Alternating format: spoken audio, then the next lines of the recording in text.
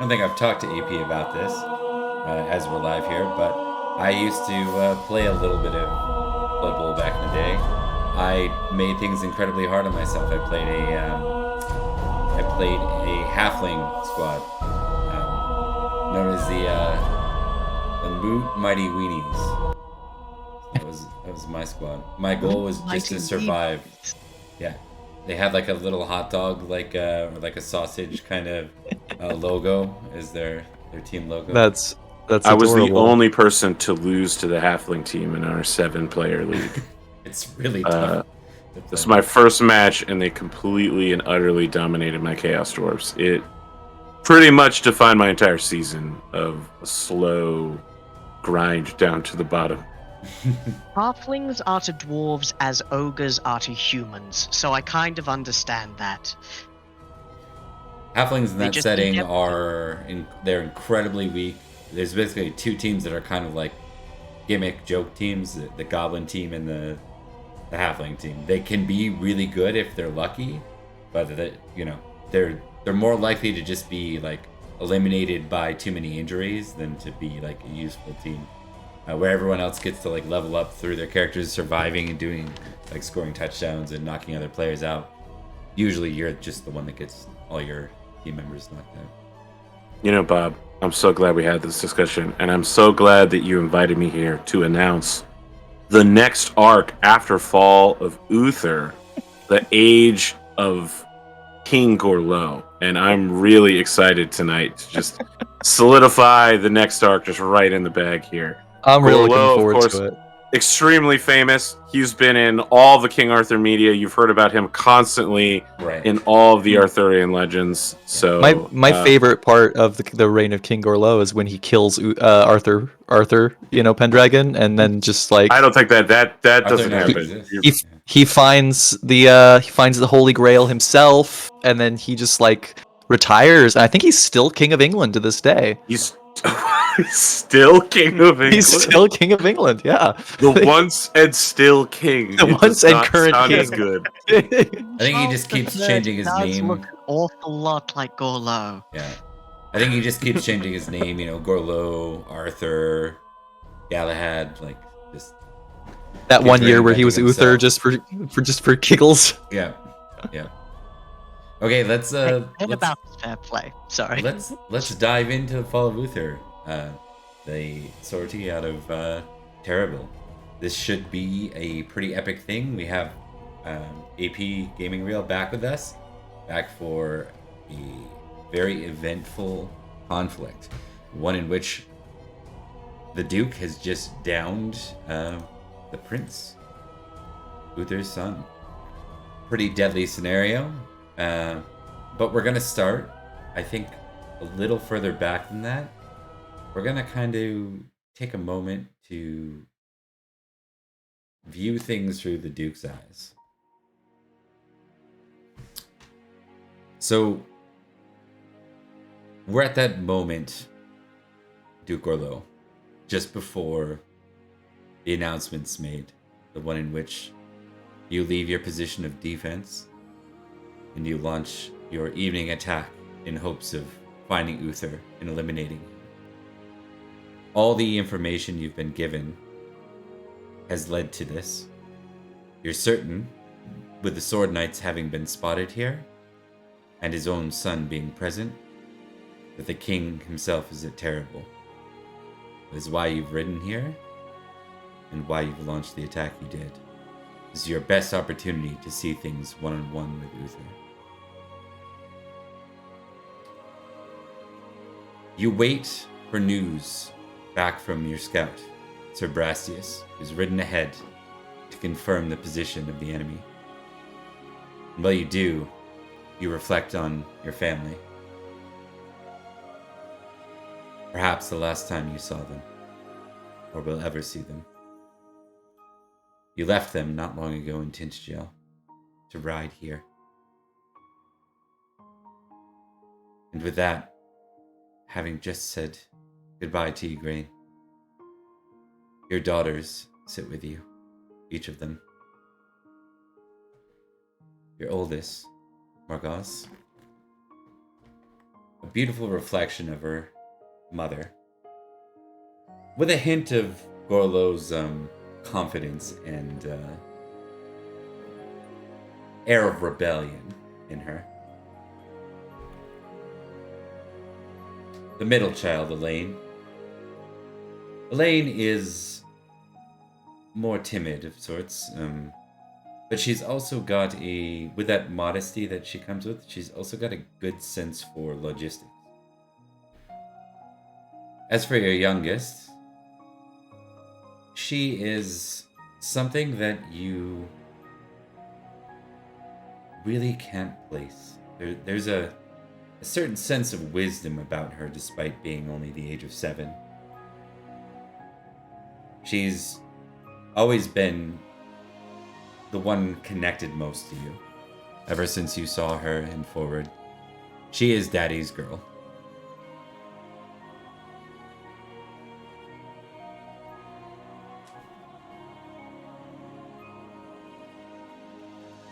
Igraine stands aside, to the side rather. Let you have this moment with the girls before you leave.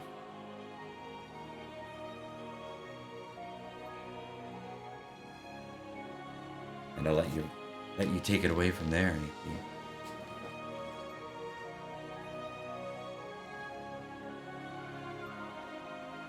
These are wicked days. A reminder of a time before any of you were born. You have grown up during times of, if not summer, then spring. We are still beset by the Irish. Saxons battle our eastern shores, but there is, or was, shelter and safety in these lands. Everything about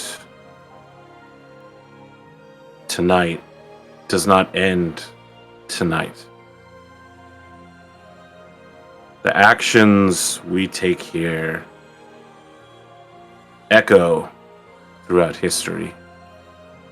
Victory or defeat, life or death. It is words, just words. It doesn't matter.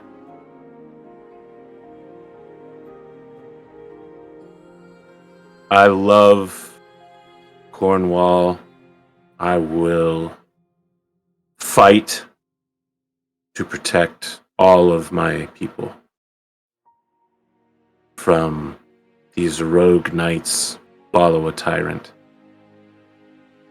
But I would die for the 3 of you, and that is no small thing, and it is no curse, and it is no fault of yours. It is just that I love the 3 of you. And one day I will be gone. Perhaps it is tonight. Perhaps it is in 20 years from now. You will need to be prepared for that eventuality. It is just the stark nature of the world. But you, my oldest daughter, are so capable. I'm not worried about you at all. I'm worried what you're going to do to others. Jeez. Elaine. Oh no, go ahead. Go ahead. All 3 of them are just kind of in different levels of tears at this moment, doing their best to, sniffle them back. Elaine, you are a credit to this county, this dukedom, kingdoms in France. You have a wit and a talent that is rarely seen among any people.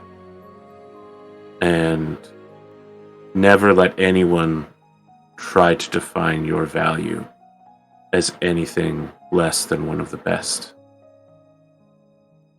And my youngest child, I know that we haven't always understood each other. You and I, we walk a different path.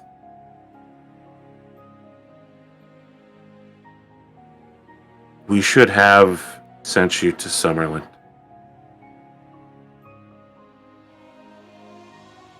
We should have let someone who knows of the way of things teach you.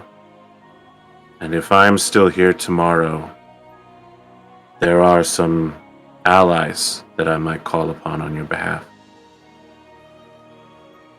Stay near your mother. She knows of what I speak, and she has something on her that may protect not just you, but all three of you. Go with your mother now. Do not be afraid, but lock the door and pray for victory. And he's going to kiss them all on the forehead. Yeah. Margos nods and says, "We'll be safe here, Father. We'll do as you ask." Elaine just nods, but Morgan runs up, and as you're kissing her on the head, she just kind of dives into you, or all, whatever pounds of the 7-year-old she is. And you get this weird sense of mortality with the way she hugs you. It's like she's really saying goodbye there. That's good, because I put a shit ton of pale foundation on tonight to make Gorlois seem as old as possible. Godspeed, AP. She whispers in your ear, "I won't forgive them for this. Any of them." And with that, you're kind of brought to as Brastius walks in again before you.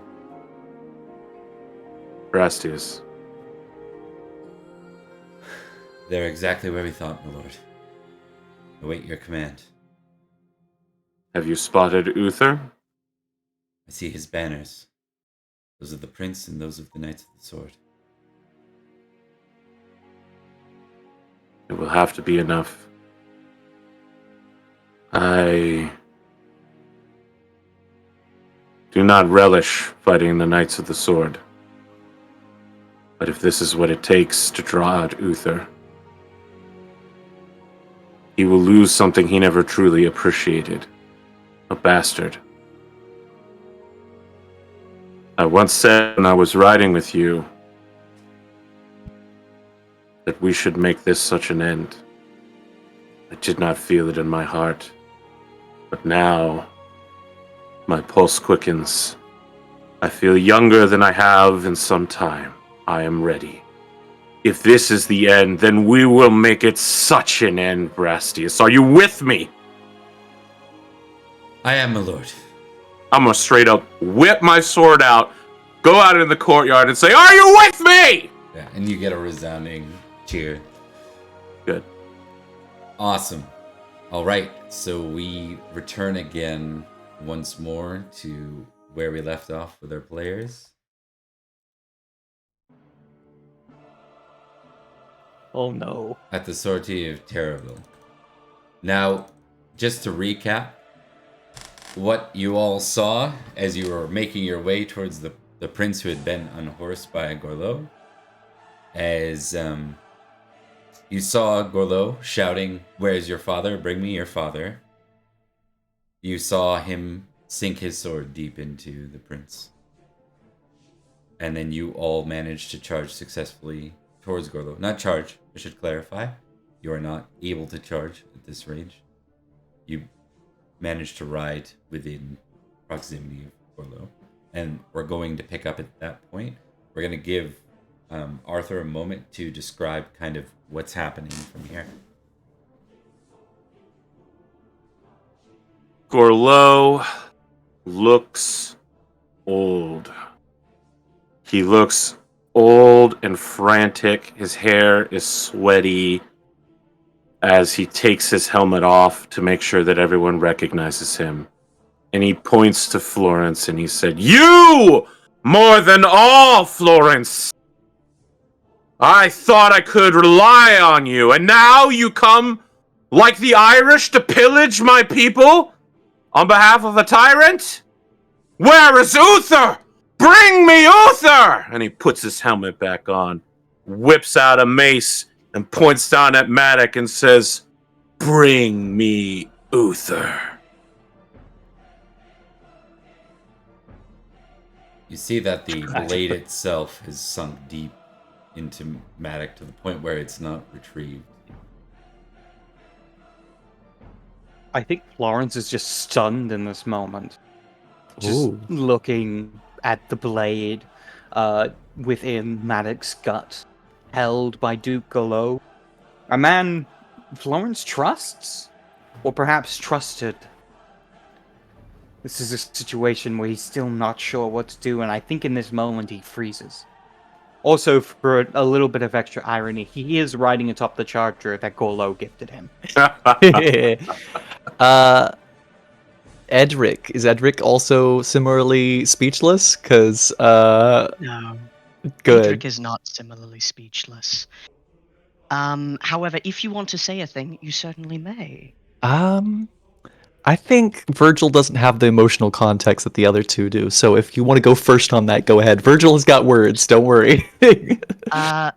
As Florence is addressed by the Duke, Edrich, who had led the trio of knights forward, looks, his helmet still on, at the body of the prince, and he says, a voice that's exhausted from fighting so far, but with still strength within him.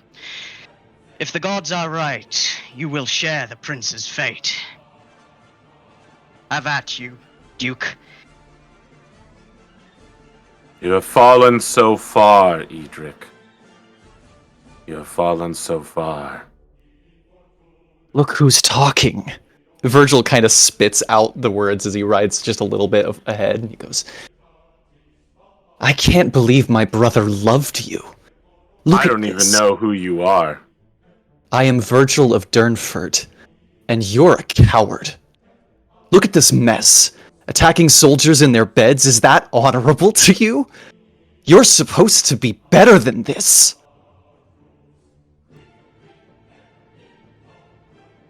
You ask, what is honorable? On the footsteps of my castle.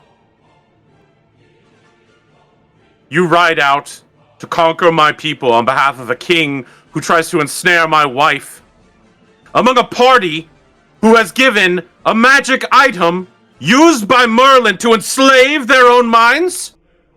I don't even know who you are, Virgil of Durnford, but have you considered shutting the fuck up? And then I'm gonna ride down at Florence, not Virgil. I don't give a shit about him. Yeah. Yeah, I'm Killer. going for Florence. That's fine with me, actually. I'm okay if you want to smash Florence.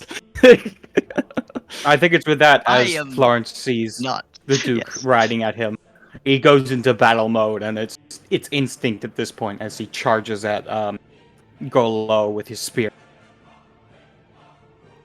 Let's fucking go. Let's fucking go. Oh, Are you Bob, you're muted? muted. Yeah, I am. Okay. That Man's makes just sense. playing Carmina Burana right now. I'm like, hey, this is a really good game. What I was saying is just a reminder on the charge. There isn't actually a charge. The mechanics it's of charge more will not be thematic. applied. It's moving Thematically. toward. Yeah, totally. Yep. So on that note, AP, you are more than welcome if you'd like to whisper me your split if you want to keep it secret. Hey, listen, so far, I heard that only Florence was riding at me. Am I Oh, wrong? no. Yeah, no, we're all Oh, going, buddy. no. Oh, I will Edrich- send you. Edrich I is will not send okay you my with split then. Yes. Yeah. As Fair. as okay as Virgil is with you attacking Florence, Edrich is not. Hey. I'm okay with him attacking Florence. That doesn't mean I'm not going to charge too. I want to save Florence's life. I just don't want to take the hit. I'm We all hoping. might take a hit. Yeah, I'm hoping See how this he'll goes. get a. I'm hoping Florence will have a Jezzel Dan Luther thing where he'll get hit in the face, he'll be less pretty, and then he'll have to learn humility. I think that will be nice. Oh, So- you mean what's happening to Edrich as we speak? Yeah, exactly Like that. this one exercise in humility.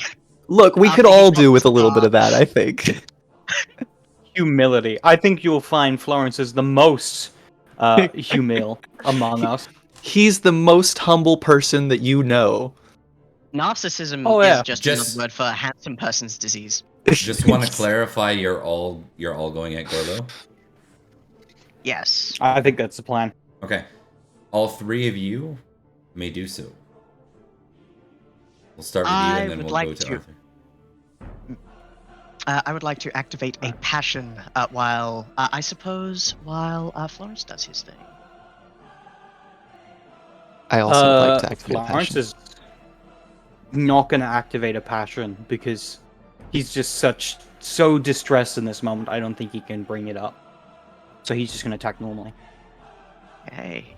I was gonna make Oh. a erectile dysfunction comment for the passion reference that you made, but So close. He can't get it up right now. yeah. Look, it It's hard happens to perform everybody. when It's not yeah, indulging. exactly, It happens. exactly. You know, when you see Okay. your prince killed in front of you, sometimes you just can't get it up. Oh my. Now, what I rolled Yeah. was a 10, so that's only a 20 total. And it's still just a +5 for me because it's not exalted, right? Still just a +5. Yeah. Unless you Yeah. crit on that. Oh, Virgil's given the same rolls he always does. Not good. Average. Let's see how this goes.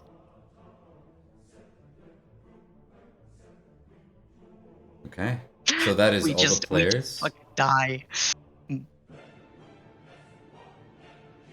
Oh, 5 spear, honey. All I right. know, it's a bad roll. Oh, honey. 1 second here. Getting a slight freeze on my side.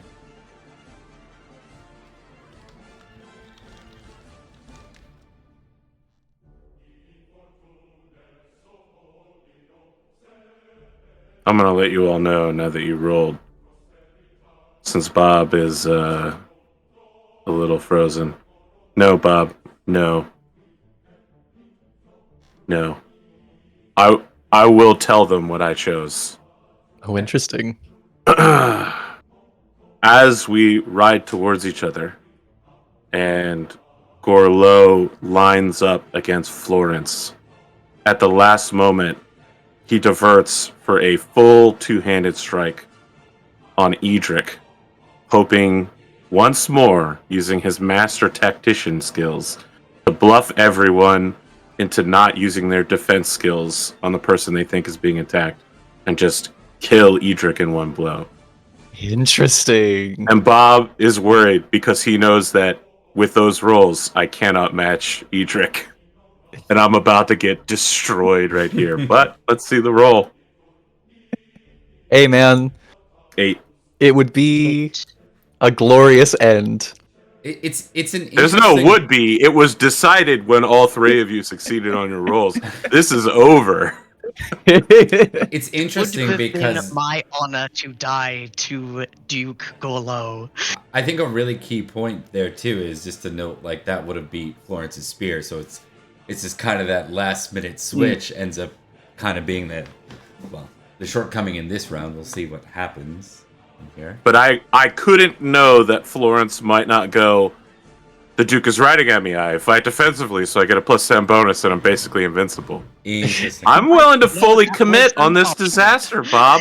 I love It's it. not my car. It's a stolen car. I'll ride it off the cliff and parachute out, Joke's on James you. Bond style. Joke's on you. I don't think Playing with Virgil the knows house's how. money. Damage rolls. Joke's on you. All three, yeah.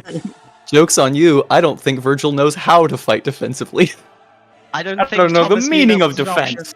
I still don't know who Virgil 44 is. He damage. introduced himself. He said words. He's just a guy, man. He's just a little dude. Don't worry about it. So Gorlois will die, still not knowing who Virgil is and not caring either. So that's 44 damage. Oh, right, Thomas? Jesus. Correct. Minus 16. Are we still It's 44. doubling, or are we doing the Yeah, we're plus still doubling right plus now. 4d6? Okay. 16 minus 16. Okay. And then All right.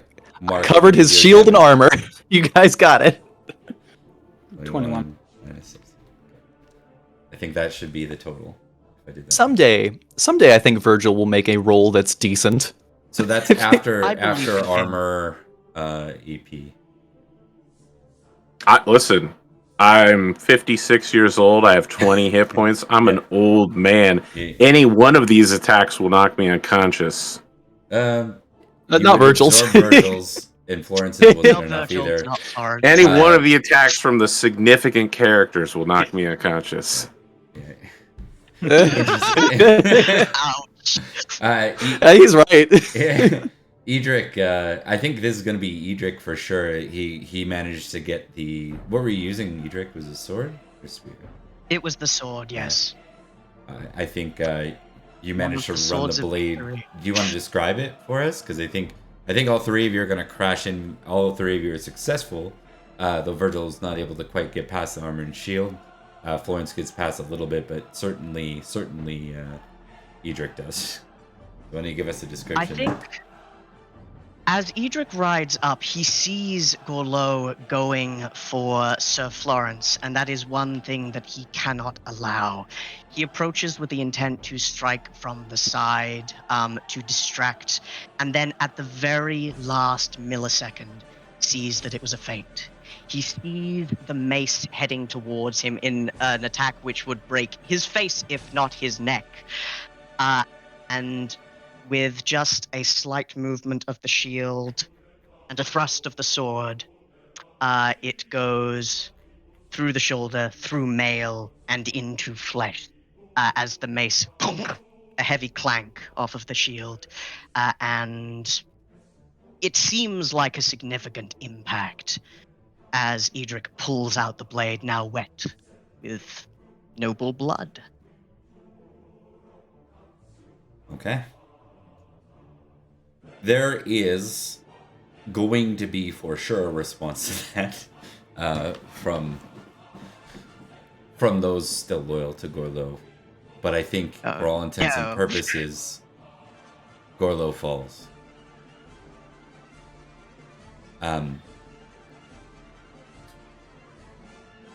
As he falls, you watch as one of your own falls to Sir Brastius, Jaren's uncle. You watch him slain. Right beside him as Brastius looks over and cries out, "Gorlois! The Duke has fallen!" And you can see this changes the way the enemy responds. In this moment, what do the three of you want to do?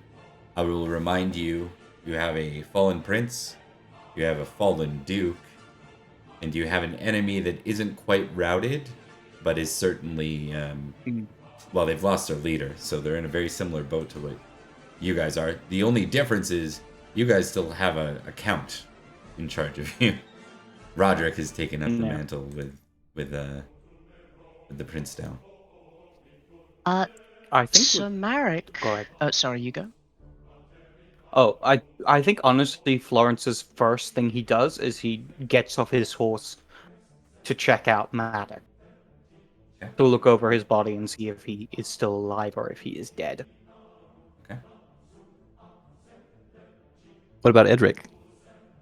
As far as Edrich, Sir Marek was the person who Edrich squired for. He was his sire, the one who brought him up to knighthood, seeing him fall to Sir Brastius with that same cold rage that has followed Edrich for a good long while. He looks at Sir Brastius and says, "Your master is dead. You will follow him. Press the attack! Kill all who raise a weapon to us!" Okay. And then While- what is Virgil doing? while Edrich is saying the cool thing, Virgil's gonna just kind of ride past Gorlois. Whether or not he's conscious or not, he goes, "That's the life, Gorlois. Sometimes you die." And then he'll, ahead of Idrich, if Idrich hasn't taken off, he's gonna charge towards the guys that just killed Marek. He doesn't have any respect for those people. He doesn't give a shit. Fuck them. They're going down. I haven't caught all these streams.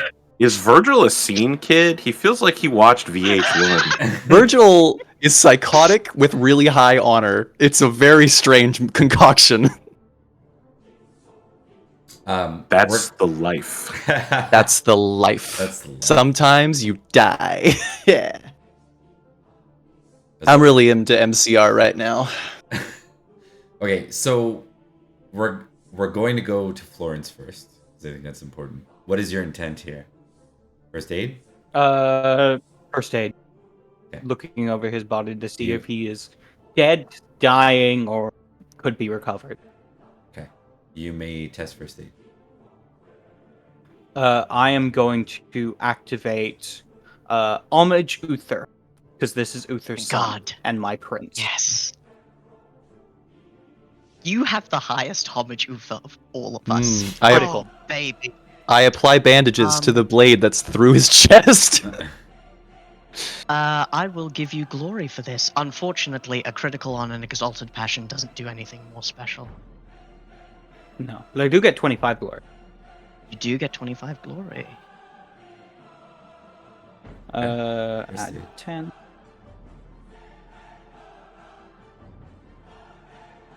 So I can't fail, but the question is, do I critical? No. No, you don't. Okay. He is dying, for sure. If there's any chance of him living, it's gonna be immediately seeing someone with surgery. Okay. You guys do happen to have, like, the tent set up, right? Because this is where you were staging a battle. Mhm. So the fortunate side of this is you could try, but you would have to abandon support of the others to do so. I think now that his homage Uther up, he's going to. He's completely focused on protecting Madoc. Okay. Trying to keep him alive. Edrich approves. Is Madoc conscious at all? No. No, I didn't think so. Although might be. No one's there to check yet. We're gonna go real Glow quick. stabs me in the back. As the two of you move towards Brassius, immediately two of his men fall into place. One to challenge Virgil. Virgil's uncle, Sir Arta. Oh man. Are you gonna become a kinslayer, Virgil? Almost definitely, unfortunately. Either that, or I'm gonna make him a kinslayer. Knowing Virgil's rules, I know which one's more likely. Yeah. And the household knight that faced Oh no! yeah, no one gives a shit about him, but he's still gonna get in your way, Thomas, and make it impossible for Edrich to reach Brassius at this moment. I saved his ass only for him to try and kill us again. That's how it Bastard. works. Welcome to being knights on the opposing sides. Yeah. Wrong place, wrong time. All right. Let's see this. I will get you guys to do your rolls first. Absolutely. Now, I have a question for you, my good friend. I think I know what question you're gonna ask, because it's my question too. Yes. So previous session, I already rolled a couple of passions to survive in the battle, as well as make sure my battle rolls, while surprised and completely incompetent, weren't miserable. Given that this is a new session but same night, I'm not forcing you. We're not changing. Like, this isn't one of those 5-hour scenes. Like, so normally a battle is like multiple hours. This one's all happening like in a skirmish scenario. Mhm. One passion will apply to the whole thing. That's what I thought as well. Yeah. That's what I thought as well. Yeah. Okay. All right, beautiful. Let's do this, ladies and gentlemen. Come on, I will Virgil. strike him with my rhythm stick. Virgil, Lord up in heaven, please give Virgil something tolerable on this roll. Have him roll naturally above a 10, and I will love you forever. I will swear Virgil to a convent if I have to. This has God become damn it! Christian's Death! Death. God has spoken, unfortunately, Liam. God- Let's see if it is the same for God Owen. sounds a lot like AP saying, "Who the fuck is Virgil right now?" Right? I'm sorry, who the fuck Yeah. are you? In a booming voice from the heavens, like the skies open up and says, "Secondary character." Versa. I mean, I know who Virgil is, but in character, I don't know who Virgil is. Oh, snap! That is exactly what I got. Okay, it's sword versus That is sword. because I rolled. Clank. Yeah, I rolled 14 on the die. Yeah. What? I think a match crit. What is it? That's or a match sword is just they disconnect and they don't break. Match them. sword is they just connect. Yeah, they don't One of break them because cool it's Star sword, Wars that's the Yeah, things. thing. and you get that close in sword connecting eye to eye kind of thing with Sir Owain. Yeah. Um, There's like sparks in between. Interesting. Probably not that, but What was? There are occasionally sparks in sword fights. It's very cool Oh. to watch. then that And- could be fun. in What's his sword skill? Artet? Yeah, because he had a 15, but what's that out of? Yeah, he's got a 15. Well, sorry, 16 actually. Oh, well, bummer. At least it's not a Better crit. than 15. Yeah. 18. It's gonna get through just barely. He gives you a nick. All right, that's fine. I've been nicked before. I'll be nicked again. Yeah. That's another. What is Virgil's feelings about facing off with his maternal? Like, I'm certain he's met his maternal uncle. Correct. Probably not for a while. But Virgil has pretty strong feelings about his parents in general. He didn't know his father for very long, even less than Perin did. But I think, I mean, he probably didn't know his uncle for very long either, because he was been in Cornwall this whole time. But still, there is an element of, I think, like pity in this moment, you know. And as he kind of takes the wound, he kind of turns around. He goes, "Artud, please. There's nothing to die for here. These traitors are killing people in their camps. This is not the way." he looks at you a moment. You don't understand what Uther is. He's a monster.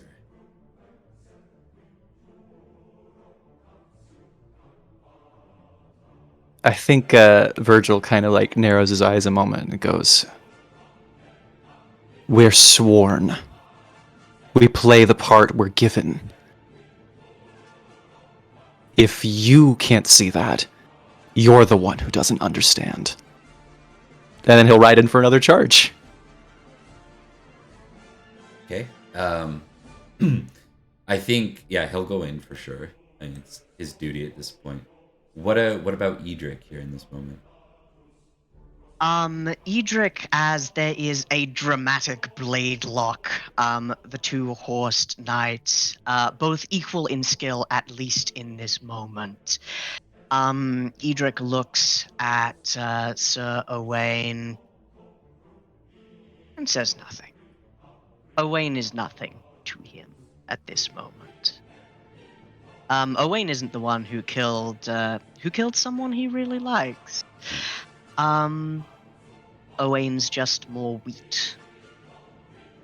And so, carving him down is your goal, or are you going to try to move past him? If he's gonna try to attack me, I'm gonna try to defend myself. He's going to However, try to. He's standing that in case- defense of Brastius. So if Brastius Exactly. moves, yeah. Yeah, I'm not gonna stab Brastius if it means he, with his sword skill, can hit me. I'm gonna hit him. The other interesting thing that's happened here is Rhodri has crashed in with the front lines now and counter, and the position has left their ability to get to the Duke. Like it's cut it off entirely. So there's no ability to get to the Duke's body.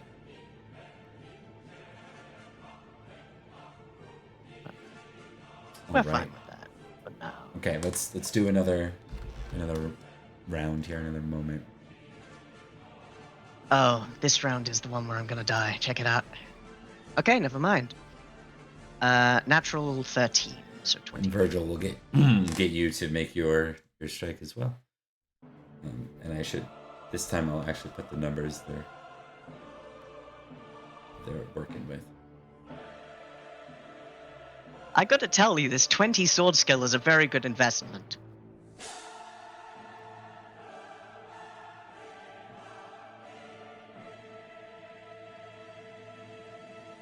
Yeah, I would have a 20 scored by now if, well... If you had been played for all those winters. No. I mean, yes, but the more important thing was that Perin was the best sword fighter out of the group for a while there. And then Edrich had to make up the slack. So He did. I cursed you from being unable to have a different build. We were both very pretty, very intrigue-based characters, but then Edrich had to get more murdery. We did Virgil roll yet though? I just want to verify. Oh, for the second round. Yeah. I did not. No. Yes. Come on. All right, Satan. God. Please. No, hold on. Don't go to that. Look, God, listen, I can vouch for Liam. He's a buddy. There you go. All right. See, that might work out for me. I was about to say, I don't know if Edric's someone you want to vouch for you and Yeah, battle never rolls. mind. You should have prayed to the ancient. You should have prayed to the ancient Kimra god. I should have. It's worked quite well. So natural 20. he It's failed. our Ted's gonna miss outright, Richard's gonna miss. and Owain is going to lose the contest against his opponent. What did I say? God hates. No, God is testing Edrich. He doesn't hate Edrich. Okay. All right. Damage on 42. 42. Yeah, he's done. 42 minus. He actually failed outright, didn't he? Or no? He succeeded. No, he succeeded, 42 so he minus applies 16. his. Yeah, he's regardless. He's unconscious. So, actually, he is unconscious. You can mark him as captive if you'd like. I will. Yeah. And This is gonna be terrible for Virgil, foreign you relations. succeeded against your uncle. I did. Hooray! Let's see if I can get something that will get through armor this time. Yeah, 1 point of damage. More. No, no, 'cause yeah. He failed, failed. so he doesn't get shield. Yeah. So 7 damage. 7 damage. Yeah. Plus he fumbled. Oh, he did. That's right. I think Yep. he rolled a natural 19, didn't he? He rolled 19, not a 20. Oh, okay. Yeah. Oh, he did. That's true. Yeah. Yeah. So forget that part. It's enough to wound him. Yeah, suck it. Yeah. That's more damage than I've taken the whole fight. So I'm already winning. You hear them calling the retreat at this point, as you are clearly playing the role of the victor. Their back lines move in to reinforce their front lines. Brassius and Artud move to retreat. What do you want to do, Virgil and Edrich, in this moment? Don't worry, I'm getting to Florence for one more very interesting scene in a moment. Brassius is the one who slew a man who cared so deeply about justice that it echoed in everything he did. A great man fell on the battlefield today. 3 of them! And so Brassius at least. Edrich owes it to his sire to do his best to strike down the man who slew Marek of Newton Manor. Give me a battle test. Absolutely.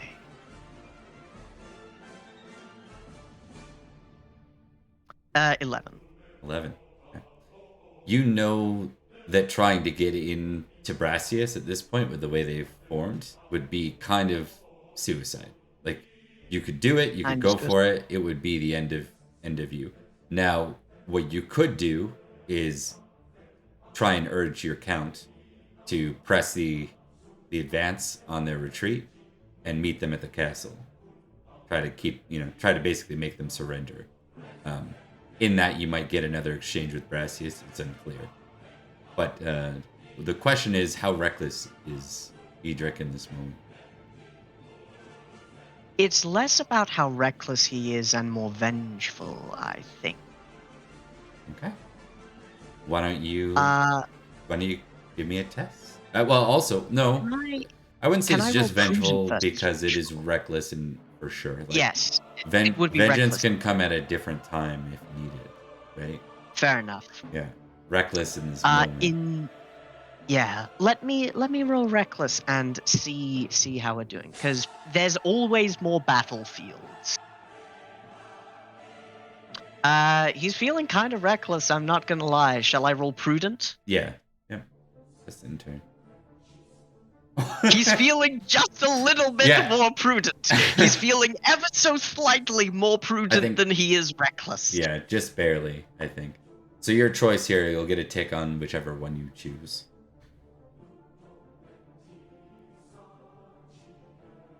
There will always be more killing. There will always be another time. Edrich is not going to chase after Brassius in this moment. He is going to report to his count, who is leading the whole thing. And he is going to help as best he can to ensure some breathing room for the men of Logres. Okay. And what about Virgil? Does Virgil have anything key in this moment, or is he kind of doing the same thing, like falling in with the count? Now that they've pressed into a defensive position and started to retreat. Sorry, a cat just fell in my room. Oh.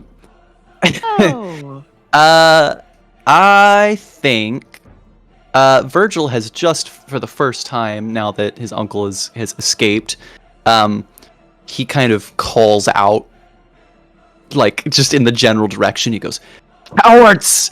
Honorless curs! How dare you! Come back here and fight! Come back here and die!" And he kind of turns to face Edrich, and then he goes, "Where's Florence?" He went to check on the prince. Also, just some advice. They rarely hear you when you shout at them, I've discovered. Their hearts are closed to the truth anyway. We should find Florence and regroup before we move on. I'd rather not leave him on foot. Let's do. Find Florence, then reconvene with the Count. So I swear. We've survived this day, but it's not over. I will make this note. Sorry, yes. Go ahead. I will make this note. Yeah, I'll make this note for y'all. You got a choice to do one or the other. The Count is about... You hear the Count call for pressing the advance. So this is in a format, like a formal way. They're pressing the advance, not riding the enemy down. They're pursuing them to the castle so they can't set up the countermeasures, right? Yes. You'll have a choice then to try and find Florence, who is MIA, or not find Florence. If we choose to find Florence, would we be considered to not be obeying the orders of our liege lord? I don't think it comes down quite to that. No. I mean, you'd be rallying with your unit. The question is, what would you choose to do in this moment? What's more important to these characters in this moment? Oh, if it's what's more important to Edrich, it's always going to be his friends. Edrich is going to see if... Oh, yeah? If your goal is to rally with Florence, I'm giving you an option here. So I know you're impassioned with Swords of Victory. Last you knew, Florence was still standing. But if we take off in this chaos, it could risk him getting caught in a bad place too.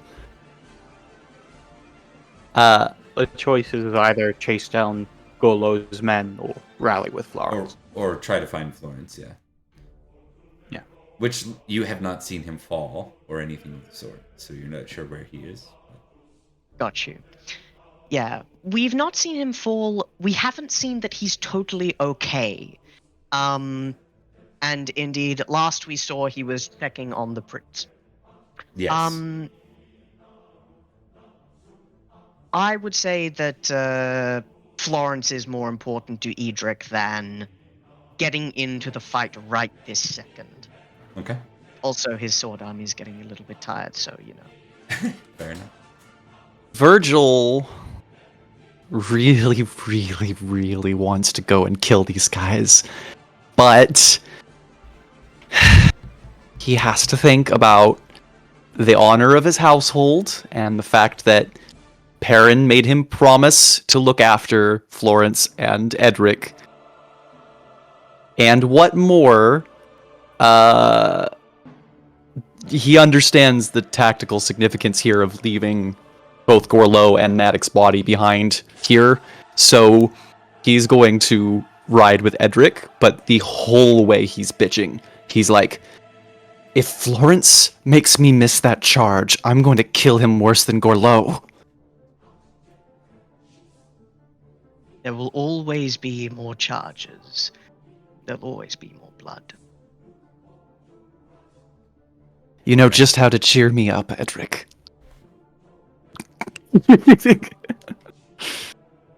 You find how are you going to go about locating Florence? Recognize, heraldry, sight? I think it's simply sight and knowing that he was checking on the prince. We know where he last was, and if the prince is no longer there, then he would have headed towards a church in tent. Well, presumably Madoc's banners might still be there, right? Planted in the ground, or along the ground or something like that, or even Gorlois. So I think Edrich or Virgil would like to look for those. Okay. Just give me your test equivalent. In this case, you know the banners, you know the heraldry, you know the faces you're looking for. So awareness is fine if that's your highest. Okay, it's not my highest. Shall I make this roll without the passion now that the battle is relatively over? Now that the fight is over? Yeah, I think so. Awareness is bad for me, Bob, but I can't really justify it being heraldry because like you said, he already recognizes the heraldry. You can make it be heraldry then. Are you sure? Because it's about spotting it. Okay, all right. Oh, and I have a passion. 5. Fucking. Didn't matter. I love Virgil, you guys. I love him. He's all bark, no bite. Okay, so no, he's a lot of bite. It's kind of like a chihuahua. Edrich. I think what happens is you see, like in the tents, you see Florence for a moment as he steps out of the tent and then heads back in, off in the distance. And we're gonna zoom in on Florence for a moment. So you've been here. They're beginning to work on the prince immediately. We'll zoom in on you though. I think I want to know what Florence's reaction is here.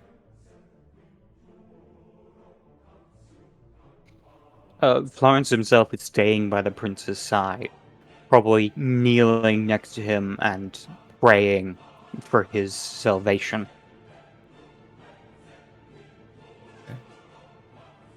He's praying to God to save the prince. That wound looks very awful too, by the way. Yeah. Tick spiritual for me. Something that Florence has been doing more formally, maybe. Or less formally, I guess. More, not just for show. Put it that way. At that point, we'll have Edrich and Virgil enter. Florence, how fares the prince? In the name of the Father, and the Son, and the Holy Spirit. That he looks up. He begins to stand and moves over to Edrich. If I may speak plainly, it's not looking good. The Trojans are doing all they can, but There is no guarantee.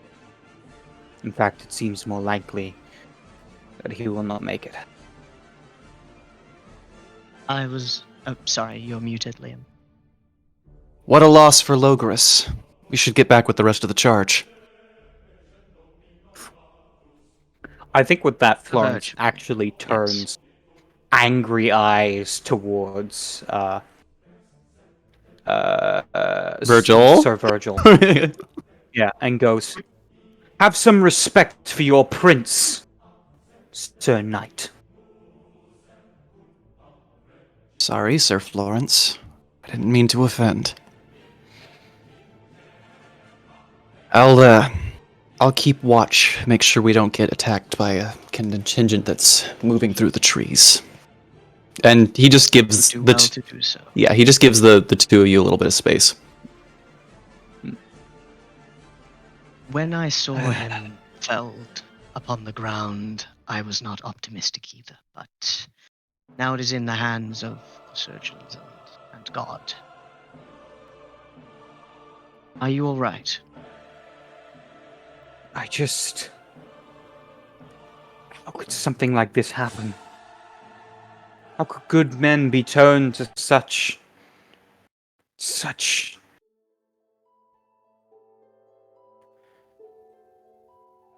as if the world has been turned upside down. War Nothing makes sense monsters. anymore. Sorry.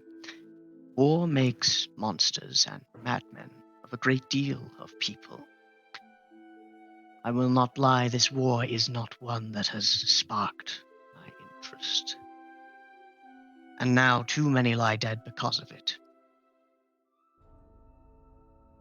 I am sorry for how this war, has gone. And it is almost over. At In least enters Sir Leo. Sir Leo. He looks at the prince and his eyes kind of widen, and then he looks at the two of you. Edrich, Florence, come with me. Edric looks to Sir Florence to see if he would like to, if he is able to go with Sir Leo rather than staying with the prince. Sir Florence would look over to the prince for a moment, and then turn to Sir Leo and go,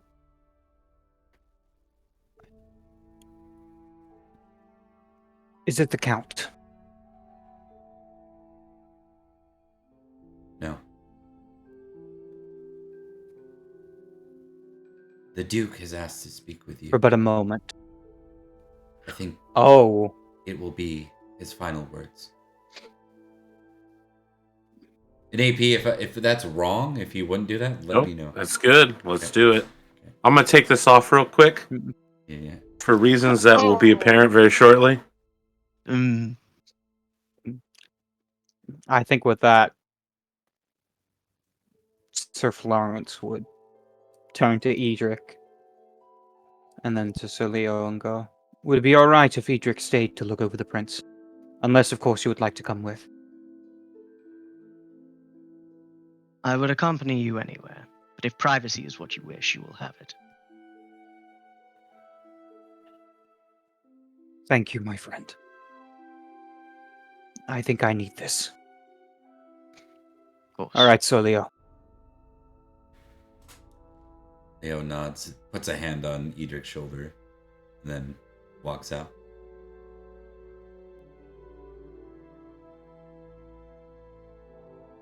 He leads you. The Duke has been moved, but not very far before he's been put back down. The sight's pretty awful. Somehow he's still awake.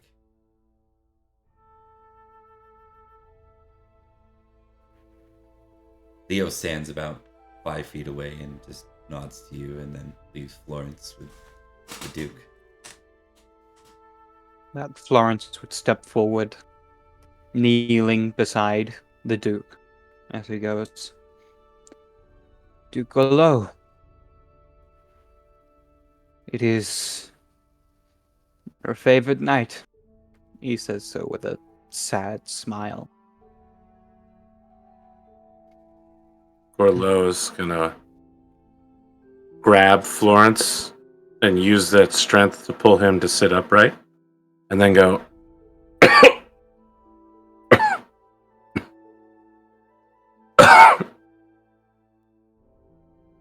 Will you listen to a dying man's words? Oh. Of course. Gorlois. You have no honor as a knight. Your ancestors look at you, spilling the blood of Logris, loyal knights, on behalf of a tyrant, barely aware of why you're doing it. You act like hounds instead of the men that you should be. Come as you have into the lands of friends, astride my own gift to you. But I forgive you your trespass against me.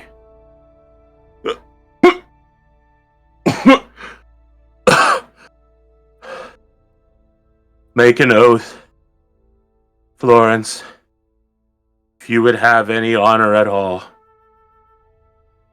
The night God smiles upon. Someone must defend my daughters from beasts, because I cannot be there to do it. Will you do this for me?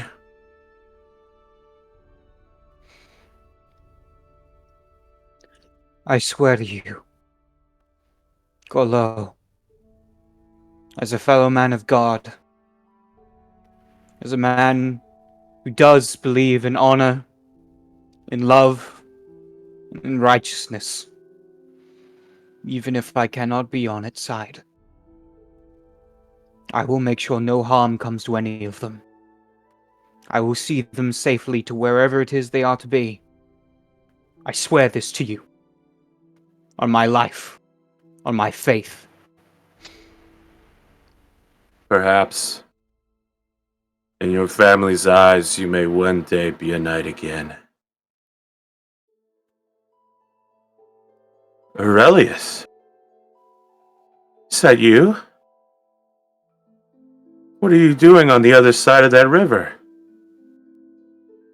Wait. I won't be late a second time, Aurelius. Wait for me, my king. High king. Igraine?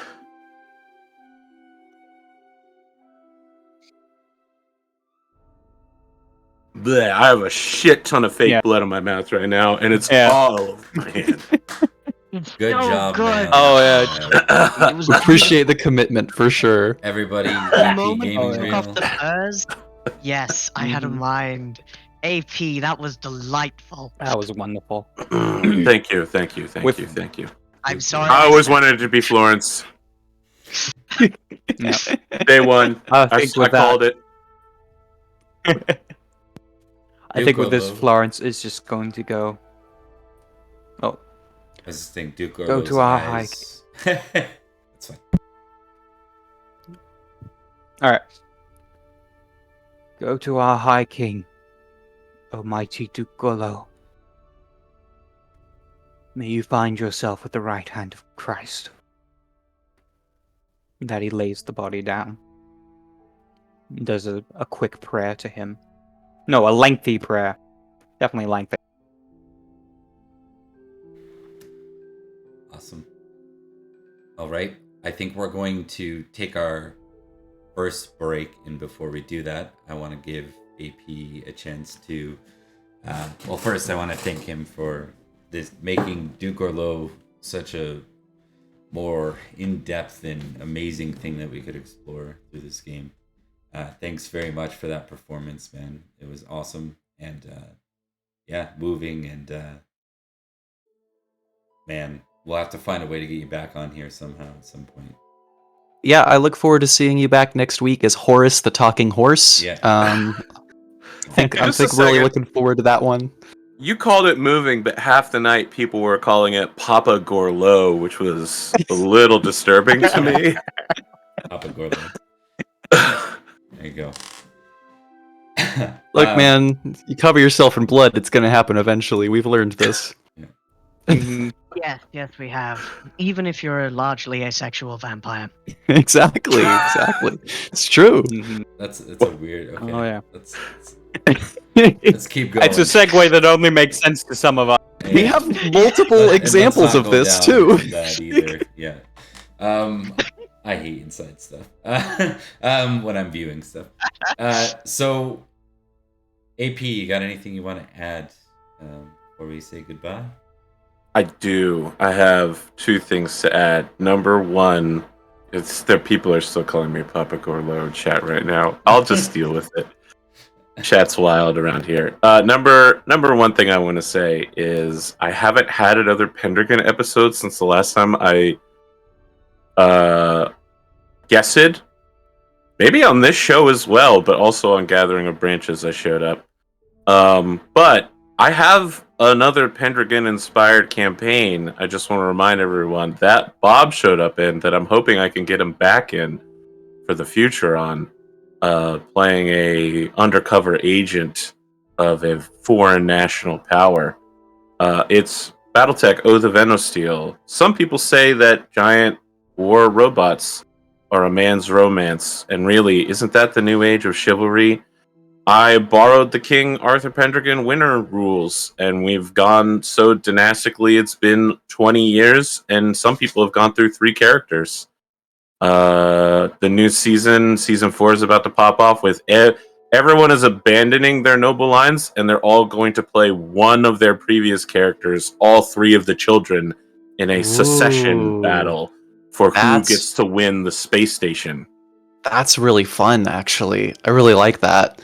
I gotta say, Pendragon as a system has making me fall in love with playing houses and lineages. I want to do it in like every game now.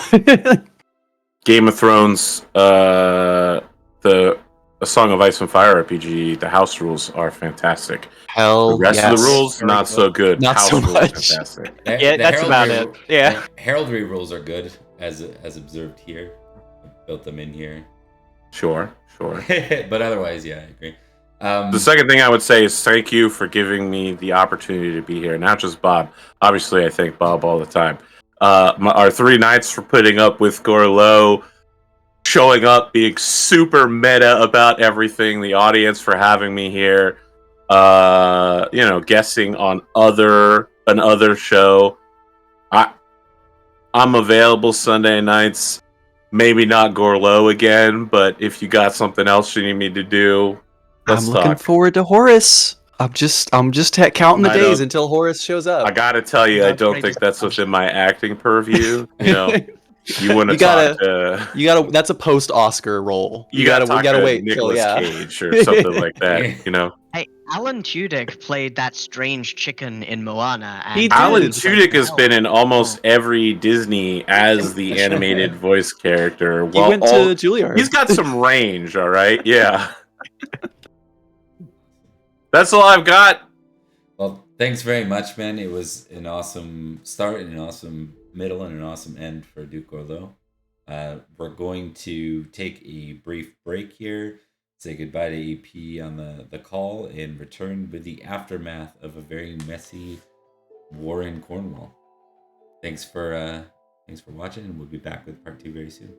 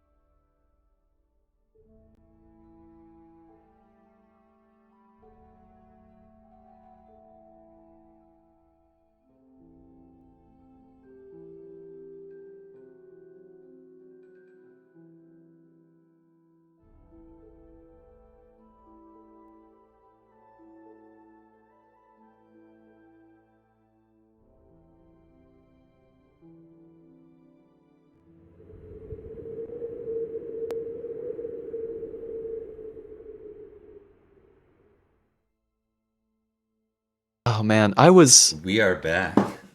Welcome back, everyone. Welcome back. All right, guys. Good stuff. Let us continue. I think we want to keep this kind of in the suspensey stuff more so, even though I want to go deal with Glory. So remind me to do that before we completely change off these characters. Okay. What? Sorry. We'll deal with Glory shortly, but not yet. I think, Gotcha. Before we switch off, we'll deal with Glory. Gotcha. Yeah. Okay. So, you guys are effectively in the reserve of Terrabil at this point.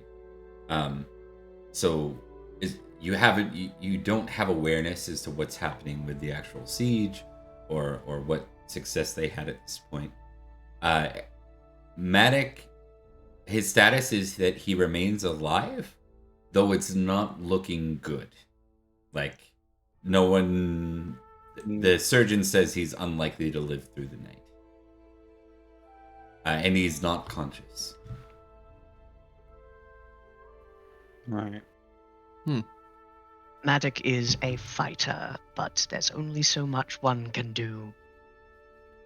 I think, honestly, Sir Florence would probably spend the rest of the night at the prince's side. Edrich But he would will say to Oh, his sorry. friends, "Oh God, no." No, he, you go. he would say to his friends that they don't have to; they can go off to battle should they desire. Edrich will stay by Florence's side, but he'll always keep an ear out and an eye out for when the reserves are needed. Or if there's a chink in the enemy's defenses, or if there's a moment. There's nothing he can do for Madoc in this moment, but there is something he can do for his count. Okay. Virgil hears that, and you can see there's a moment where he wants to do it, but he sighs and he goes, "No, Florence.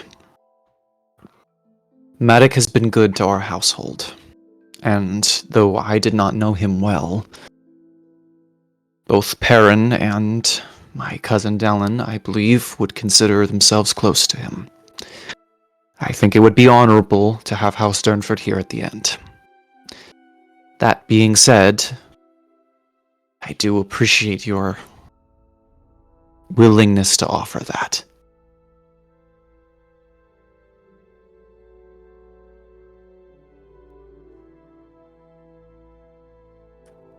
Thank you. So what's his name?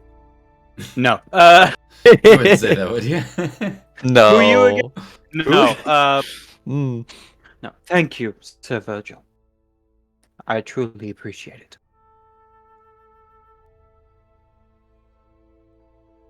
Yeah, though. I'm just kidding. Okay, so where does that leave, I guess, Virgil and Edrich? That's what I'm trying to wrap my head around. Like, where are we at with those two?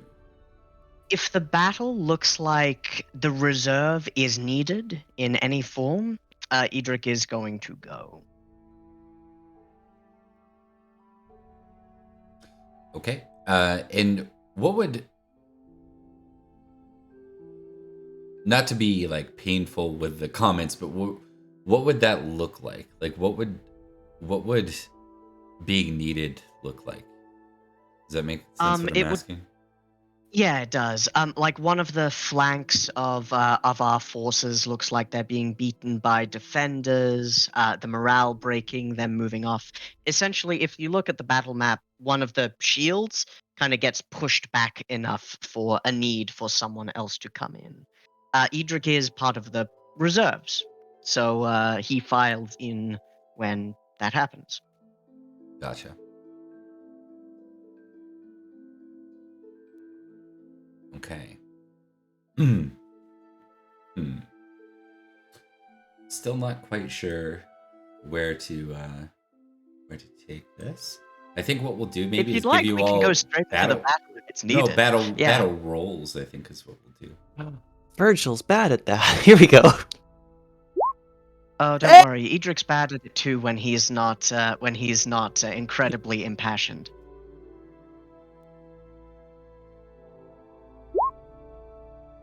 Oh, God. Whew. Oh, missed a fumble by a whisker. Well, you didn't fumble, so that's good. Could have been worse. Could Hmm. have been worse. Could have been worse. Could have been better. Could have been worse. The only reason he is leading people is because he is so passionate. It's 2 part strategy, 8 parts enthusiasm. Exactly. I love it.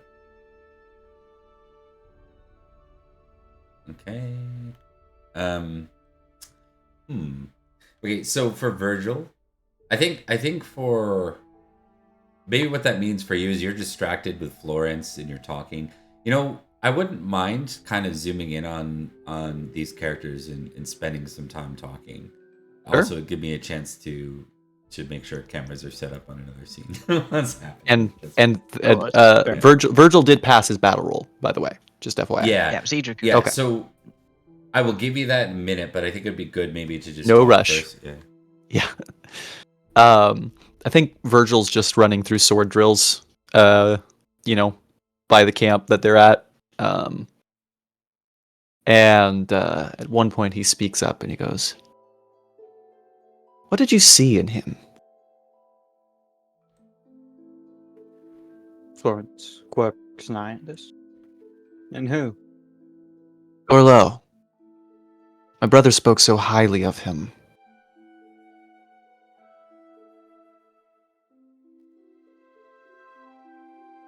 For my part, he was a man who cared about his people a great deal.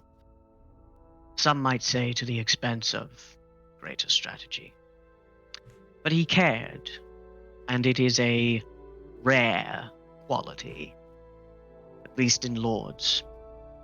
One that I try to adopt, even if my peasants are strange. He was But- honorable too. I don't see it. What about you, We rarely do Florence? it in war. He was a good duke and a good lord.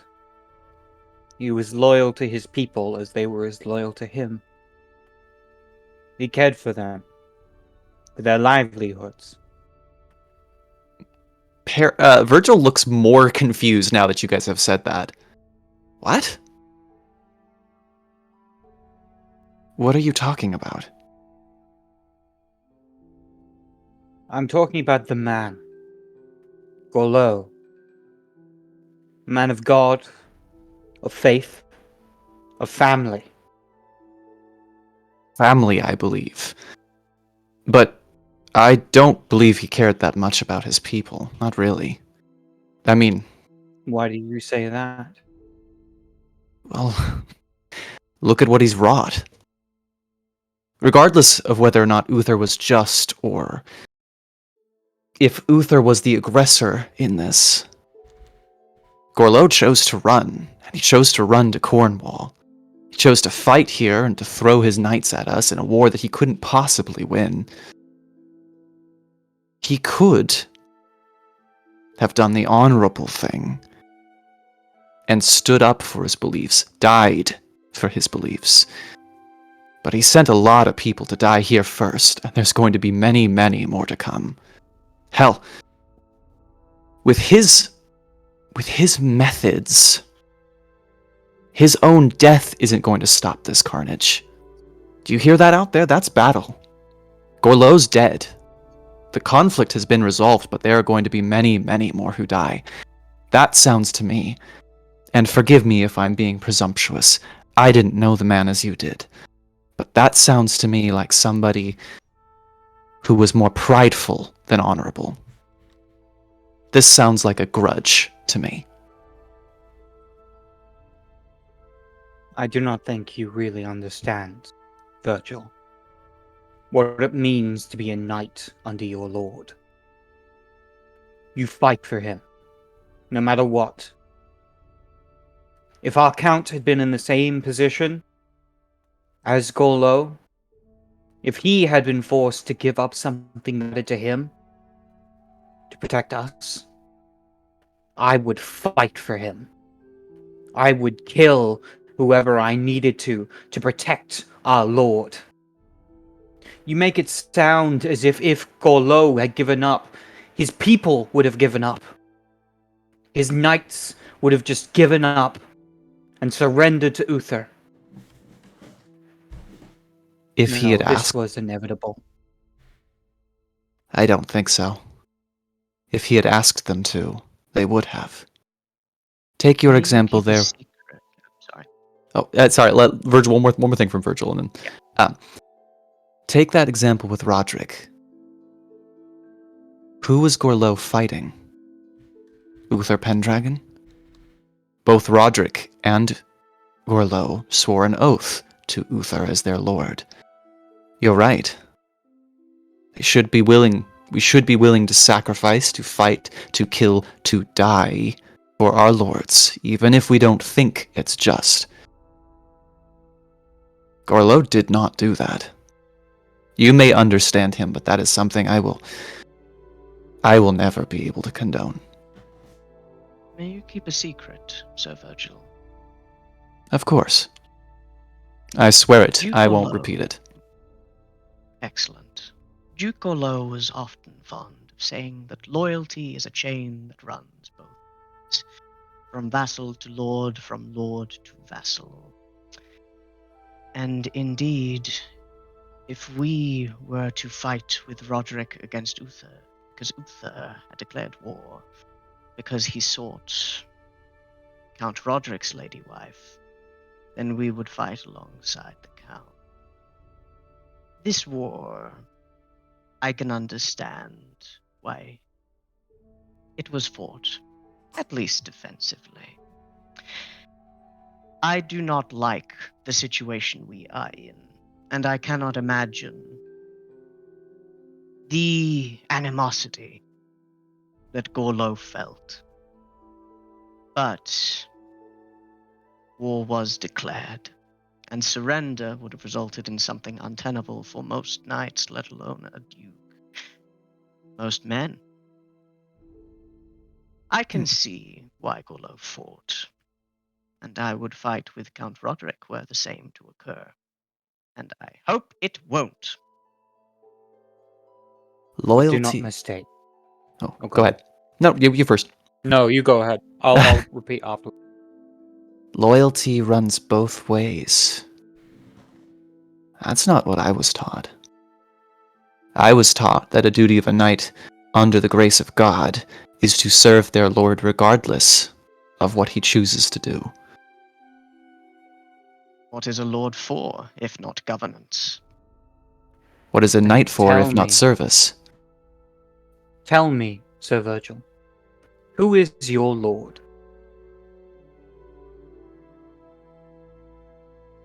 I pledged to Count Rhodri, and I would follow him.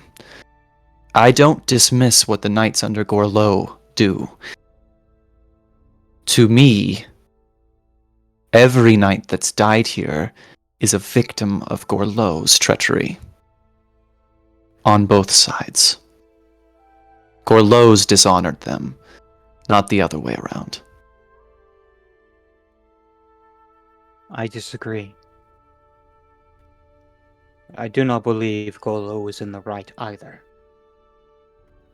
Men have died here because of his actions. But I would not say it is simply his fault. He did what anyone would have done. What any man would have done. And I respect But you still, for... Oh, sorry. But still, he attacked our prince, mortally wounded him. The heir of our king's kingdom, the heir of Logris, may be gone this night. And then what? If Uther falls, as does the kingdom, as does all of Logris, there is no one else to take up the banner, to take up the crown. If we are not careful, anarchy will reign. And it's not up to us at this point. There, but for the grace of God, go we. Huh. I have to admit I hadn't considered that. But I don't think... And he kind of leans back for a second. He goes, huh. I heard a lot about Gorlois' honor. How many knights respected him. But the way I see it, he made a Saxon move against us today. He might have had his Snap. reasons. There's like four people that are listening in that you didn't know were listening in, and they'll go, Yeah. sorry, go. He may have had his reasons. It may have been tactically sound. It may have been even downright prudent for him to attack us at our camp tonight. But that's not how honorable knights fight. You meet your enemy at their level. Gorlois didn't do that. To me, that makes him nothing more than a hypocrite. And it makes it very hard for me to justify the rest of his actions. Hypocrisy. Florence seemed to muse on that word for a while. Kind of the safest way, Sir Virgil, though. You gotta understand that, right? Careful, Edrich. I don't like considering that kind of thing. It's one thing if you're fighting Saxons, you meet them at their level. Saxons will do this kind of thing. You don't expect this kind of thing of knights. They're supposed to be better. He was supposed to be better. Perhaps so. Though we have benefited from magic a number of times, it matters not. Were we to fully sympathize with Gorlois, I would not have stabbed him. As you state those words, almost as perfect. You guys are outside the tent, or just in the camp, or where were you again? Or were you in the tent still? I'd say right outside the tent. Yeah, right outside the tent. Nearby Madoc and within earshot. Yeah. Awareness tests. Virgil, Oh. your battle too. You kind of look over and you realize like it's deep in the night now. It's like 3 a.m. something like that. It's almost early morning. Yeah, you haven't heard a victory trumpet, but you don't hear the sounds of battle continuing on. You would probably wager there's some sort of parlay taking place. Interesting. Good. Blind as a bat, yo. Yeah. You kind This of is a rare turn. success on a menace. Virgil, we follow through Virgil's perspective as he's turned, like looking off at the battle, and then he looks back to see Florence and Edrich just staring in this particular direction. You're kind of late to the situation as you see a lady in white who's almost standing like right before you.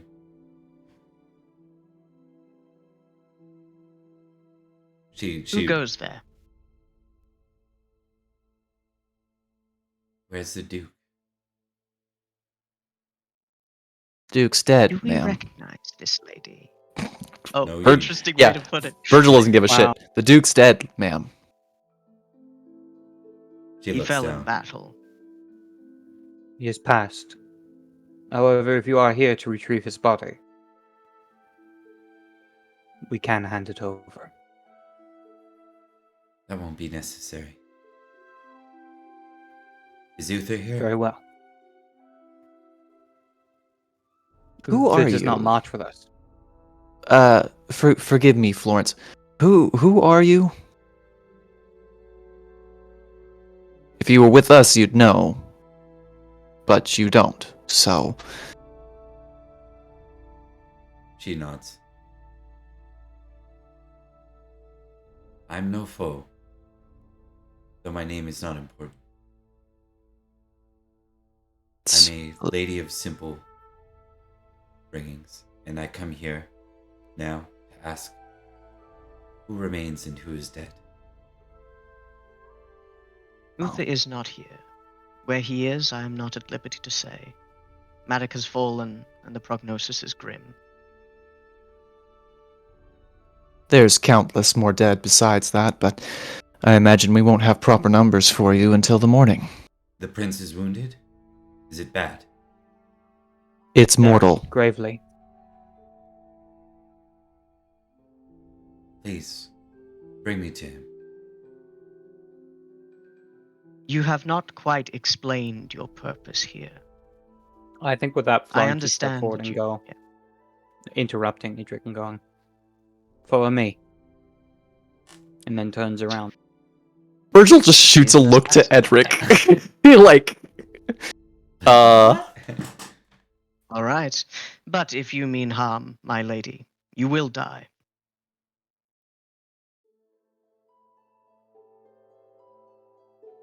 She nods. She stops like 1 second and just looks back to Edrich and says, "And the lady agreed? Does she remain in Tintagel? Or is she here as well?" I believe she is in Tintagel. She frowns There and a says, siege takes place. "And no sight of Uther then?" No. With that, she turns to continue following Florence.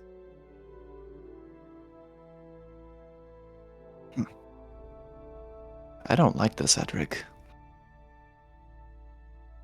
There are forces at work more than many believe, and if this is a more mundane one, it will be dealt with easily. I don't like the way that sounded either. I'm beginning to regret staying here.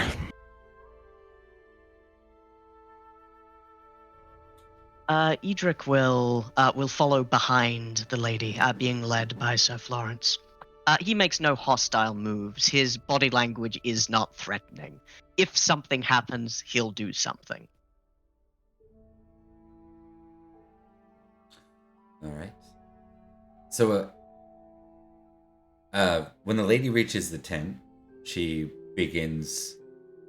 She kind of basically just pushes the children aside, like not violently. Just kind of moves past him and begins to work, and you can see that she clearly knows what she's doing. There's just an air of confidence about her as she moves to act on Madoc, well, like a surgeon might. But it's at Will that you need point, any assistance? It's at that point, like right as you're asking that, a trumpet sounded. Sir Leo enters and says,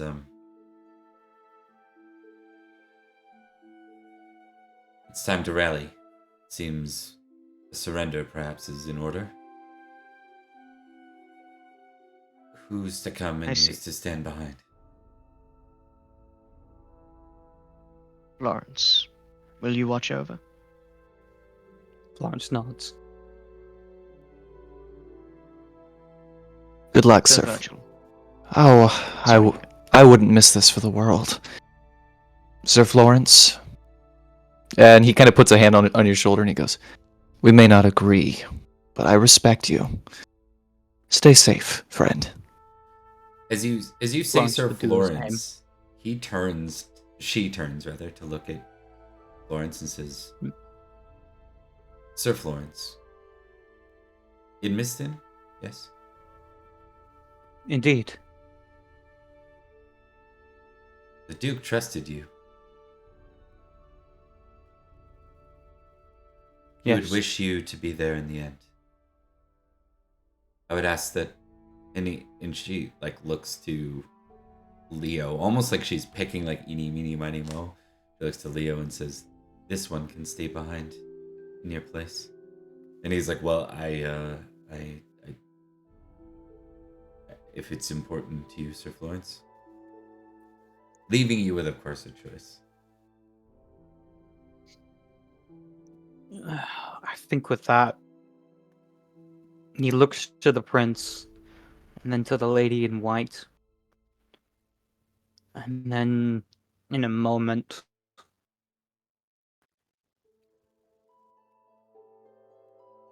very well. I will go to my count. I hope the prince can make it through this, and that I may see him again. And thank you, Sir Leo. I truly owe you a debt.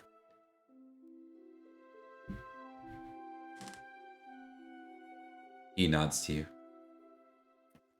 I find it odd that the stranger can cherry pick her own guards, but she's obviously a mage or something, so we're going to let it slide. It definitely gives you Merlin I think- vibes, doesn't it? Yeah, a little bit. Yes. For those who have experienced too much Merlin. Don't worry, Virgil does not care. Yeah. Yeah. I think as they make their way at the tent, Florence should just say to himself, "It is as if an angel has been sent to us. As if my prayers have been answered." One can hope. But fates Yes. are rarely kind. All right. To our count. So we'll skip forward a little bit. We'll have you reach Terrabil. When you arrive, you see that it's nearing dawn now at this point. And you see that everyone is back atop horse, which is strange. You see a lad probably is the best person to run into. You see a lad sooner than you see the Rhodri at this point. I will give you guys, if you guys want, you can approach a lad, or you can, if you want to try and ascertain more information, just let me know what you're thinking, what you're interested in. Happy to give you more. Virgil will ride up to a lad. He's not going to try to assess any additional information though, because he is bad at every possible thing that he could attempt to do. The thing that, you know what he's best at? He could flirt. He could flirt with a lad and get some more information out of that. I think that's it. I think that's his option. Do it, coward. Yeah, I think the only one that'd be like a worse choice than a lad is probably a Mig to try that on. Yeah, exactly. Yeah. That is a joke roll, by the way. I'm not actually doing that. I believe Edrich is mostly good, though he's a little confused. How fresh do people look? If they're atop horse, obviously something else is planned, but... Are you trying to ascertain that, and through what method? Yes, I am. And I'm gonna see if I can just use battle, just like assess the overall thing and kind of logistically calculate. All right, why are they on the horse? What are they doing? How good do they look? How many have we lost? While he's doing that, is Florence interested in any additional info in what? No. I think he's just focused on speaking to a lad. It looks like they're gearing up to mobilize again, probably to Tintajo, would be a guess. Which means whatever this is, it's certainly some kind of truce or peace has been named, probably in conquering. Though you don't see bodies lined everywhere, so this is probably a long parley, a standoff as it is. Content, and knowing that this was the plan to begin with, more or less, complications aside, Edrich will follow his companions to Sir Elad. Sir Elad looks at the three of you. Ah, there you are. I was beginning to worry that you had fallen. Please tell me there's good news about the prince.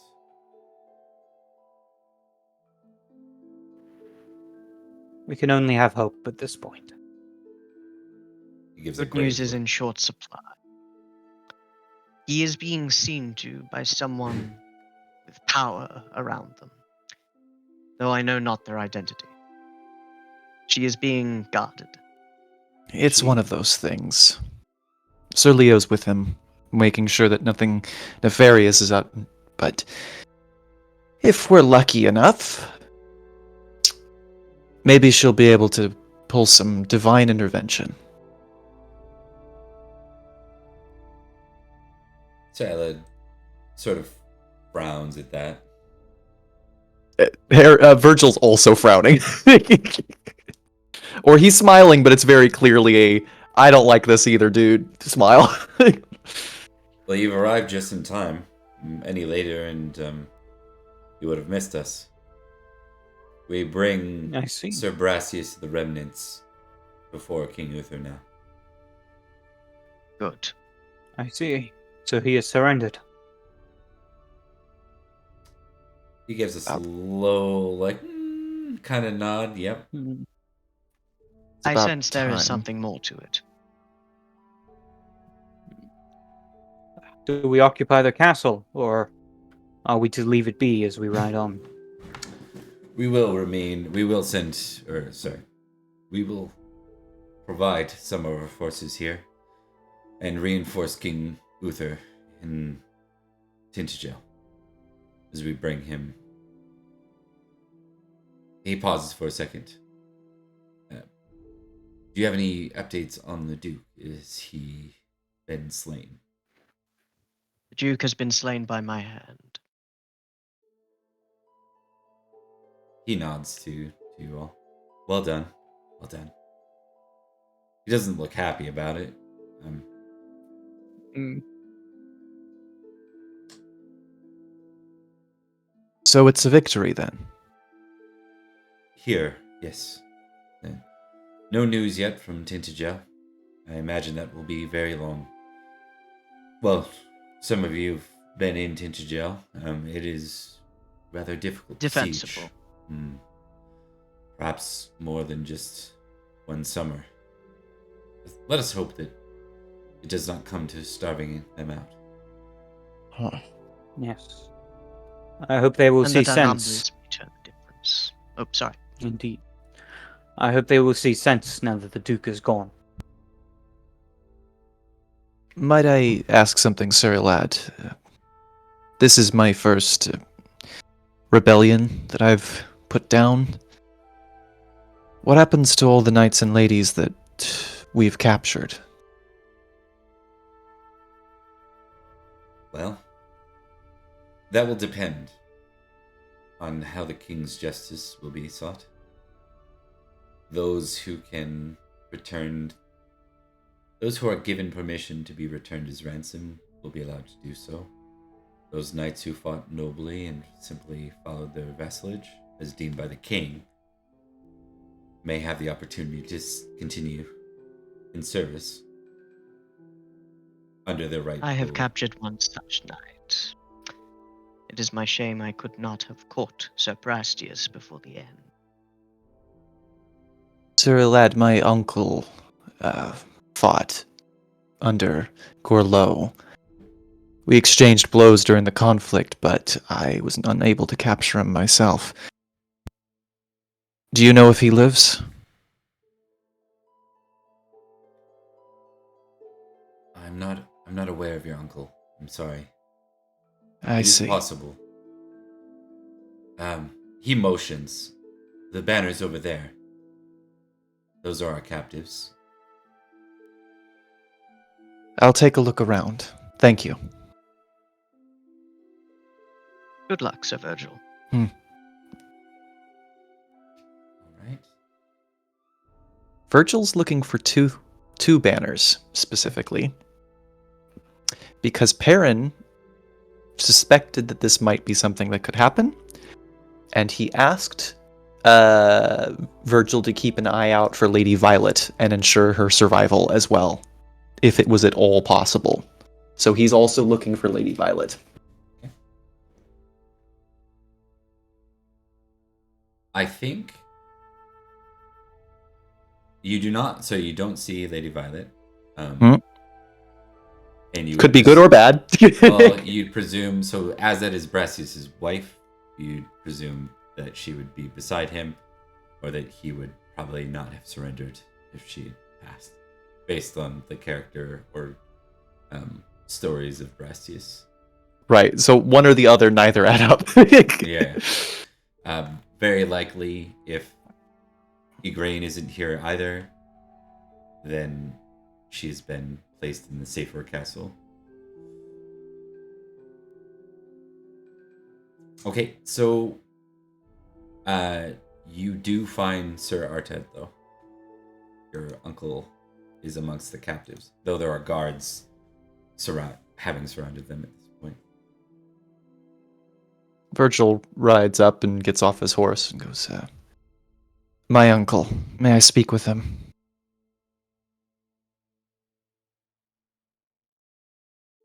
I think it'd be amusing to give me your highest like courtesy or intrigue. I'll even give you a +5 because you're from Salisbury.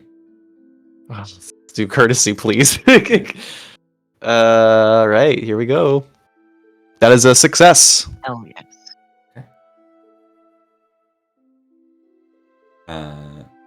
Who's it gonna be? We'll make it Sir Bar.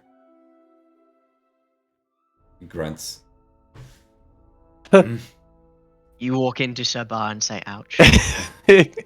Sir Perin's brother, yes? Virgil, yes. Very well.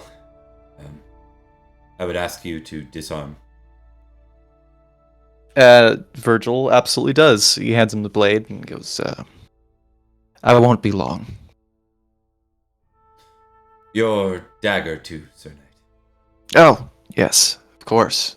He hands him the dagger as well. And the spear. Well, I can't part with all my things. I don't think his spear's probably still on the horse, yeah? Yeah. Or with his squire, yeah? Yeah, so we'll leave that. As long as you are officially... All his stuff. Yeah, he's not hiding anything. Yeah. Just everything that Virgil says sounds suspicious because he's Virgil. Yeah. And you're led... And your second spear. And your boots, too. You might be able to kick him hard enough with that boot. Right. As Virgil goes in, he goes, are you hurt?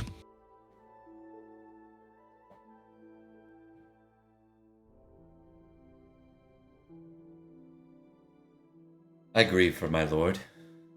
Is he passed? He asks you if he's passed. Has he passed? Yes. The sword got him.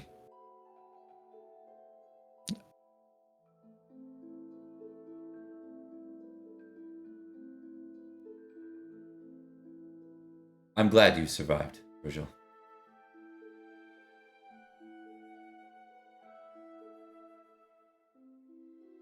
I'm not sure I can say the same. About you, I mean. He nods. I've been talking to a lot of knights recently about Gorlois. You called Uther a monster. Why?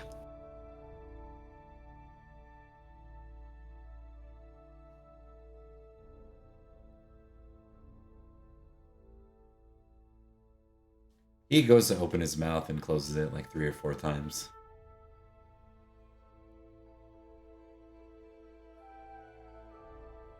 I'm afraid the worst is to come.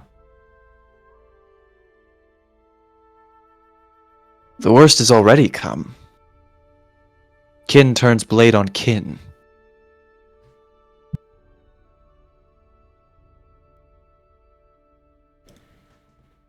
He nods.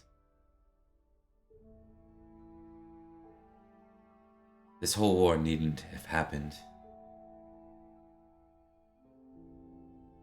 It's a pity. I'm inclined to agree, but I don't think we'll ever see eye to eye about why, Uncle.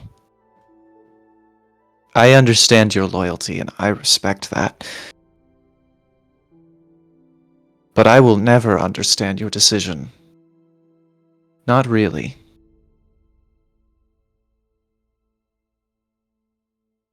He nods. You're very different than your brother, Virgil. Aye, and I revel in that. You should be fortunate. You should be glad that he's in charge of our house. as I would not be so inclined to look for your safety in this. Perin is far more forgiving than I. I seek no forgiveness. And yet you might still have it. How lucky are you? Yeah. Well, I might as well roll. Let's see if he gets. Where's his pride? You are by far my least favorite nephew. Yeah. He managed to avoid. What is the opposite of pride? In this. Modest? Modest, is it? I think so. Yeah. He managed to stay close-lipped. You can tell he wants to say something in turn, but he just lowers his eyes. By all means, Uncle. There's no reason for you to keep your mouth shut. You've already cut me today.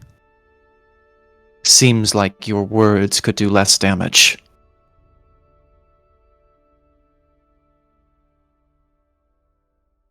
Your father was far more careful than you are, friend.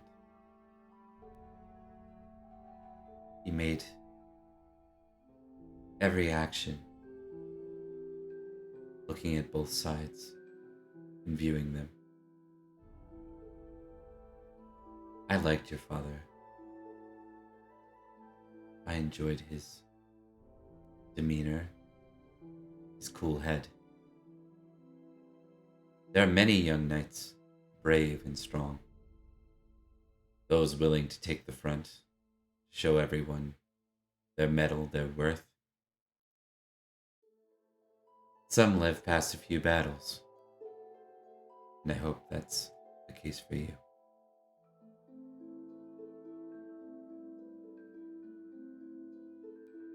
Virgil kind of tenses up a little bit. He goes, he would be ashamed of you.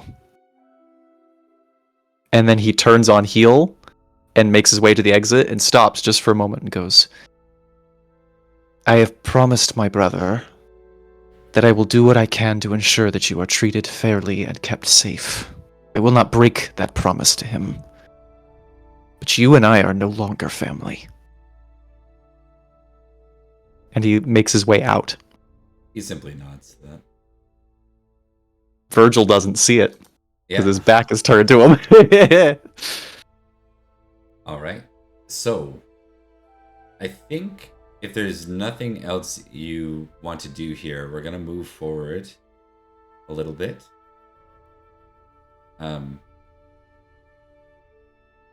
Is there something, Edrich and Florence, that you need to do? Edric's got nothing beyond getting his captured Sir Owain to the rest of the prisoners, and knowing what he does about what is to come next. Not really. If possible, and I'm sure Florence would be doing the same, checking on the prince. Just like once everyone is rallied, but before we've headed off. Okay. Yeah, Florence would do the same, but he seems itching to ride to Tintagel. To the Perfect. castle. So you'll ride back sort of one more time and then double back. Is that kind of the idea? Ride back to check on the prince and then return here? Yeah. Okay. That works. It's interesting coming back. You see that the Lady in White is gone.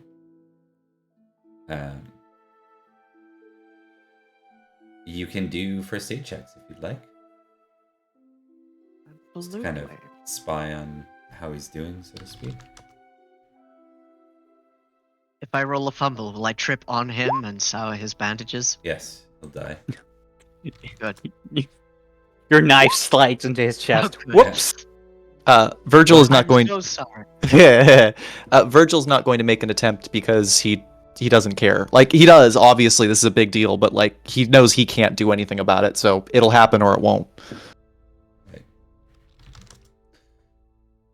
That makes sense. So his breathing looks stable.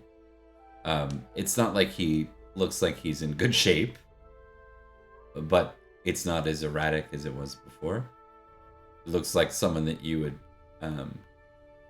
have expected to be in much better shape than what he currently seems to be. Edrich says, "It's so annoying when my cousin's right." I think with that, Florence is just praying to God and thanking God for this, for bringing back the prince from the edge of death. All right, and then you guys are gonna rally back and catch up. Tincture gel, baby. All right, so we're gonna gonna be part of a I war got an oath crime. to keep. We're gonna do a brief aside to Tintigel, but rather than bringing in Rhodri and God damn it, what's your character's name again? Edrich. Cynstenian. Edrich? His name, you said it just now, as the character's name is Edrich. Yeah, you know what I meant. Yeah, Cynstenian. So Cynstenian and Rhodri, we'll just do like a very brief moment with Perin. So over the night, in recent hours, the news is hit from a rider that the Duke has been slain. And not long after that, just before sunrise, news hits from the castle from Tintigel that they've surrendered. How under guard are you guys keeping Perin? Dude, there's nothing to do in this siege aside from die pointlessly and/or occasional guard duty. Cynstenian seeing to the people, like who got sick and stuff. But we just saw our king go into the castle, and he hasn't come out yet. And Cynstenian's not going to say that to anyone. In between guard duty and looking after some of the wounded, he's looking at you, kid. Yeah, I think Rhodri is very much like, he's basically just said that Perin's lost his mind a little bit out of boredom and not say anything more than that. That's alternate question. Yeah, alternate question. How much have you guys talked about what happened that night with Perin? Or are we just kind of like letting that one sit? I feel like it's kind of like one of those things, we don't really want to talk about what happened. No. Like on either side. No. If we acknowledge it, then we've got to start throwing accusations, and we're not doing that. So everything is fine. No. All right. Just a bit of heat stroke. He's fine. Good to know. In winter.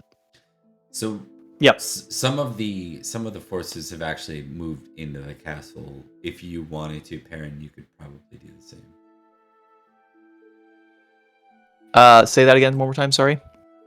Some of the forces have moved into the castle at this point. Now that it's fallen, now that it's surrendered. You could cross the causeway and go in if you wanted to. Am I going to be allowed to? You would be my subordinates? Now that it's over, yes, exactly. Okay. In that case, Perin would like to do that. He'd like to walk the halls, and this is Gorlois' personal castle, right? This is the one that he would typically be staying at? Yeah. How off limits are like his chambers or his study or anything like that?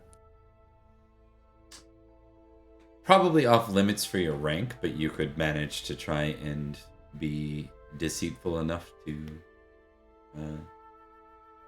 find your way in if you wish. I would love to do that. Yeah, that's going to be a deceitful check? Yep. Okay. I did not adjust my stats yet, so I'm rolling with what I got. Here we go. It says Virgil, but that's Dallin. Oh no, it's not, it's Virgil! Never mind. Ignore that. Yeah. I did it again, guys. I've done it again. Here we go.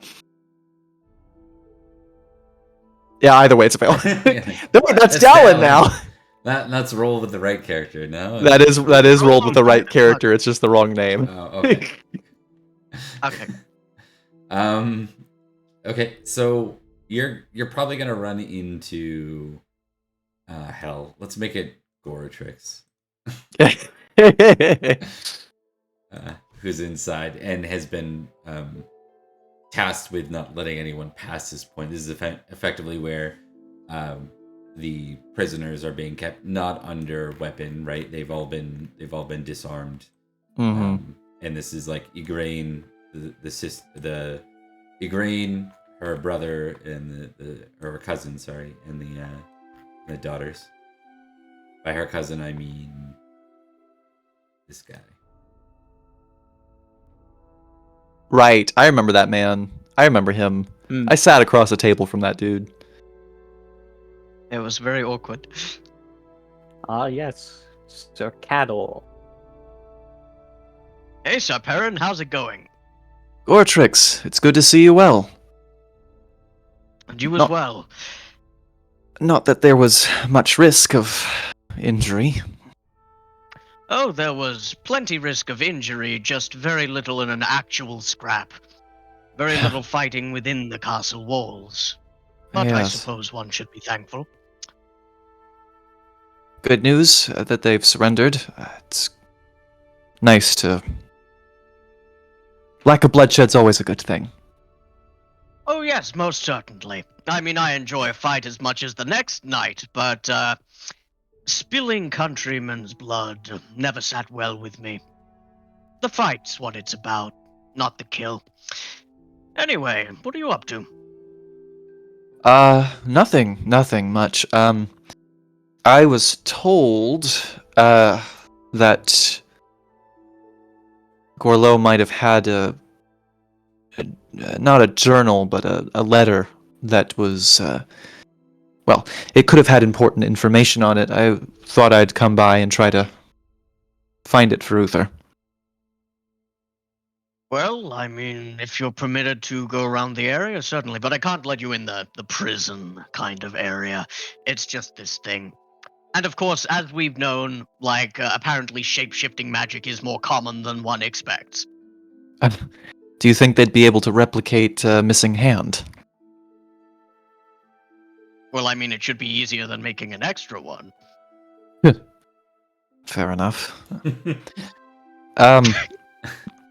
Well, that depends, I suppose. The prisoners are being kept in his chambers in his study.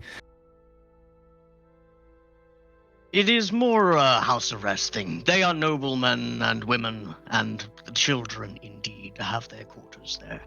It would be improper for them to be moved to the dungeon. Of Uther's course. orders.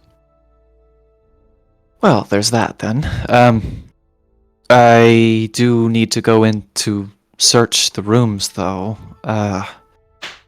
Seems like a bit of a conflict of, orders here. A little bit. The left Fixing hand something, guys. often, I'll be right Oh, yeah? back. Fixing something. Keep going. No worries. Roger that. A little bit.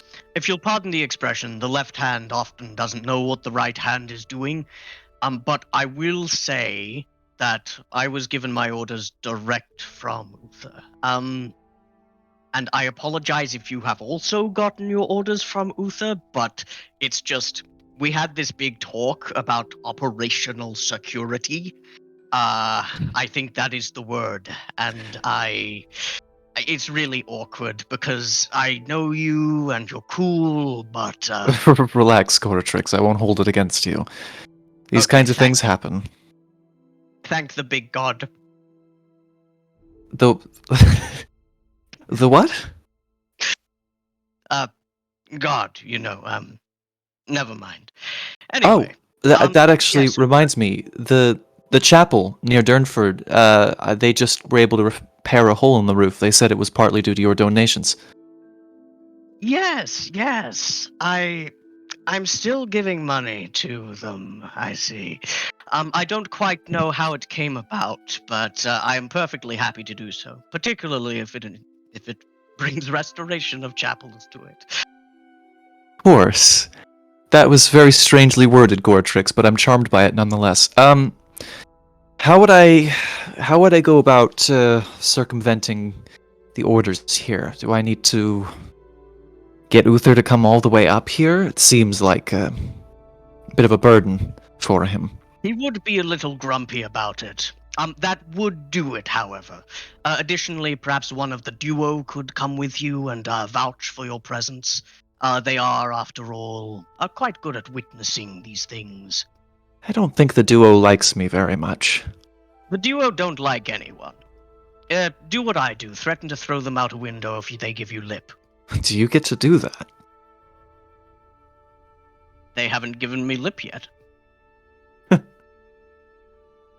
I suppose that is a fair point. Okay, then perhaps that will be my avenue. It is a time-sensitive matter. I imagine so.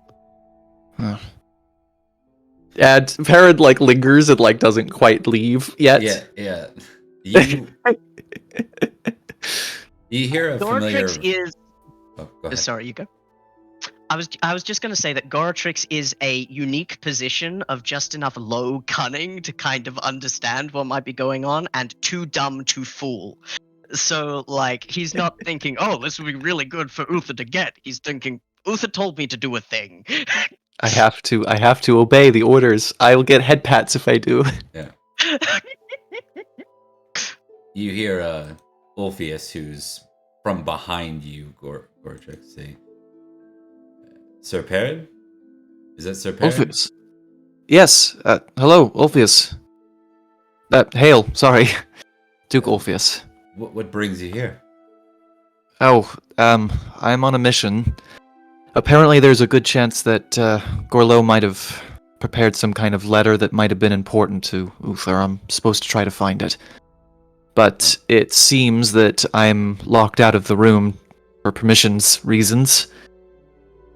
Very well. My fault. Sorry. Sir Goretrix, you can let Sir Perin pass. I'll escort him. Certainly. Sorry about that, Sir Perin. You understand, I hope. I do. I look forward to seeing you soon, under more pleasant circumstances. You'll have to do the trick with the cup. Oh, no, definitely. I've gotten better at it. And my new manor is, of course, welcome to you and your family, because I've been married, I think. Congratulations, I think. Yes. I think we established that, but I can't remember what the role was. So. It was Good day. I'm pretty sure. Good day, Goretrix. So with this, Ulfius yeah, go. begins to lead you down the hallway. Awareness check. Ooh. Ooh. Ooh. You pass by a room, and you kind of kick yourself because the moment you pass by it, you hear, after you pass it, you hear sobbing as he continues his studies this way. Thank you. And you can hear it was clearly the voice of maybe a woman or women grieving.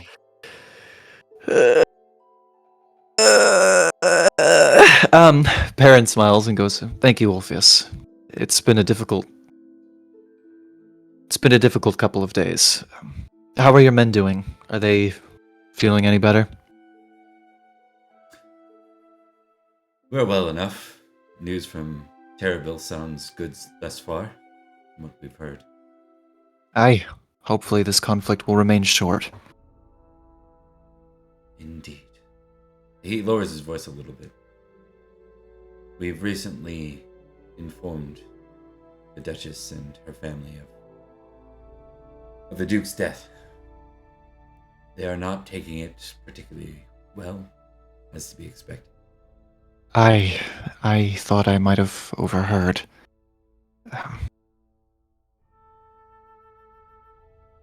Duke Ulfius, can I ask you a question?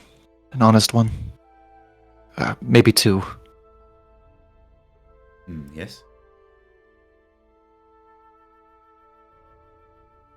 Do you think this is going to be the end?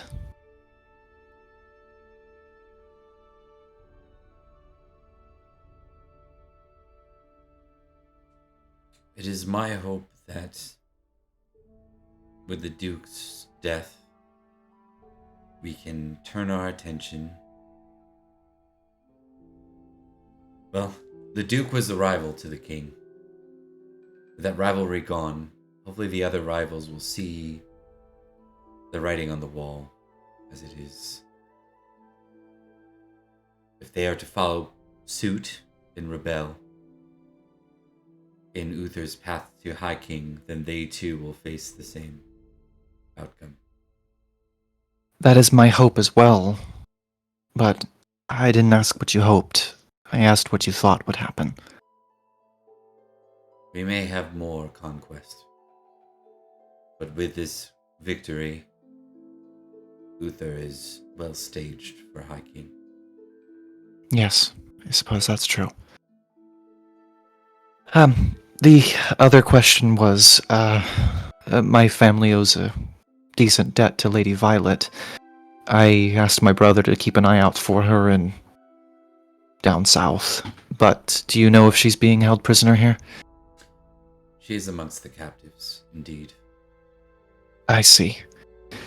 I'm not sure if you'd permit me to be able to see her, but if you'd like, He frowns immediately. He says, "It is not that she is amongst the captives, but she remains Sir Brastius's wife. And until Brastius is before Uther, her and Gorlois' family are off limits." I understand. In that case, I will simply make it known to you that I was watching for her. If you're able, just let her know. If not, then I'll make my peace with it. The moment that Brastius' surrender has gone by the king's judgment, I will be sure that she is aware and that you have your opportunity to speak with her. I know that she too is from Salisbury, close neighbor if I understand it. Now, keep in mind, Bob knows you're not. He has no idea. He's getting you mixed up with Edrich's positioning. So. Yeah, he nods and he goes, I squired under her family's household for a time. She was very kind to me. All right. With that, there is the sound of trumpets. And Ulfius, you see, like, because you're up in the castle, there's a window nearby. He peers out. Do you want to take a look and see what's going on? Yeah, I do. Yeah. Go ahead and give me an awareness check. Awareness check. Oh no. Yeah! Do you have a tick in that yet? I do. Okay. I'm going to unplug my headphones for 1 second, so I'm not going to hear you, but give me 1 second. Leiden. Sorry, I have a little creature being annoying in here. Yeah. Okay, I'm good. Okay, so as you look out, you see the arrival from Terrabil. And with that, we're going to skip forward just for time purposes and make sure we bring you all together as Florence, Edrich, and Perin. There's a gathering.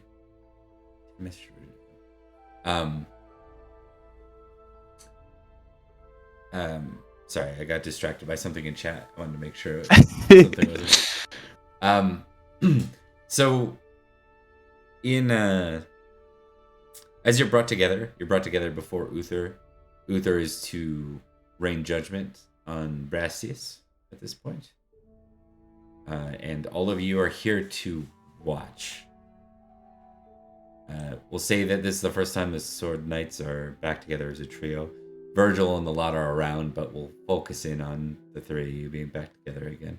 I think it's interesting. Before we get to the dramatic and plot-relevant stuff, I would just like to say our own moderator timed me out of our own chat for no reason. I was banned from our chat. It seems like we have a traitor in our midst. We just got finished dealing with Gorlois, and Ulfius said we've got to take care of the rest of those that are disloyal. Ban him. I guess we found the next target.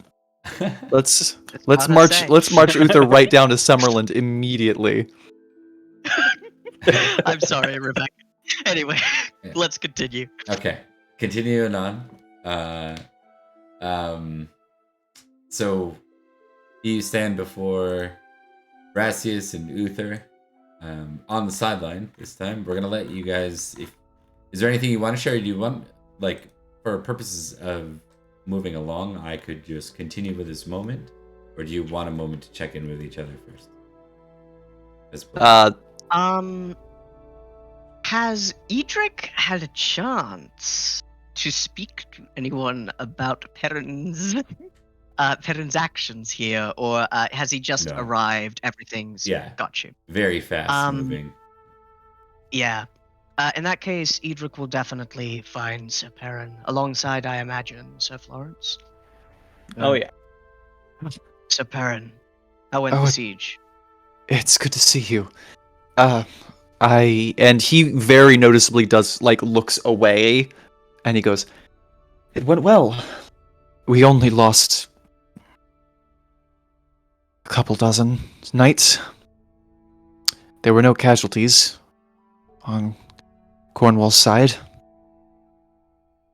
But the castle was ours without bloodshed once news of Gorlois' death came." I'm glad you are well. About... I imagine we will find out soon. Uther, has he? I don't want to talk about it here. Wise. Very well. That being said, Lady Violet is alive and in custody, which is good. As are the rest of Gorlois' family. That is well. Though I imagine the family will not be fans of mine once news spreads. News spreads of what? I was the one to slay Gorlois, and it will not make me friends in this part of the country. I see. Oh. There's a lot more to the situation. But again, a conversation for another time. Perfect timing Yes. as Sir Sadnal kind of interrupts with the herald, to call everyone's attention to this exchange. Uther calls out to Brastius. Sir Brastius, you served as the captain of the guard of the Duke of Cornwall, is this correct? Sir Brastius grunts. I did, to his very end. Uther says, and yet you live. Well, he does not. Tell me, then, Sir Brastius, what exactly do you intend to do now, were I to see you as a true, honored, and honest knight, as your glory and reputation suggests? Brastius' eyes look over to... So, this is probably important for Perin, too. The family, Gorlois' family, including Igraine, are here. They're off to the side, and they are grieving. Amongst them is... They're under guard, so they're not accessible. With them is Lady Violet. And Brastius' eyes look over to Uther, and then look over to Igraine, and back to Uther again. I would ask only that you allow me to live out my days, protecting the Dowager Duchess and the family of the late Duke. I will serve them with my life until... And Uther cuts off, says, that is all I needed to hear then, Sir Brastius. I will offer you an opportunity to do so, but only under a particular condition.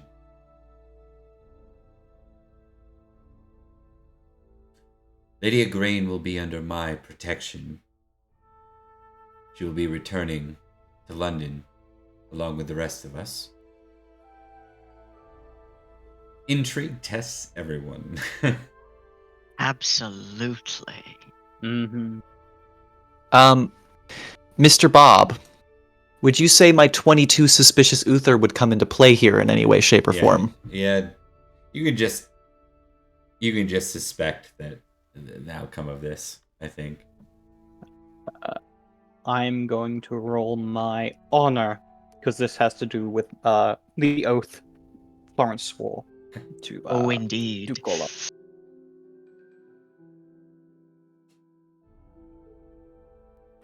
Success. It's +5 to this. But yeah, from second one, Edric's been on the "oh no, Uther's horny and it's gonna kill us all" train. Very good. I'm gonna roll it anyway, just for funsies. Yeah, you probably fumbled now that you said that. Yep. Oh, critical. Hey, I'm glad I did. I'm gonna get some glory for that. Yes, you are. In fact, Was it what's your suspicious Uther? 22? 22. I rolled an 18.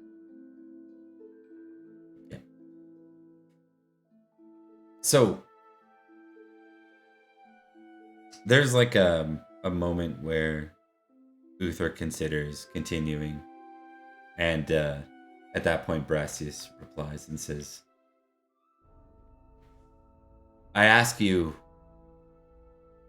as an honorable knight, as a warlord, and a name that all know in this land, King Uther. Do you intend to marry the Duchess?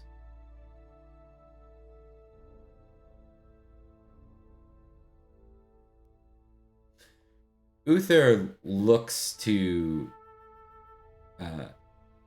Sir Argan, who's, you remember, Uther's fixer a bit. And Argan's giving Uther the signs to not say anything. The death of the Duke is but hours old. And with this, Uther says, in classic line of Uther fashion, I do. Once... You hear that noise from Edrich? Yeah. Once all is dealt with, I will wed Igraine. It is right and best. It is the truest way forward. It's kind of a lot, like the court almost erupts in a like whisper, like in like a courtroom might, and then so Sadnal sort of reins everyone in. Yeah, not Perin. Perin is dead quiet. Yeah. Likewise with Edrich, a mailed fist is running his way through his hair as he knew exactly that this was going to happen and doesn't like it. This is the first time, I think, despite all of Uther's bonehead moves, this is the first time you've seen his very vassalage just lose confidence in him all at once. Yeah. No sign of Merlin, right? No sign of Merlin. No sign of Merlin. And with that, Brassius says, he gives a look down as if that's terrible news, but then continues. Then I ask you, as one honorable knight to another, let me serve Igraine, and if she is to join your household, then let me serve you. Uther, missing the fine points of the situation, says, very well then. I have a spot. My late friend, you know him, Sir Bellius. You may have his spot as my new captain of the guard, and prove all the loyalty that you have. You've sworn your oath once. I expect you to stay true to your word, as is your reputation. Brassius just simply bows. I have but one more ask then, King Uther. Uther looks pretty pissed off at this, as if there wasn't really any more room. But Brassius doesn't give him an opportunity to continue. He simply says, I ask that you hold a formal funeral for the late Duke, to put this behind you, and to follow through with your late brother's will for the Duke, that he be buried amongst the giant stands at his side. That it be a funeral for all to see. And there's kind of like, this definitely, like, the crowd starts to get louder, and Brassius continues with his explanation. Igraine, her daughters, your soon-to-be stepchildren,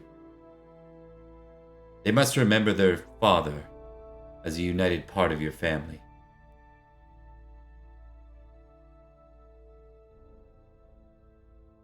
Uther grunts and he looks to one of his aides, one of the priests, and says, is it true?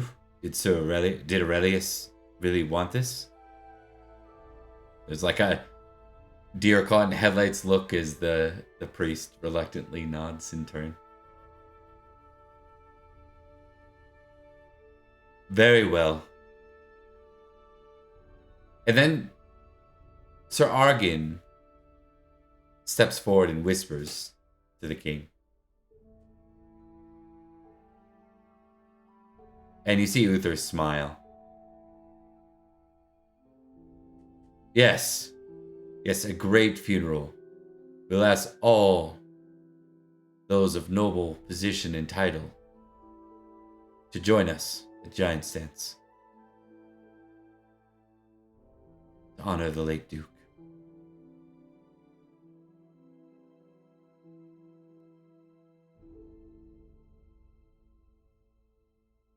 And with that, Uther says, I will begin going through the rest of our positions. Those knights who have proven loyalty beyond their late Duke's service will be offered an opportunity to be returned. Those who were taken captive will be offered a ransom, or the opportunity at ransom.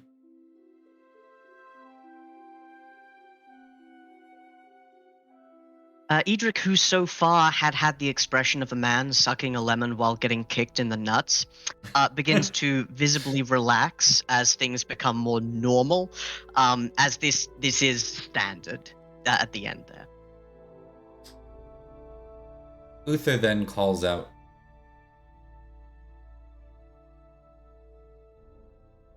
does my son still breathe?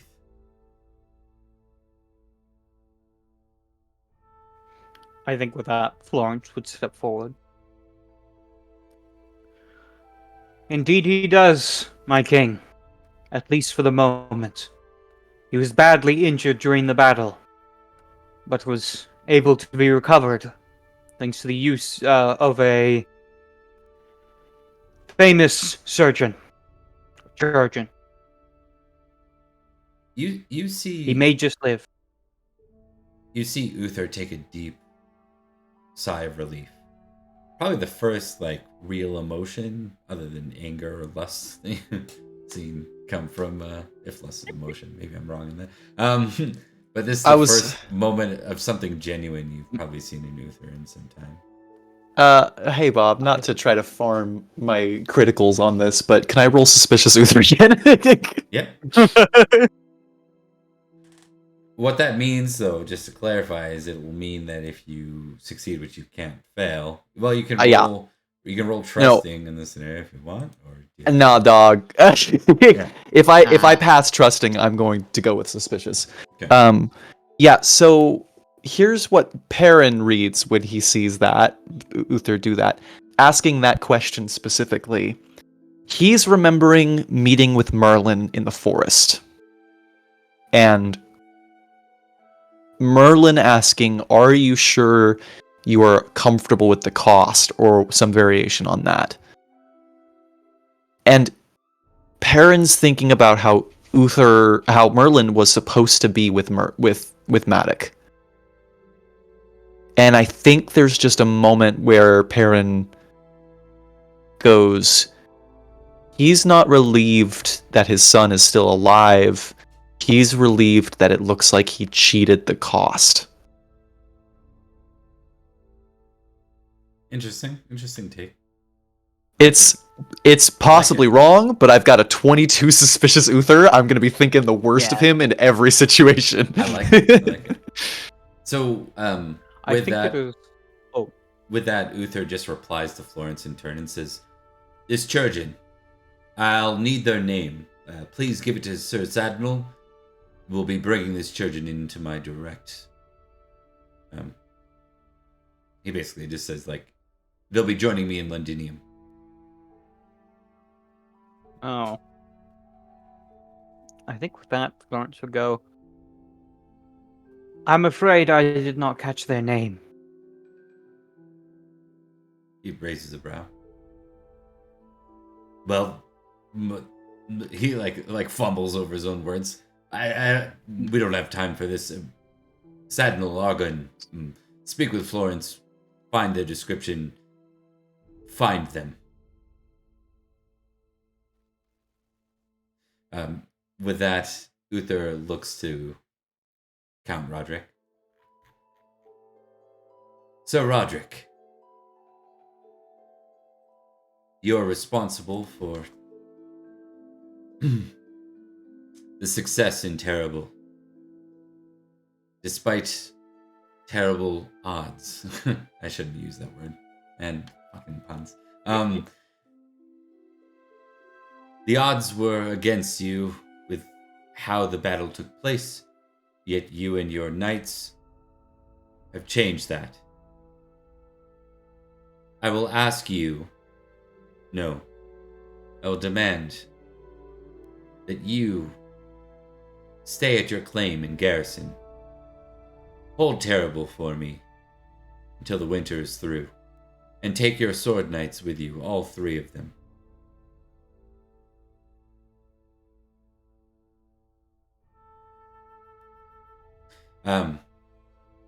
Roderick nods. He looks to the 3 of you, and he nods. Of course, my lord. Or, of course, my king. And then with that, Uther says, we will honor your success and your loyalty, as you've proven it more than once. We will grant you a title.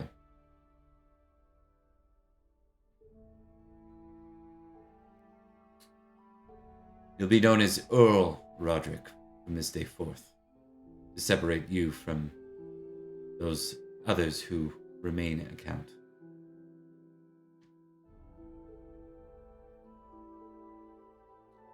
With that, Roderick says, you honor me, your grace.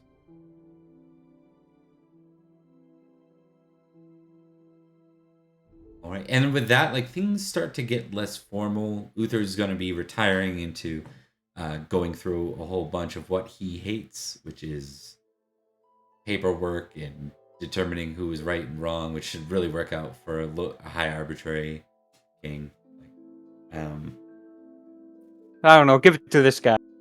I don't really care. Oh, this one's got black hair, so he's probably just evil. Please get these people the fuck away from me. I don't care. Give the murder charge to the goat. I don't care. Just I don't want to see them anymore. Yeah. Exactly. You're reading it right. So with that, I think the 3 of you are left. Now, what this means for you is that you're going to be stuck in Terrabil, in Castle Terrabil, through the winter, which means you don't get to be in the position of your households that you want to be in Salisbury right now.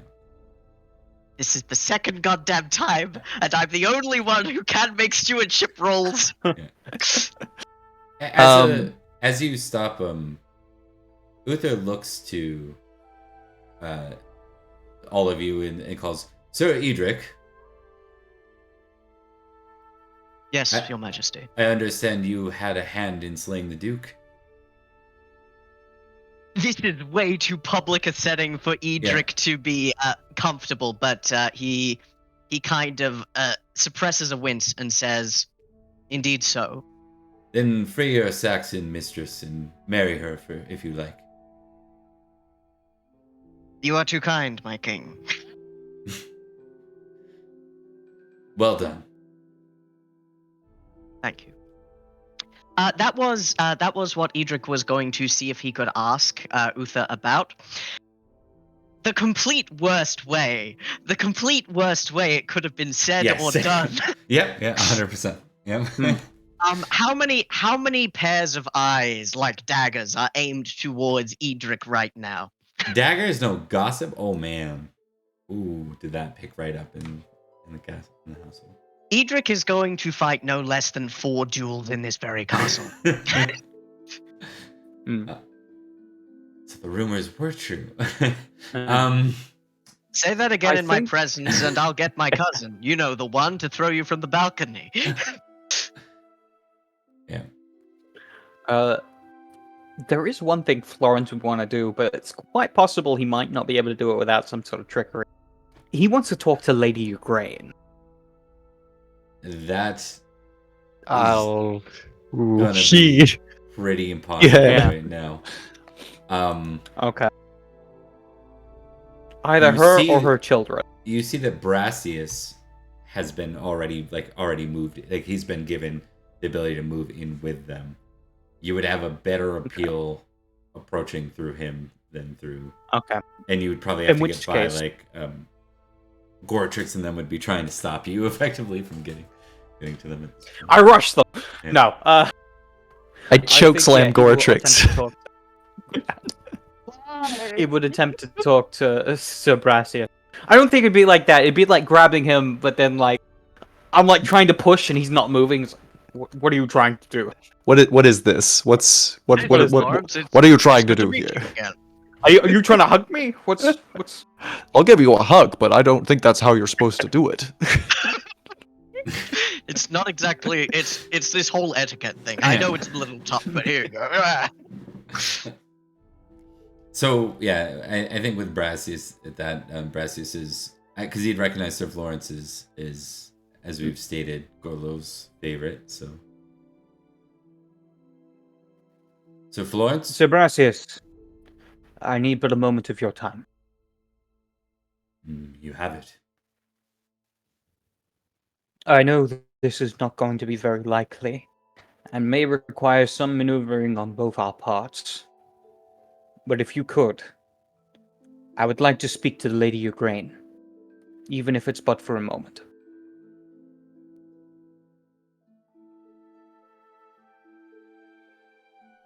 I will arrange it. One Thank moment. you, Sir Brassius. And he does so. You are able to, and I don't know if Perin's going to try to tag along here in this scenario or not. I don't know if he was If invited. he wants to. Oh, yeah, He I can would if love he to be wants here. So I would love to I be didn't here. ask if he was invited. I'm wondering if he's interjecting himself. He shows up. He's not actually. Okay. It's for all his feelings about the situation. He's not going to take this from Florence either. You know. So if Florence invited him, he's absolutely jumping on that opportunity. If he didn't, he's letting Florence have this. I think in this case, for Florence, this is a private and also secretive thing. Yeah. If Edrich goes within 10 meters of Duke Gorlois' family, he's gonna get killed that's by not a a good idea. 7-year-old. Yeah. It's gonna explode. Yeah. It's not a good idea. She'll be like, "I curse you with an everlasting withering!" And then immediately all of Edric's water in his body just... Yeah. But it would be funny if Edric's like, "Ha! I'm already cursed. Fuck you, child." Anyway. I've been cursed by powers beyond your comprehension, let alone mine. Alright. Sir Florence would make his way before Lady Ukraine. And he would bow, as is customary, towards the Duchess. She's does her best to not be inconsolable at the moment. Yeah. Here's clearly her face is just flustered and flushed and red. Mm. Her daughter's weeping beside her, except for the youngest. Her eyes are red too, but she just has this cold, outward, almost ghostly stare. I think it is with this Florence would begin to speak up, though he has to force himself to do so. Lady Igraine, words. There are no words for the sorrow I feel at the loss of your husband. He was truly a good man. A man I wish did not have to fall due to the actions of... He can't even bring himself to say his name before he goes. In the Duke's final moments, I spoke to him. I swore an oath to him, one I would never dare to break, upon my faith, upon my honor, upon my blood. I will protect your children. I will do anything that they need. You or them simply need to ask, and I will make it so, no matter what sacrifice I must make. To this I swear to you, and to them. With that, he would kneel before all of them, lowering himself. Igraine and the other sisters just kind of, they're all just weeping now, or the daughters rather. The oldest kind of sneers at you and says,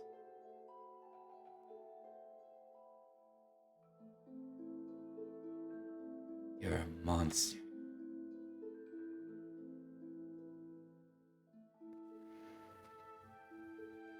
With that, Igraine, though, puts her hand on your shoulder. She doesn't say anything. She's too caught up in the scenario and the circumstances. The youngest, however, looks at you and says,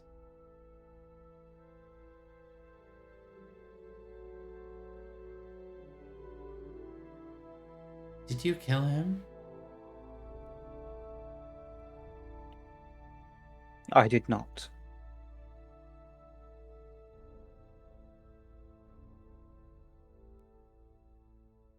She nods.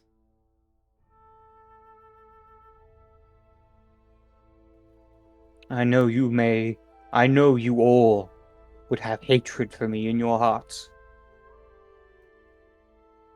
And that is completely fair. I have not always done well in righteousness, and I realize this. But my word is my bond. Whatever it is you shall ask for, whatever it is you shall need, I will provide, as will my blood by our honor.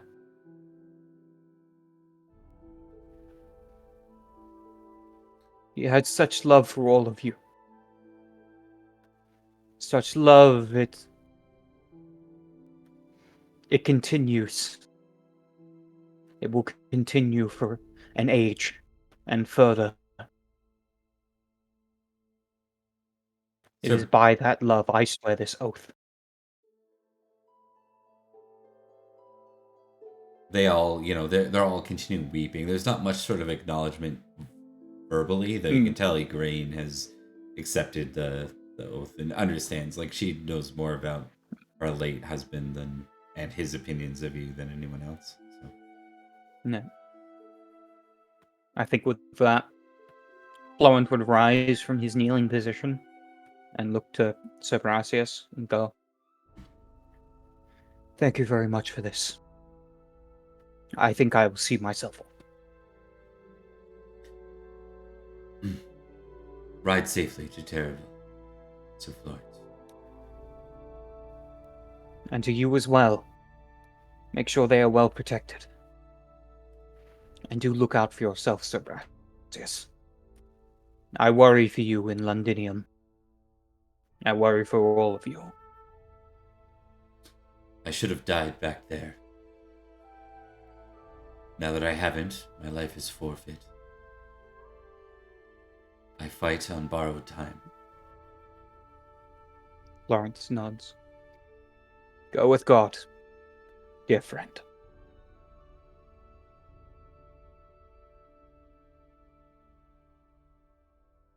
All right. With that, Florence would bow and turn and make his leave. Okay. Probably shedding a tear as he makes his way out. One sexy, sexy tear.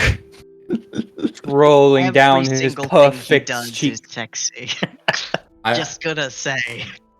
I kind of want to continue. I want to do a pulse check though and see if people would be good to continue. I'm absolutely am. still good. I may need to go to the bathroom real quick. Yeah, and we're gonna refill do a up break water. if we do. Liam, are These you two good to actions are continue? separate. I am good to continue. If we want, we could do a scene with me while Thomas is in the bathroom, or we can wait until he's back. I'm good with either one. I'm gonna hit the washroom as well. I think take a quick All break, right. and then we'll return. Then I will also do that. Yeah. Then we can come All right. back and change some scene.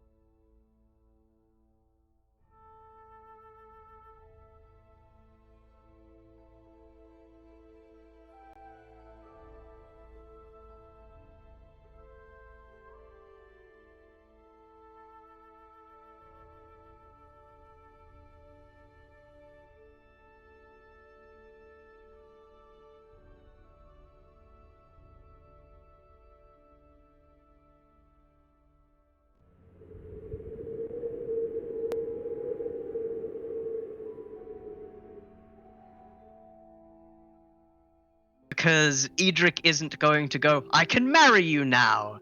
Because that's not his way. He is We an are- awkward mofo and he respects Oslaf. I mean, We are honestly, alive, the so- best thing. Okay. Wonderful. Well, in which case, I'll just say, honestly, the best thing you can do is convert her to our culture and our religion. So otherwise, that's going to Ooh. be complicated and messy. Ooh. Yeah. I know it's a big Not actually. ooh, but strategically. Okay, I want to give Anyway. Perrin one opportunity here for the little scene I think, Liam, you wanted to have, and then we're going to continue on. We've got 2 more things to go through tonight, one of which is a feast. Ooh, yeah. I like feasts. So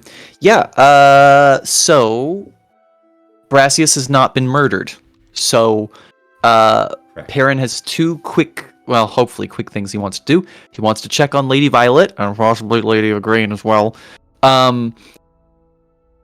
But he's not going to push that second one in the same way. And he also wants to invite the Sword of Victory that is here up to whatever room he's staying in to speak privately for a bit, because I don't know if they've had an opportunity to do that yet. Okay, sounds good.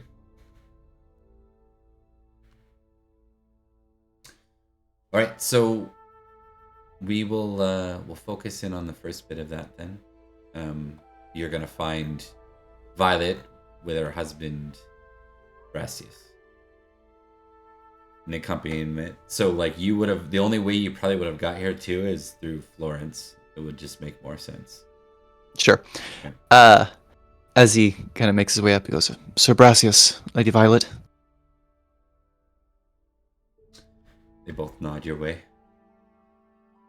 She smiles, a mournful smile, but you know, she's not the Duke's relative or anything like that. Yeah. He kind of goes, forgive me for the intrusion. I'm sure you've had a lot to deal with on your minds, but I suppose I don't know why I came up here. I just wanted to tell you, Lady Violet, that I'm glad you're all right. I had Virgil looking out for you down south, and I made an effort to make sure that you were safe here in Tintagel as well. I appreciate your thoughtfulness. I will not forget it. And Sir Brassius, I know you and I don't know each other well, but I've not heard a single soul speak ill of you. On that note, I understand that things are... Tensions with Summerland have not gotten better since we invaded them. And I know Rhodri and Gorlois were making efforts. I'd like to continue those efforts as best we can. As far as I'm concerned, Lady Violet is family, and Sir Brassius, regardless of recent events, I'll consider you family as well. They nod to you, and but I think it'd be Violet that would say this, not Brassius. She would say, it seems with the change in positions and the fortune of future weddings, Sir Brassius and I will not be representing Cornwall. I would suspect that many of the Duke's late most loyal subjects will find themselves repositioned for perhaps a new Duchy of Cornwall, or perhaps I see. Cornwall and its dukedom will be dissolved into counties. I see. Do you have any idea what will become of the two of you then? Sounds as if Sir Brassius is to take over the position of Sibelius. I see. And we will likely be positioned in Thamesmouth, likely Londinium. I see. Well, should you ever need a second home, Salisbury will always be yours. Do look after Terrabil while you hold garrison there. There are many good people in these lands. I'm afraid I know that better than most, Lady Violet. I won't disturb you longer, but... Sir Brassius, I don't expect you to return the feelings I feel. But you have them nonetheless. Sebastius nods to you. I know of you, Sir Perrin. If all that my wife speaks is true, you are noble and a good man. You notice he says man, not knight. Mm-hmm.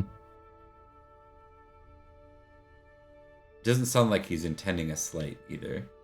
Yeah. Interpret it as you will. But Yeah. he doesn't seem like it. He doesn't seem the It's catty type. Yeah.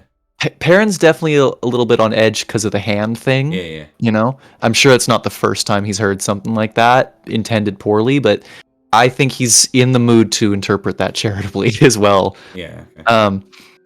He kind of smiles and he goes, I'm feeling less and less confident of that every day, Sir Brassius. Good night, both of you. To you as well, Sir Perrin. And Lady Violet smiles warmly at you. As you pass by Igraine, there's just this look of confusion and frustration in her, and I think for you and your suspicious 22, that your suspicions of the night prior, I mean, you don't have confirmation, but you read that 100% is confirmation that what you suspect from the night prior is exactly the case. And then as you continue past, having looked like Igraine's way, you see Uther himself, his eyes looking at you as you pass. Oh, fuck.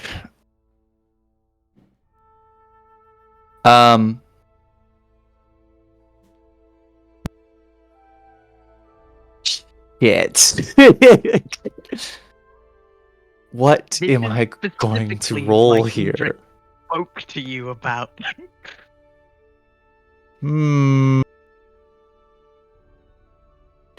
Do. I know exactly what's going to happen. You know exactly what's going to happen. Please, do, for the love of do. God, don't do anything that would get you killed. Perrin looks at her for just a moment, but does not make eye contact in a way that is polite and respectful, and simply nods politely as he makes his way out. However, as he's walking, he's got his hand behind his back so that Uther cannot see it. And real quickly, he clenches his hand into a fist twice, just as a signal to her. She doesn't need to understand, but I just need her to see that something happened. Mm-hmm. And then he's going to leave. Okay. And we'll move forward, I think, to the scene with the three of you back together before we jump forward to our closing. We'll try to keep this to 10 minutes, and then we'll do another scene for 10 minutes, then we'll have the feast. Okay? Cool. So, All right. I got the timer up. Hell yeah. In this private area that the Sword of Victory has found, Edrich has been silent for much of the day since Uther's speech. But as the three of them are gathered around, he speaks and says, "Rare is it in any knight's career that they receive accolades and acknowledgements from a sovereign. But that has got to be one of the most painful experiences of my life, and I have been hit in the face by an axe. Your Saxon mistress. Good Lord. How fare the two of you?" Poorly. You remember how I was before? I'm worse now. Yes. Oh, it is as I feared then. Not even my sunny disposition is... Ah, screw it. This is a nightmare. It is not ideal. Not to mention another winter away from our homes, and I have still not found a steward who has not died upon setting foot within my walls. But it is as I feared, Sir Perrin, is it not? Uther, His Majesty has acted as suspected. It's worse.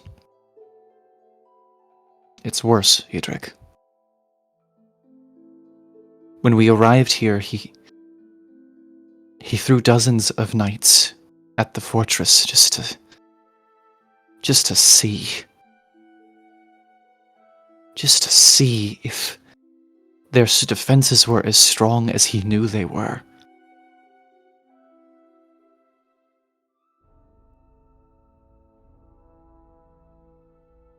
And he made some pact with Merlin.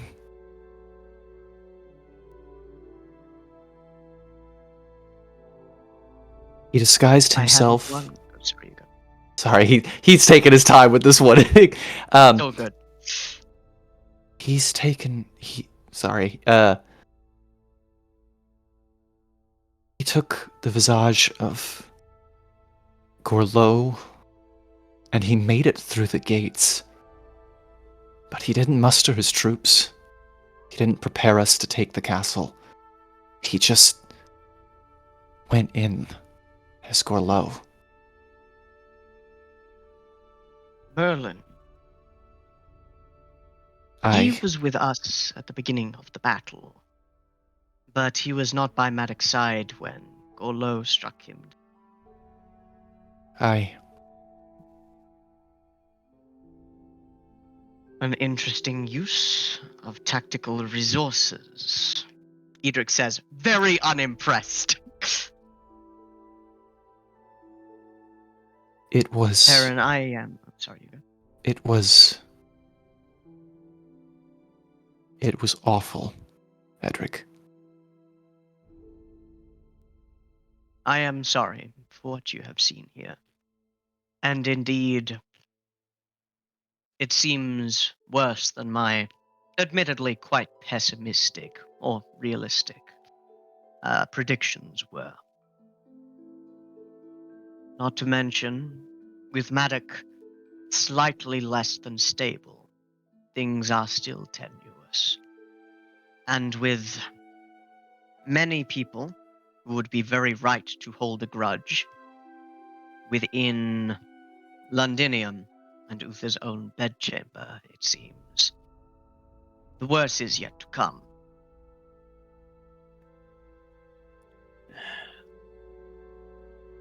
This whole situation should not have happened. I mean, Gorlois only died because Edrich tried to protect me.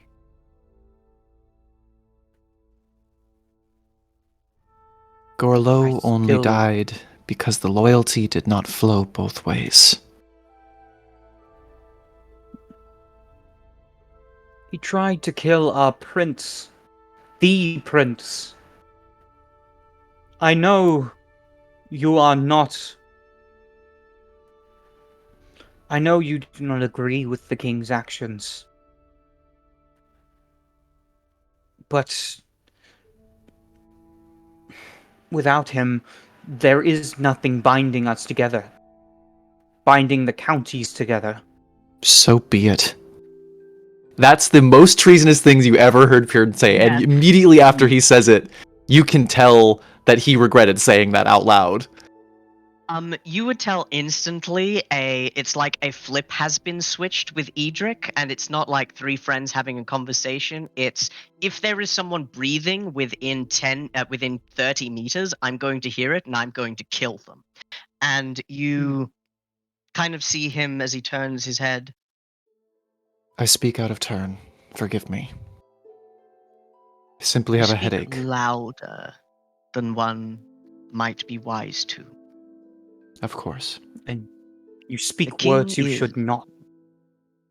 You go. The king is our rightful king. His actions short-sighted and foolish, notwithstanding. Short-sighted and foolish Edrich.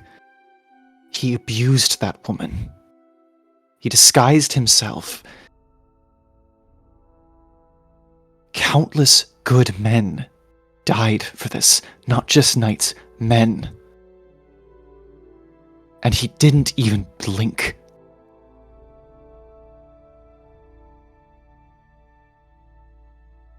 Still hasn't blinked. I will say this, Sir Perrin. I have many feelings about this war. Indeed, about our king that I did not before. I feel no guilt for my actions. Regret. Guilt. I did it to defend Florence, and I did it to aid our prince, to aid our count, to protect the realm from enemies that admittedly did not need to exist, who could have stood with us as allies if people had learned to keep it in hands. But Sir Perrin is our king. He wields the sword of victory. You saw it as he held it.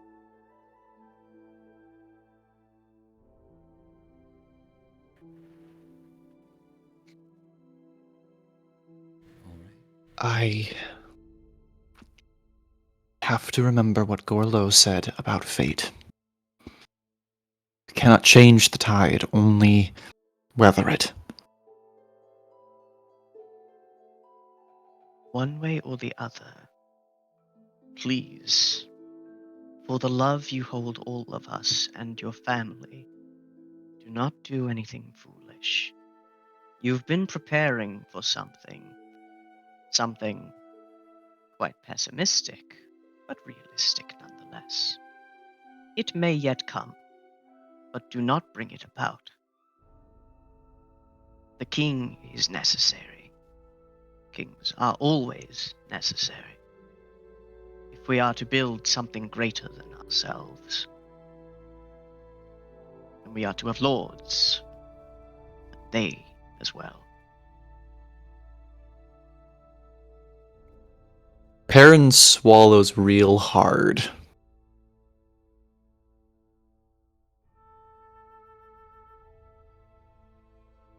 I promise you, Edrich.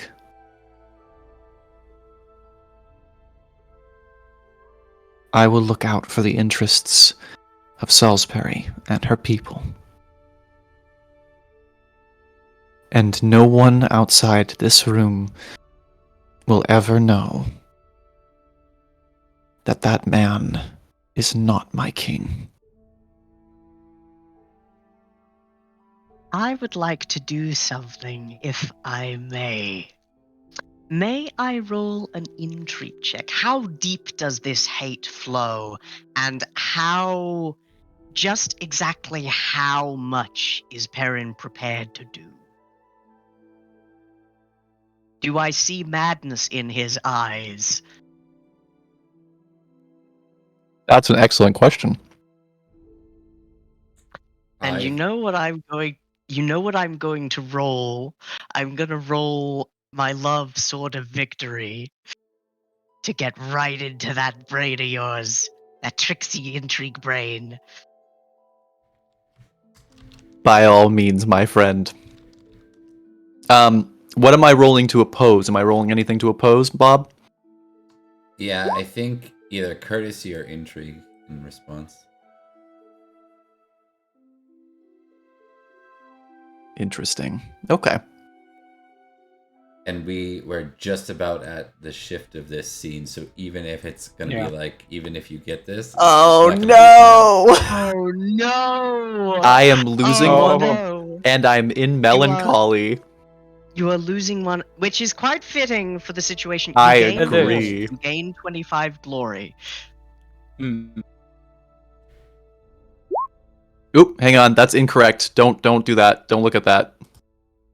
I'm at a -5 now. 420 blaze. Yeah. That is a success, but it ain't a crit. It ain't a crit. Perin, Yeah. what is in Perin's mind? Does it even make sense yet? It doesn't. It's a lot of feelings. Nothing has formulated. But Perrin actively hates Uther Pendragon. If he could, he would see him dead. However, you also know Perrin is smart enough to understand everything that would entail and what he would lose in the process, even if it was successful. Nothing has formed yet, but that hatred is fucking deep and intense. Do you know what would also be interesting for Edrich to notice? Perrin doesn't have his sword. Because he gave that to Rhodri. Oh, yes, that's right. Okay. But neither I case. thought you were, we for a already- second, I thought you were just making a hand joke, Mark. He doesn't have his sword. Oh man. He's disarmed. You would see, you know that Edrich is quite loyal to the king, his words notwithstanding. Whether or not he thinks the actions of his lord is effective or smart, he cares about someone ruling, and that someone being Uther. He would never turn against you, but you see those dark eyes boring into yours, and you kind of pick up that he senses what you're feeling. And he kind of clicks his tongue. Right. Whatever happens, you're my brother in all but blood. And you as well, Sir Florence. All right. But the situation is complicated. And we must act as such. And I think with that, you're interrupted by like other people, which makes the conversation a no-go for like the rest of the time. You do end up in Terrabil, but you end up with all your Salisbury peeps. So, anyways, we're gonna. I Sorry. just want to. Oh, sorry, you go. No, go ahead. Go ahead. Just trying to keep us on time because we're 4 minutes over. No, definitely. Can Edrich ride back to his castle to do what his king said he could do and administrate for a very short moment and then go back to Terrabil? Nope. You'll have to rely on Cynstenian to. God damn it! Says Cynstenian as he listens to all of the villagers. You could have time to steward, like to hire a steward though, if you need to, given the circumstances. We'll see. Yeah. But we won't go into winter this time. We'll probably do it in between games again, just because I think it was interesting the last time, as long as it's not too much. And I have a feeling there'll be a lot of questions about this one. So we're gonna do a short scene with your other characters briefly, because you will not be able to be in attendance of the Duke's funeral. Even though this takes place, the Knights of the Sword are in garrison. You're not allowed to leave Terrabil. You're there to remain, as is Roderick himself. So, hello. We're in a castle manned by people who hate us, away from a bunch of stuff. Indeed. Manned by us, but like populated by people who hate us. Yeah. Oops. Definitely. There we go. We'll bring you over to the Giants Dance. It's been a minute since we've seen this on screen. You reach Stonehenge. And this is a very short aside with these characters before we go into the feast. Let's start. Actually, one sec. I'm just going to fix something. I haven't been here since Aurelius died. Yes, the last time a great, and I will say this as Cynstenian, the last time a great public affair was handled here, a good number of people died. It seems we have a repeat of such a situation. Let us hope not. We were not quite prepared. So funny that you guys mentioned that. There are a number of people here. Because the call went out far and wide, and Gorlois was such a respected figure that people didn't want to burn, we will do... You may all test intrigue with this character real quick. Take care, Big Spoon. Good to see you. Yeah. Farewell. Take care of Little Spoon. Yeah. Sorry. All right. Also, Perrin lost his last fucking 15 or his last 16 passion. He's out of them. It's all 15s now, no. baby. Oh no. Oh, fumbled intrigue. Yeah, it's a fumble. Okay. Oh, Virgil. Oh, Virgil. That's beautiful. I think so. Cynstenian is the one to notice that the Supreme Collegium... He's a Winterbourne Stoke.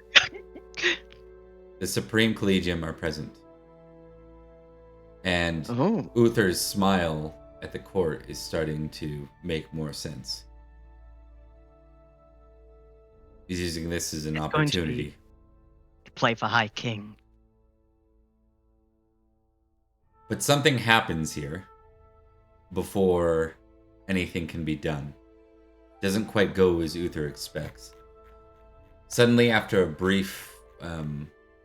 after the very formal funeral itself, there are some whispers amongst the crowd as Uther steps away to do a formal prayer before the Giants Dance. Many of the noble leaders ride off. Many of the Supreme Collegium. And it becomes quickly understood that King Herat of Malahut was responsible for breaking up the Supreme Collegium and getting people out so that a vote could not be made. And Uther is pissed. Absolutely pissed. Oh, gee, really? And those are the vibes you're going... Well, you aren't going into it. These are reports you'll get come winter by your brothers that this took place. Penned by the hand of Cynstenian de Winterbourne Stoke. When I say civil, you say war. Civil. War. So, just a brief note. The Supreme Collegium, just because we haven't gone over that, it doesn't just sit in Logres, right? There's seats here and here, up here in Malahut, over here in Estragales, up Uther's here. not been making friends. Yeah. Yeah. It's in every other kingdom. Yeah. And ours. So a high king must be basically voted upon by the island. Yeah. And that's not happening. So as we move into Winter Court, a couple of other pieces of news would have reached you. Things you want to know. While you guys were busy in the west, more Saxons arrived. Yay! Yay. I'm What? shocked. When we turn our attention away from the enemy into our countrymen, they make gains? That's not supposed to happen. Weird, right? How that works. We still haven't recovered They're the Saxon cheating. shore, have we? No. Saxon No. Shores- Oh, God. They've taken more of it. Yeah, what makes this worse, and let me make sure I get this right here. One sec. Sorry, When I rule a Saxon Empire, it's going to be different. Can I I just just want say, to make sure I get the names right. Go ahead. King Herod, it's pretty bad. He's looking pretty bad. He's a baddie.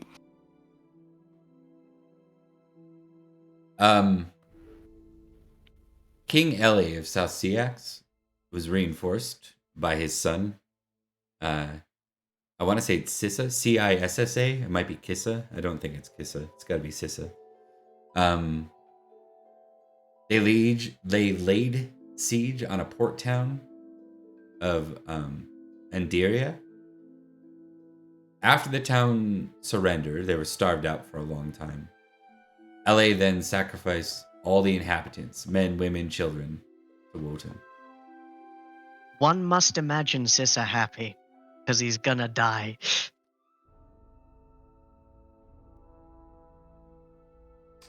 Yeah. So that's this guy's son. All right. So that news reaches you, and then what's more is Uther's wedding, which due to your garrison you won't be able to attend. And with that, we go to the Winter Court in Terrabil. It's gonna be a terrible winter court. What makes this one particularly weird, this guy's not here, and neither is Merlin. What makes this one particularly weird is it's basically your Salisbury crew. Like, that's who's here. Now there's a few other faces. That's really funny. Yeah. And Earl Roderick is present. On top of that, you have a couple of other faces that I'll throw on here for you. Give me a second. I'll resize them as we go, but why don't you guys go ahead and roll your appearance rules?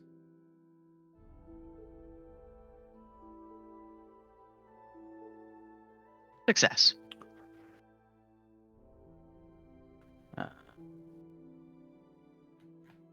We're handsome devils. It says Virgil. I swear it is No. actually Perin's sheet this time. Oh. I fumbled. That's very funny. Oh, not You fumbled. didn't fumble, I but you failed. did fail. Yeah. You know, I'm below- it'd be funny to know why. Like, what does this mean for Florence? Like, how did this turn out? In the in the castle that we helped capture. Yeah. Florence- is given top billing. Florence didn't brush his hair this morning. He's so depressed. Nobody recognized him. Nah. How would Doesn't they fuck shine that as up? bright as he used to. There's like nobody here except for Salisbury people too. That's really funny. Well, there are. There's locals and there's guests. I know, but Yeah. like joke wise, you know. Yeah, it's certainly not the top billing you've ever been to. That's true. Yeah. You could take it as a slight, think- but is this more like? Yeah, go ahead. You had an I idea. think for the first time in his life, doesn't make a fuss at being seated below the soul. Interesting. Oh, That's how you know no. something's wrong. It's like a penance almost. Yeah.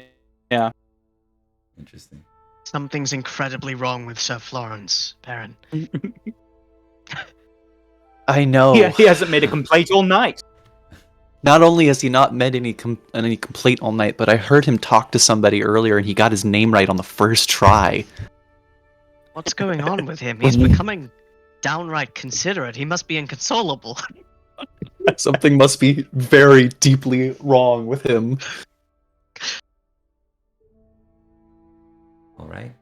Do you know the fucked thing? He remembered your brother's name multiple times. No. Bryant or Virgil? Virgil. He didn't even call him Dante once. It's very funny to me. I also, out of character, fucked up a little bit because I forgot that the Divine Comedy was written far after this. So that's a little It's weird. written like 100 years in the future. No, 1,000 years. more than that. We're Yeah. like 1,000 years. Yeah, this is not medieval times for sure. Yeah. Or high I did think it medieval was quite- funny when you're like, I read a book, and I was like, surely he's not talking about the Divine Comedy, because Look, I talked to Rickert recently, and he was an old man, so I'm gonna say he gave it to me somehow. that's fair. Have you read this? It's very good. Of course, it pales in comparison to 50 Shades of Grey, which a lot of people don't like for some reason. But I think it's a stunning look into the mind of the modern romantic. We have a book club on Sundays. It's a shame that Uther fucking Pendragon isn't here, so I don't have to sit fucking right next to him as according to my deal that I made with him. God damn it! I want that extra Yeah, glory. but you're running that now. Are you regretting the answer that you gave? Ooh, Nelly! Thanks, Gorlois. I appreciate you saving my ass on that one, don't I? It really worked out. Yeah. Dylan wouldn't be here. Come, sit next to That me. is You and fine. I agree on a couple of specific things. Namely, my current wife. She's hot, isn't she? Would I- Bronwyn be here? She'd be invited to. Yeah, Bronwyn, absolutely. I would like to. I think Perrin would like to see her, at the very least. What about the Baroness? She be welcome here? Perrin will invite the Perrin will invite Pomponia too. No, I'm just kidding. Yeah, Florence would invite his wife, of course. It's up to her in whether she would. Yeah. She might be in Silchester. No, I think she would because of the landscape right now. And then obviously the Duke's other big knights are here. Albin's here. Okay, that's the crowd more or less. We can roll with that.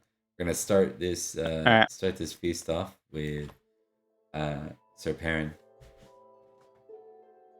Oh, Sir Perrin's turn. Man. I can't do anything other than intrigue. I can't. I just can't. First thing, Perrin would like to use an intrigue round to find out what the vibe is and how people are feeling about Uther Pendragon. Just a general, just a general thing. On that You know, note, there's one no little reason. key I forgot that you should all deal with right now before we move forward. Huh? For your characters, please, for Perrin, Edrich, and Florence, please test just. Oh no. Failure. I cannot believe I failed that. Oh my god. Yeah, Florence. I will allow for Perrin. I'll How allow the fuck suspicious did I- Uther to apply to just there. Anyways. Fuck yes. So for both Florence and Perrin, you may adjust without telling me or the audience or anyone. Please adjust your passion for Homage Uther to whatever score under what you currently have you'd like. Oh. Just remember that fanatical, like if you keep it above 20, and there becomes a scenario where you want to do something opposed to the king, and you don't have something at the equal level, it's just gonna happen. 20 plus, it's just gonna happen. You're not gonna have any control over it. Boy, I love not having control over my own actions. Isn't it great? My sire who taught me justice died. I'm sure no one will be surprised by this. Is 0 an option? Can I just remove it, or does it have to be dropped to 1? Any number. Under Amazing. All right, -20 then, I think. It's a reverse passion. It's a reverse passion. You roll it to fuck yourself over. Yeah, you roll it and you become so unmotivated because you're thinking about it and you just go, this guy. I have done so. Thomas, if you'd like to with a fail, because you didn't fumble, you can reduce it by 1. If you'd like. If I'd like. Bob, you know I hate my characters. It's more interesting to to have keep them where it tied. is. Yeah. Okay, sounds good. All right, so with that, let's kick off the feast. So we're not here all night. We're gonna go to Sir Perrin first. Right. Perrin is going to roll an intrigue to just figure out what the vibe is about how the Knights of Salisbury specifically are feeling about Uther Pendragon. Okay. That's a success. There's Do not I a roll lot. something in contest? Well, what? Oh, this is just general knights. Never mind. Continue. Gotcha. Yeah, this is General Knights. The vibe tells you that something's off, but no one's speaking about it. No one's like openly committing treason with the words. But you can tell that whatever sunk your homage Uther is likely rolled through Salisbury, especially with the news that you've heard recently about him using the Duke's funeral to try and establish the Supreme Collegium. Oh, we heard about that? Yeah. Never Not mind, I only gotta doing add that, a number. Failing to manage it. Oh, we heard about that? Alright, that seems fair. Well, I gotta change I should something. specify how. Well, no, I gotta don't change my think number. I don't think it'd just be Cynstenian. I think there would have been hot buzz, you know. so I think you would have heard Mm. it. Alright. I have now set it to the appropriate number. 30. No. Is there any vibe on how Roderick is feeling? I imagine he's probably. I mean, I remember his courtesy isn't super high, right? No, his courtesy isn't super high, but he is very loyal. He was very loyal previously. He had a very That's high right. homage Uther. That's I think right. he has 20, I want to say. Bummer. It's a bummer. Probably Doesn't stay the safer for same. us. Picture that soldiers don't ask questions vibe a little bit. Yeah. Good soldiers follow orders. Yeah. Aren't paid to think, though. You hear those lines even in modern day, unfortunately. So, move past the depressing. Let's go back into character. Yeah, but in general, I think The lad of fantasy. I think you get the vibe that no one's like actively in opposition, but people aren't. I think for the first time, people aren't so certain about Uther having the rightful position as High King. He certainly hasn't done a very good job at just being King of Logres right now. No, he has not. Cool. Good. That's good to know. It's good to know. That was a good turn for me. I'm good. I will there seems check. to be a lot of people that felt like it was like they never finished their comments, but it was like how close he was to like turning things around, and then Mhm. Mm. great. Well, I mean, how close he was to turning. He had one good battle that he had to be bullied into doing it, and then after that, he immediately fell apart. He didn't even make it a month after that good thing before he fell Yeah. apart. Seems to be heavily linked to that for grain he had. Yeah, it would seem so. Anyway, cool. That's good to know. I will check intrigue, except for it's already checked because I'm playing Perrin. Oh yeah, that's fair. What's your courtesy level at? 15. I'll let you check it. Bob, I got some news for You you. got that already too? I do. Okay. Perrin has a lot of checks this year, but those are the two things that are almost always checked for him. If you want to tick, do you have deceitful ticked? I do. Okay. You're probably covered. Aaron's had a then. go of things. Yeah, Perrin's had a time. Yeah. Okay, we'll continue. You'll still get your geniality for that. So that's Yep. 2, right? 2 geniality. Yep. Okay. 1 for intrigue, 1 for above the salt. Near the Well- salt, rather. Move on to Edrich then. Your action 1. Edrich takes a deep breath. He's in a castle he didn't want to be in a county where a good number of people want him dead, and at home is a place managed by someone he knows is worse at stewardship than he is, and a person who he loves who probably hates him as well. He might have to fight a duel in this castle. He's going to draw a couple of cards to hopefully decompress before he starts business. Godspeed, soul brother.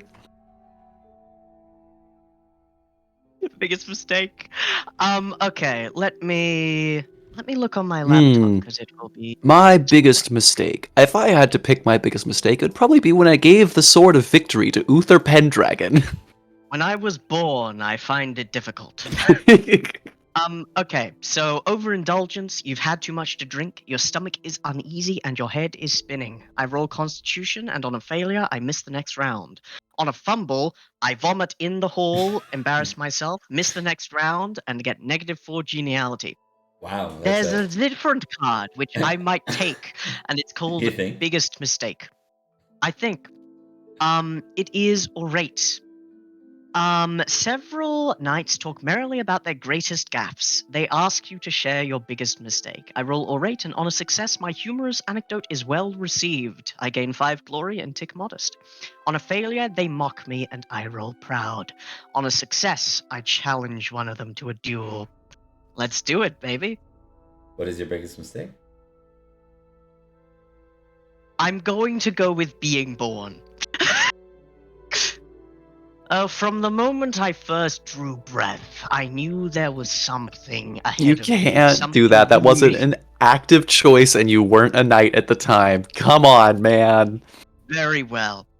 From the moment I was a knight, I think it would be the deaths of a good number of my family and household to the plague and to raiders. Isn't it a orate test?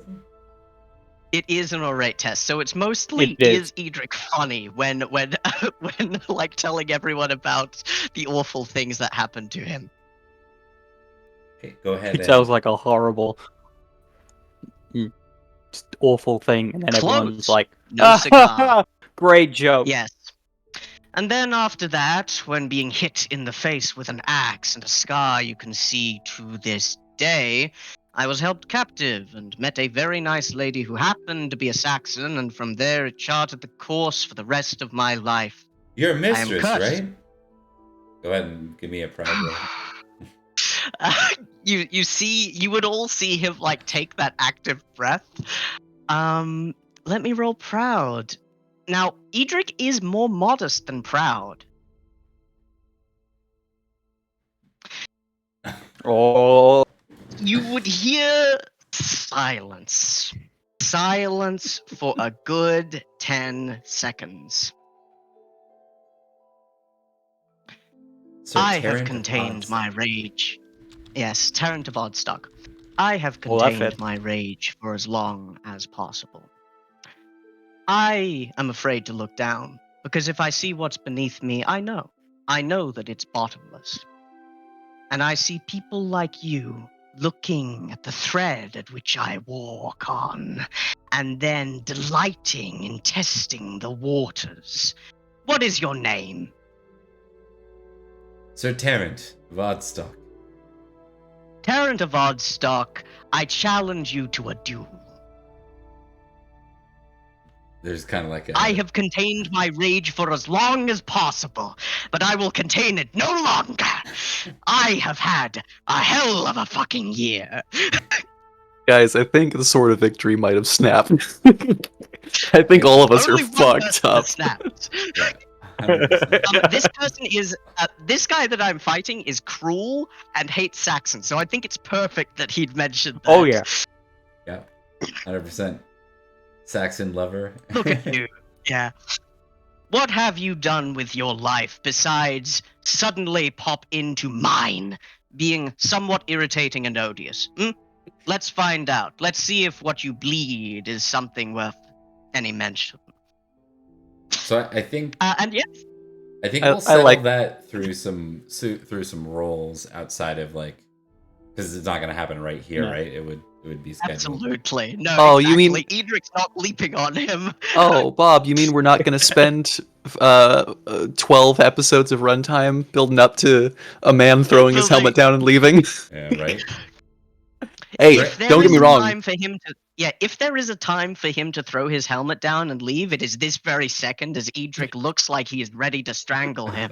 Don't get me wrong, too. I really like that arc. I quite enjoy I think that, it was but great. it's still funny to me. Yeah, it's pretty great. All right, so Edric, do you get the one for the card even though you failed? Yes. Yeah. You get one for just drawing it. So Yes, two. yes. I get 2 geniality from that engagement. All right. Edric is a very genial man. Right, so we go to Florence, and for the first time, you don't get a free geniality for being below the salt. So you just you'll get No. your one if you succeed on something. What would you like to do? Yep. I think Florence for this first round is going to draw a card. Okay. See if there's something that can take his mind off him before what he plans to do next. So I get to draw 3 cards. Yeah. Why is that? Oh, Are you at the 3 level? You because are? He's at the geniality. bonus. Yeah. Yeah. He's at the glory bonus. What you mean Geniality is you're 400. likely to get a 4,000. postcard. Yeah. Oh, Exactly. a lady flirts. How delightful. The So lady far, so first. good. Show of strength. And the Don't host you get card. Yep. Hey, you're good. Oh no. Oh, lovely. Hey. Safekeeping. A knight asked you to keep a piece of jewelry safe for him. Yeah, it's Sir Jared. Mhm. God Jared damn, we again. just had it again. Is Sir Same Jared trick. not in the least careful now that one of his enemies is like baying for So- blood in the feast hall? Sorry, Sir Jareth. It's been a minute since Yeah. I used that name. It's pretty funny to me that like the second that we switched characters, that man exited our lives. Like just nobody gives a shit about him anymore. I mean, he's Edrich still has a problem. crossed He's just a faraway paths and he's- problem. Yeah, he's just a very subtly distant annoying issue. Edrich. We've been we've been busy being like, constant war heroes and like, we just don't have time to think about little people like him. But it's the little people like him that make a difference. Exactly. Well, what Oh, are you yeah. going with, Mark? Anyway, I choose safekeeping. So I'm gonna roll trusting versus suspicious. I'm surprised you didn't go with the Lady Flirt. Oh. No, I need geniality. I got things I need to do.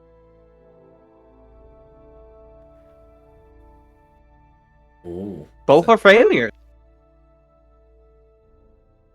Oh, minus So one I guess- geniality. Very interesting.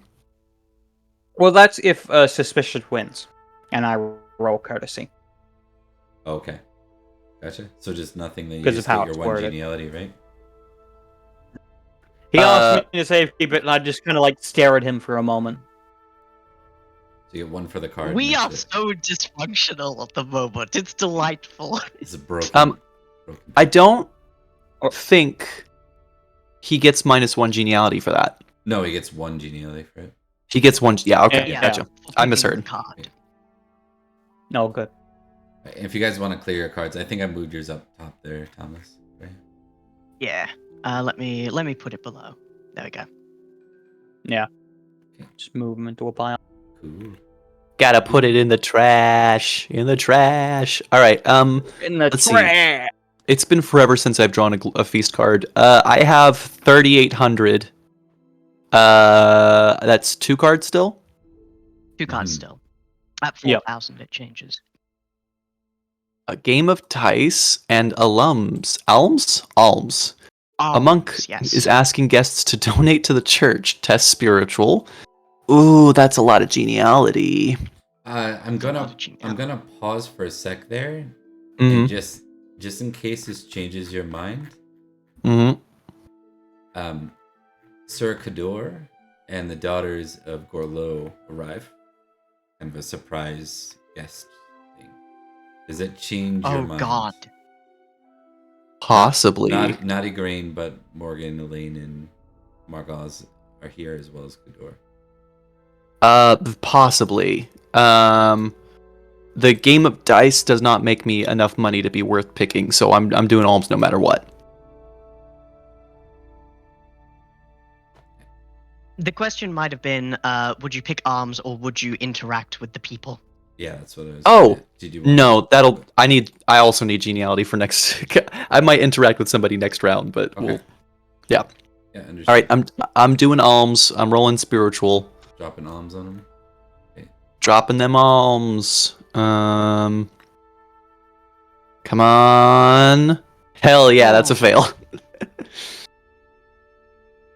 All right. That's Which it. means you don't give anything, Mhm. but you do get 2 geniality. for Geniality. picking the card. Plus the third for the round.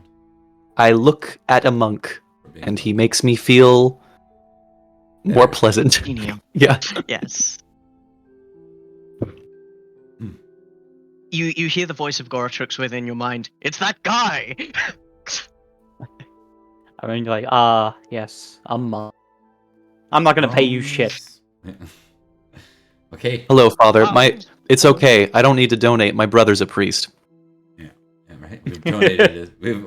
Yeah, boy, can I feel good about now giving this monk money because my brother's a priest. So We just finished using Goratrix's money to repair the roof of our chapel. Like, come on, we're good. we'll go Yeah, to we're plenty of Edrich religious. next. Edrich, seeing the daughters of Duke Gorlois, he gives another internal wince as the frothing rage that overcame him at the sight of Sir Tarrant has faded. He is going to see, because I imagine this causes a bit of a hubbub in people. Yes, food.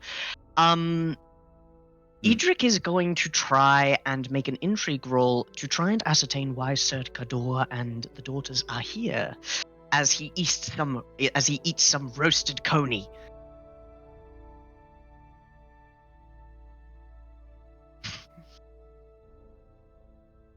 Okay. So do you say intrigue is your action? Yes. Go ahead and make the test.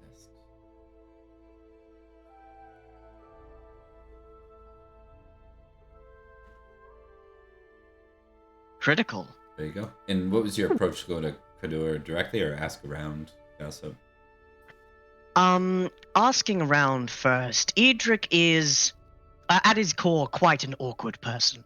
Yeah. But moving smoothly, in the fields of intrigue, he's going to ask around, like flitting about, listening to the words of others, and particularly the Count, to see why Sir Cador was here. And once that's done, he would flit close enough to overhear anything Sir Cador might be saying. He wants to know. He wants to know a lot. Okay. So you get the critical. I think it's likely to be more from probably Elad. Trying to think who Edrich was squired by. Okay, that was. So Merrick, dead. he's dead. Yeah. He's dead. Yeah. I think so. What you get the impression is their mom is in. So there's a garrison in Tintagel right now. Their mother is in Londinium for the wedding. They thought it not best that the daughters do winter over that, so they returned them to Cornwall for familiarity and such. So they're here basically for some form of normalcy. And Cador is the one in charge of overseeing them, with Brassius busy. And then with Florence's promise, they thought it was best that they come here. The Duke and the lad seemed aware of this as well. And Sir Cador himself, does he look around with hostility, or is he doing his job as publicly known? Or does he have some other thing in mind? He definitely has like a soldier's face, so it's very much. He's not here with a dagger in his pocket or something like that. So you get that sense. He seems to be here for the girls, especially. Good. Edrich swoops back, fading into the crowd, and reappears back near the salt. And then that nets you with a crit. 2 geniality. We're gonna give you an extra for the crit as well. Very nice. Been Thank my you rule kindly. on these, yeah. All right, and then Florence. Florence is very much going to noticing the daughters of Gorlois rise. His attention is going to be on them, making sure they're safe, as well as if anyone makes any comments towards them or does anything towards them, he's going to step in to defend their honor. Okay. That is very much his focus. However, if they don't seem to be any trouble at the moment, I think he might actually spend the time going up to the Earl. Speaking to the Earl. I will allow this with a successful intrigue. Obviously, it's hard with the below the salt, so I'll give you a -1 to your intrigue score on this below the salt, because you're below the salt. So it'll cancel out your 1 geniality. Okay. Cancel out my 1 geniality. Alright, I am going to roll hospitality. Because of Florence's ability to maneuver in these spaces in a hospitable way to approach his host as he is supposed to. Okay.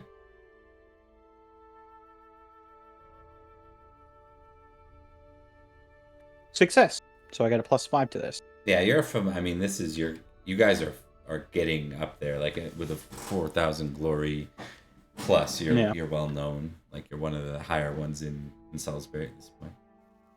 Hell yeah. Success. Sir Florence.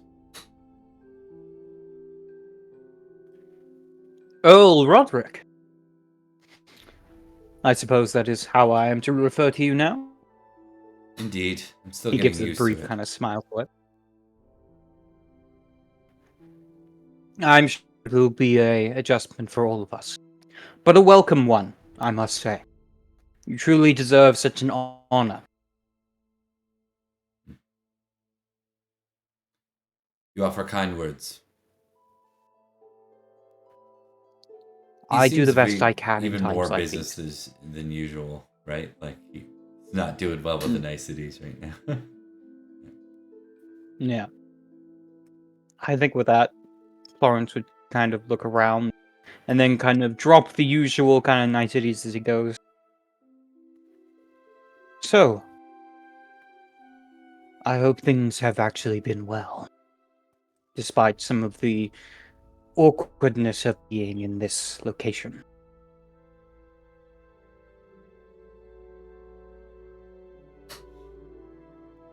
Things go well enough. This is 2 winters now in a row. We've been unable to spend time in the rock, and I remain without an heir, a son.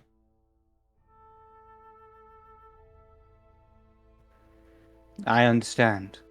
It is a concern I also share, as I am also without a son. However, I believe there is certainly great hope for all of us. This is a victory, though perhaps an awkward one in some cases. There is a chance for us to all move forward, and hopefully by the end of this winter, we will be able to return home. Indeed.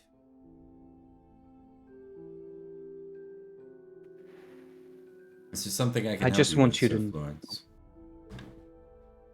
What was that, sir? He says, is there something I can help you with, Sir Florence? I'm simply here to show that you always have my support. Whatever it is you shall need, I and my family will be here for you. I know before in our previous conversation you had voiced concern with how the other knights would go over you. I want to show my fealty and my loyalty, and that I am not only just a knight of use, but one that can be trusted. Tell me then, Sir Florence. If you were gifted an estate outside of Salisbury, would that change your loyalty? Never. Are you I'm certain? sworn to you. Yes. I'm sworn to you, as my father was sworn to your father. It is something I will not surrender. After all, you were the man who knighted me. My count, my earl, my lord.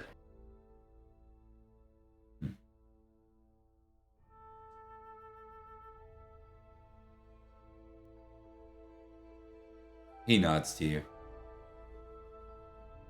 Your loyalties will be more difficult than ever, I'm afraid. You asked the king for the ransom. He intends not to pay it, truly. Not in Libram. There's a place And here, what does he an want? estate, he wishes you to hold.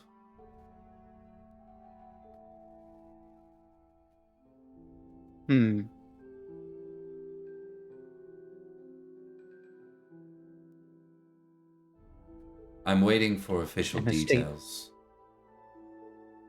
But as the state the estate holds a position as it does, and your wife remains a baroness, it may very well be that you will hold a title of baron. We shall see. A title baron. But under who? The barons don't typically owe fealty to counts or earls or even dukes.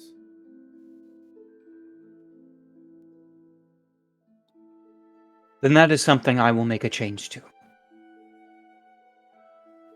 It's more than just an oath, my lord. You are a man of true honor, a man worthy of my loyalty. No matter what comes, even if I am given such a title as Baron, I will always be there for you, at your aid and in your service. As will my blood for centuries to come. He opens his mouth like he's gonna refute that, but then he just pats you hard on the shoulder. There's definitely like a fatherly sense to it, and he kind of turns to speak to a lad a moment. All right, sounds good. And then you pass intrigue, right. So you'll get your one there. One geniality. Woo! Hell yeah! But Hell you get to yeah. take intrigue. Killing it, and you get to take intrigue. If Yes. You don't have it already. That's good. You know what I will do for those things that you guys ticked that you can't put on your sheet. This particular feast, you may gift them to your brothers if they don't have them ticked. Oh, lovely. Ooh, that's good to know.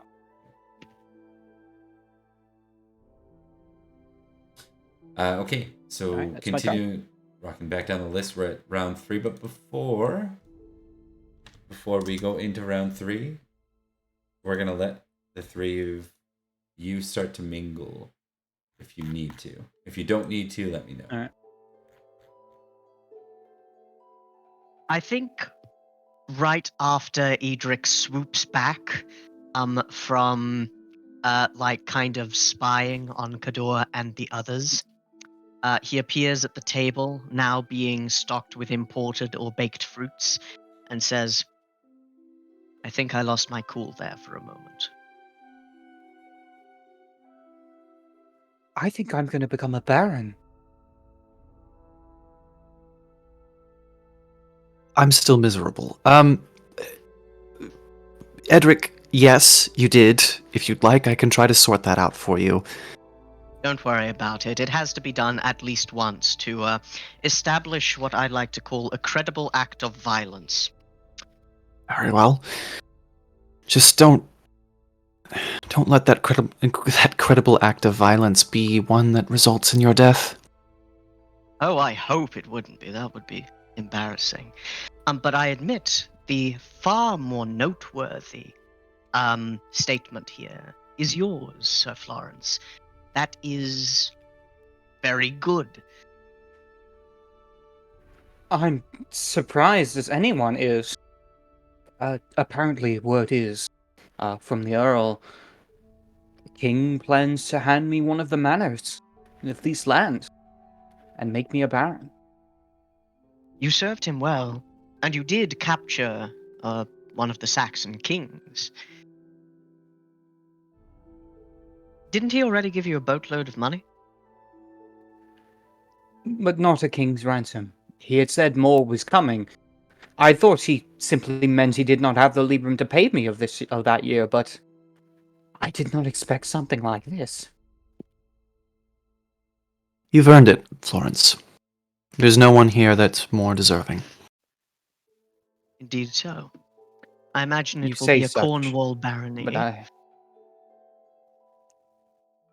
that is my plan. Despite being in a different county, my oath will always be to the Earl, to Rhodri. But I do feel some amount of guilt. Go ahead. I have a question to you, Mark. Did Florence tell Mhm. Edrich about the oath he swore to the Duke? No, he hasn't told anyone. In that case, Edrich won't bring it up, as he says, well, indeed, that will do well. For taxation purposes, it might get complicated, but you will gain in power, influence, and wealth to a great degree. And with your wife a baroness, your children will inherit a great deal. On that note, as you call out the Yeah. Baroness's name, the doors open again to the feast hall. In enters a couple of the Baroness's household knights, in accompaniment of a familiar face.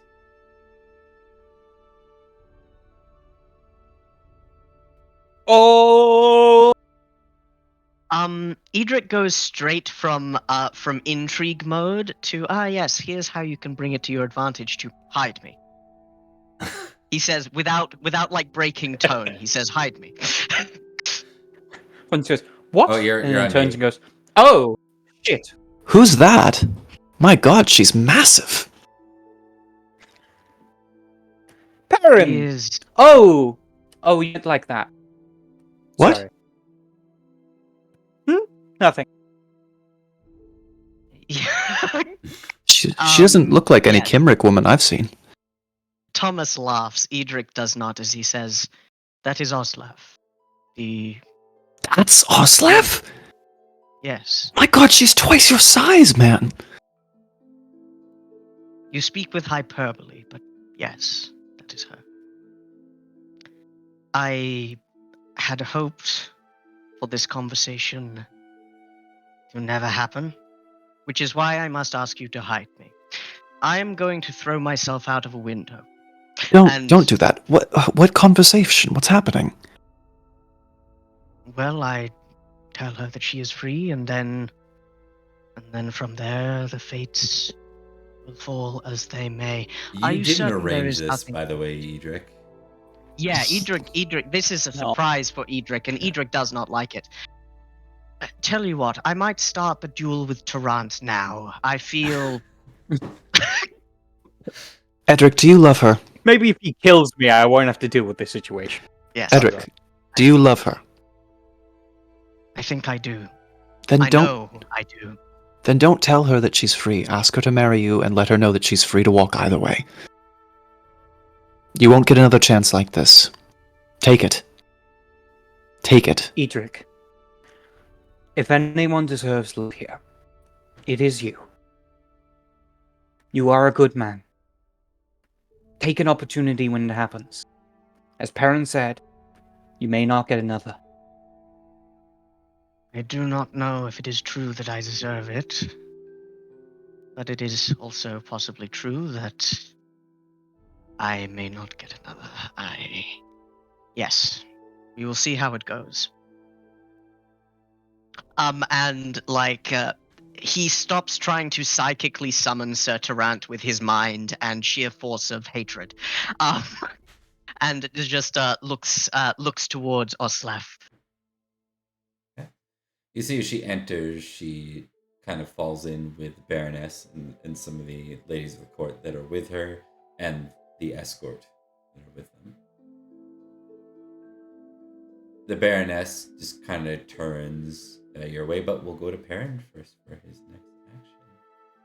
And then we'll see what Edric's doing after that. Is Edric gonna go for it? Oh, absolutely. Okay. You can see he's building up the courage in a way he's never had to before. You've seen him kill a man while unarmored. Yeah. And he's more nervous about this. Perrin is going to have eyes on Edric like a hawk, and if it looks like he's backing out, he's jumping in as wingman. However, I also want to go talk to Roderick this turn. Absolutely. I'm gonna do another intrigue, sir. For that, my geniality is 5, so I am rolling with a +5. Damn. Can I activate a passion as well? Yep. Loyalty Lord. All right, so that's giving me a plus 10 total on Oh, this. yeah. I'm gonna get the glory crit ready. Thank you, sir. I appreciate that. Your base was 16. I think so. That looks right to me. Roger that. So, Perrin would like to make his way up to Roderick and, negotiate his way through and present himself before the Count, the Earl. He goes, Count Roderick, may I speak to you, please? Yes, of course, Sir Perrin. Would you feel comfortable with me speaking a little frankly?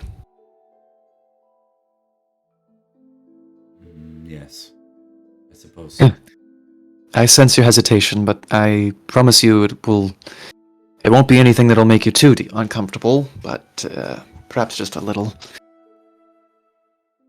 I sense, given recent events, that things are going to continue to destabilize before they stabilize.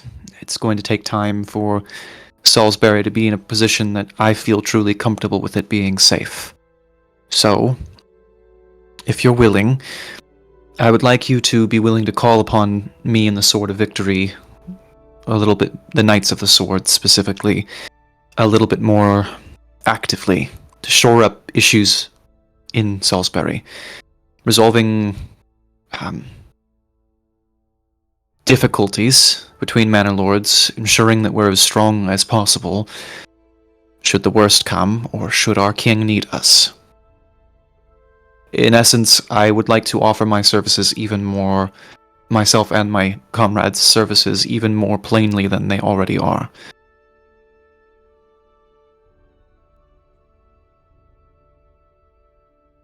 I would think that the three of you were in better communication, so Florence just came by to offer very much the same. Regardless... Sir Florence offered his loyalty, and you have that from us as well. But I also want to make sure that we are utilized as well. Because I do believe, my Count, things are going to continue to destabilize before they stabilize.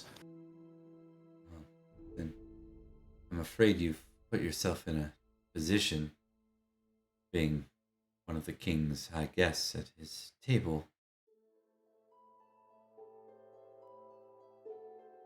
Yes, I have. For better or for worse. Regardless, this has been a year, and I think we'll turn up on the right side of it in the end. So, let me just say this clearly. I trust all three of you. You're loyal knights. I know you haven't had much time with Sir Jaren either, but I trust him as well. Sir Alad trusts you, Sir Mig trusts you. Even Leo and Bar and Lycus trust you. I have no reason to doubt the three of you. Four of you.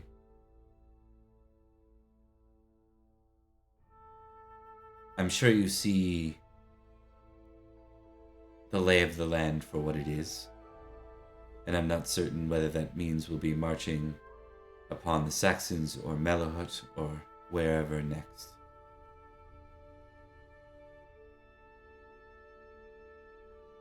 But I feel more confident knowing that you're at my side. You understand that your positions as sword knights will likely continue to stress your loyalties.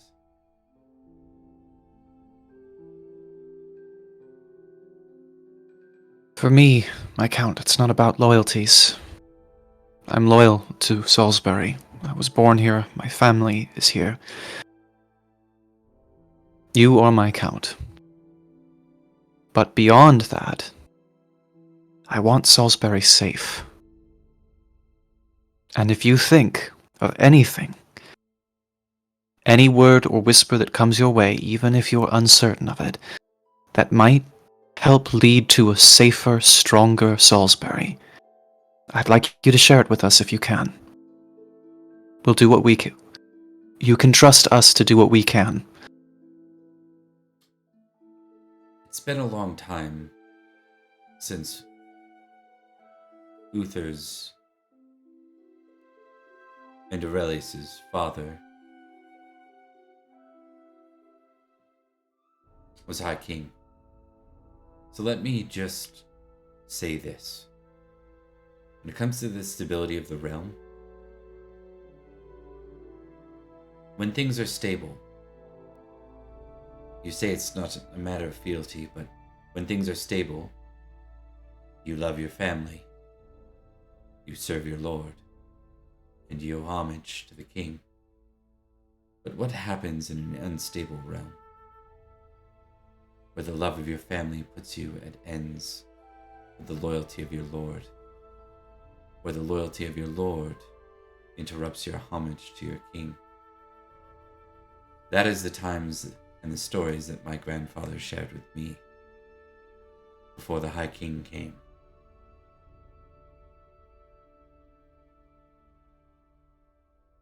And I'm afraid that we might see that time again if things aren't corrected, if Madoc does not survive, and if Uther doesn't establish his position.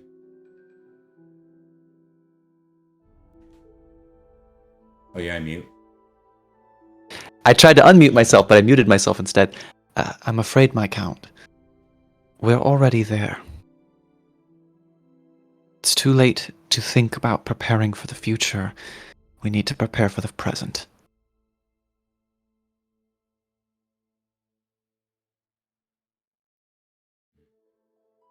I trust Uther still. His line. Aurelius, King Constantine. It is rightful. It is theirs. And while Madoc still breathes, we have a line that remains. What more? We have the possibility of new heirs. The king is to wed.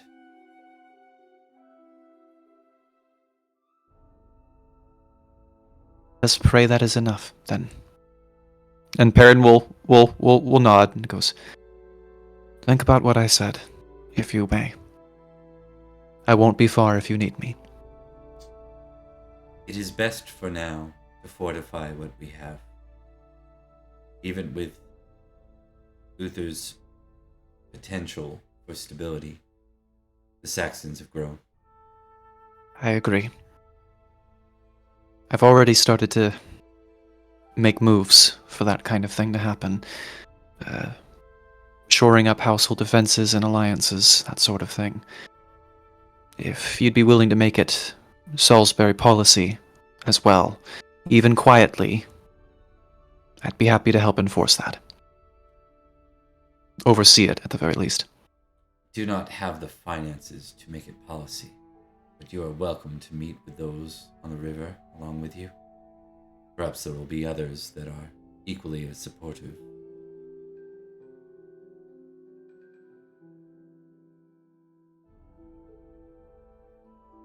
What if you were to have the finances?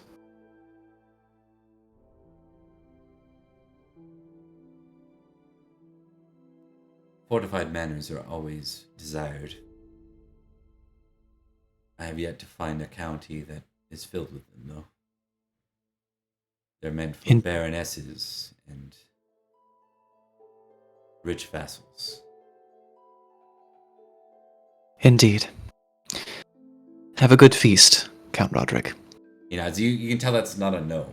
I did. I very much noticed that was not a no. The other really interesting thing, and I would absolutely love to get, where are you positioned? I just want to check something. I'm gonna go to the Salisbury map. There was this. Yeah, we gotta look at our neighbors. Well, there was this really cool arc that was done in Eric's game. Yeah, that's interesting. Oh, not quite. It'd almost be funny to do it the opposite way.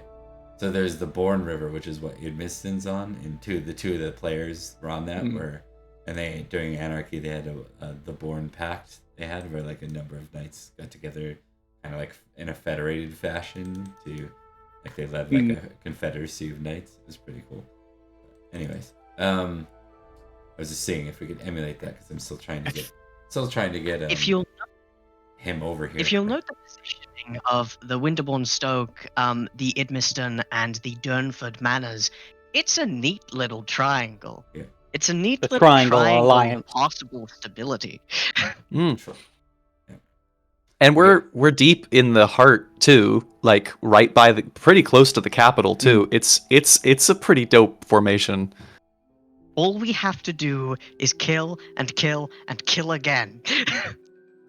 Or ensure allies, but sure, that works too. Okay, so all that, yes. Perrin gets 3, Geniality 2, and then the crit gives him a 3rd on the intrigue. Yeah. Hell yeah. Hot damn. Bringing you to 8, my man. Newt. Okay. We go to Edrich next. Edrich takes a steadying breath. And he will stand and approach Oslaf if he can. You may do so. I- In fact, as you pass, the Baroness says, "Oh, Edrich, I'd hoped you'd have the time." I have been waiting Quite for this. so, Baroness. And she just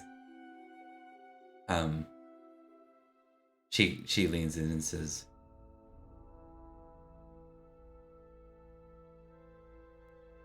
"Say what's on your heart." And then she stops you as you go to like continue on and pulls you closer again and says, "Without all the asides." With the same kind of look I imagine Catelyn Stark saw in Roose Bolton. Edrich kind of gives her a flat look before remembering the disparity between their positions, and gives her a nod and says, "I shall, Baroness." You're welcome. He smiles. Thank you. And he will make his way towards Oslaf.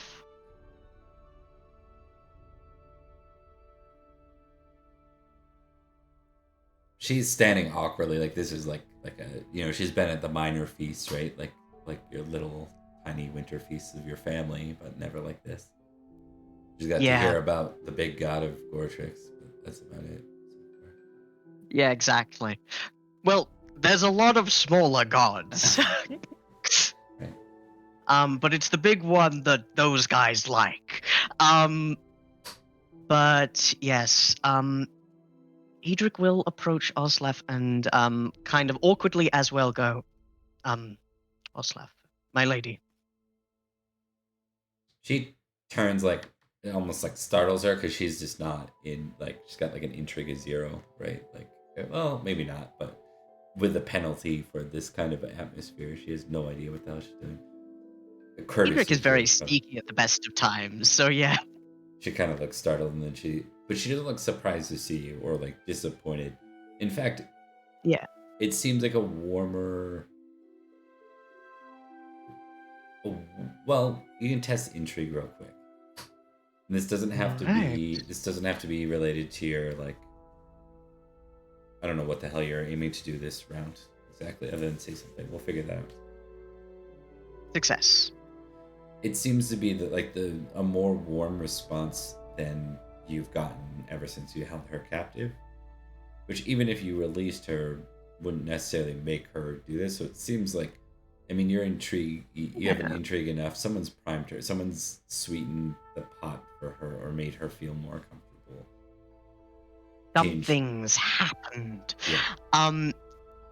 Within Edric's mind, there's like a, oh my god, what do I do? And there's a shift to, who's doing this? Who's doing this to me specifically? But he nods and says, Oslaf. There has been a change in our situation due to my actions in recent battles. The king has given permission to do, well, many things, including release you from captivity, which I will do, but I would be a fool if I did not say how I truly felt.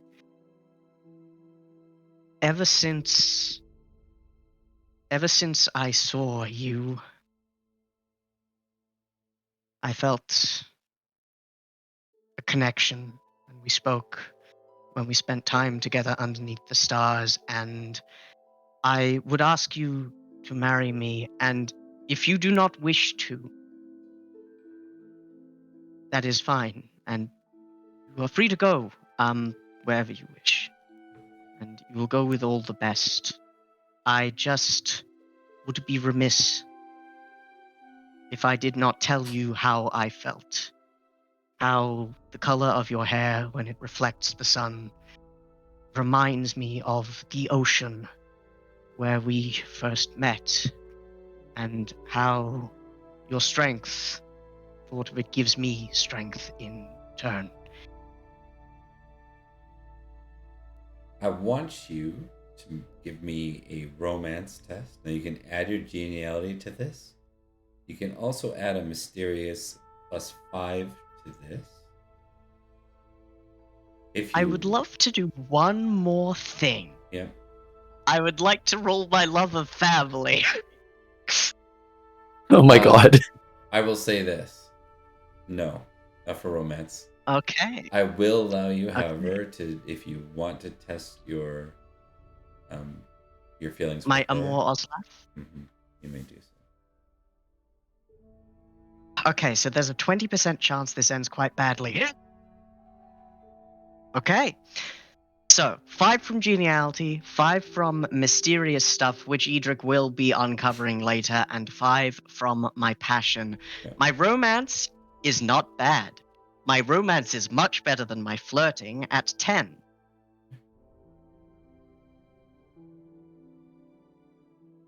$15. Okay. So I think, and unfortunately, I think for Edrich, you look around and you realize that like 3/4 of the court's eyes are on this now. Perrin included, and he's giving you one thumb up. Yeah. Big old smile, too. There's this I think like in her response, because I'm still trying to wrap my head around Oslaf a little bit. I think she says, I might be called a traitor. Your people will never love me, but they will love our children.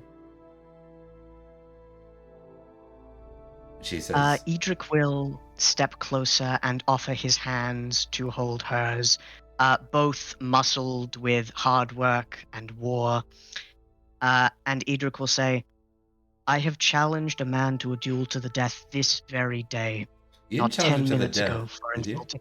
Sorry, no, never mind. I have challenged a man to a duel 10 minutes ago for daring to insult your honor and mine. If any have anything to say about you, they will have to contend with me. She laughs at It's that. that one over there. She He will be destroyed. She laughs at that and says, how will you find time to do anything if you respond to every knight with an opinion? Perrin is I will waving. have to fight them very quickly. I think it's just Perrin and Florence on the side doing like thumbs up. Like, yeah, we Yeah. got you. We got your back. We'll kill somebody. We'll cut a bitch. Awesome. And Edrich will, if Oslaf lets him, kiss her for the very first time. Yeah, I think that is very appropriate. Absolutely. Yeah. Oh, What's- love is real. What's your base romance, Love is good real. sir? My base romance is 10. And you shall get another geniality for that because it is a popular moment and people hold on to. So, Beautiful.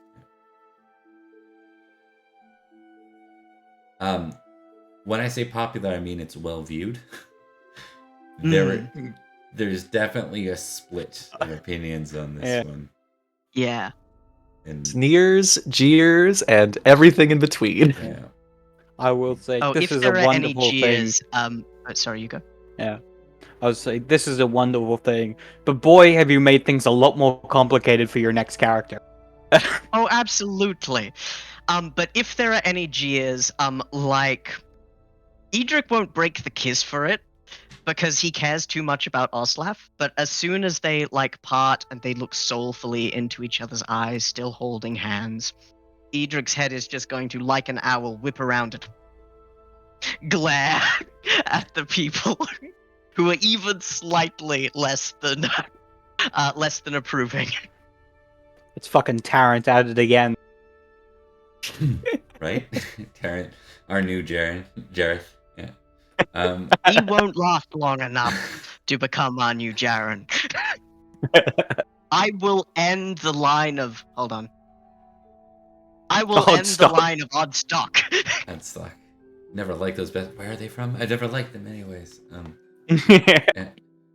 All right, let's move on to Florence so we can get this game closed. We Kimrick are contentious people. Yeah. What'd you say? It's made an enemy for life. Yes. With that, Florence is going to do something stupid. And he's going to approach Morgause. Oh, interesting.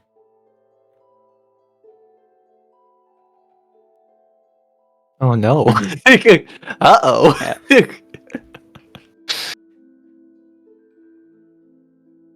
That, as he makes his way over, we would give a polite bow, as it's befitting, towards a lady. He goes, Lady Morgause, I hope this night finds you well. It found me well. I suddenly feel ill. Right. Of course. I just wish to say... I know you view me as a monster, a villain, whatever it may be. But I did swear an oath to your father. Should you need anything, should you need a place to stay, or anything along those lines, anything I may hold under my sway, you are welcome to. Be it Idmiston or anything else. Give me an intrigue roll, Mark. I'm going to roll my honor for this one. Okay. Because it's about upkeeping an oath he swore. Yep. Success. Success. Intrigue plus 5 plus my geniality, which is 2? 2. Total of 7.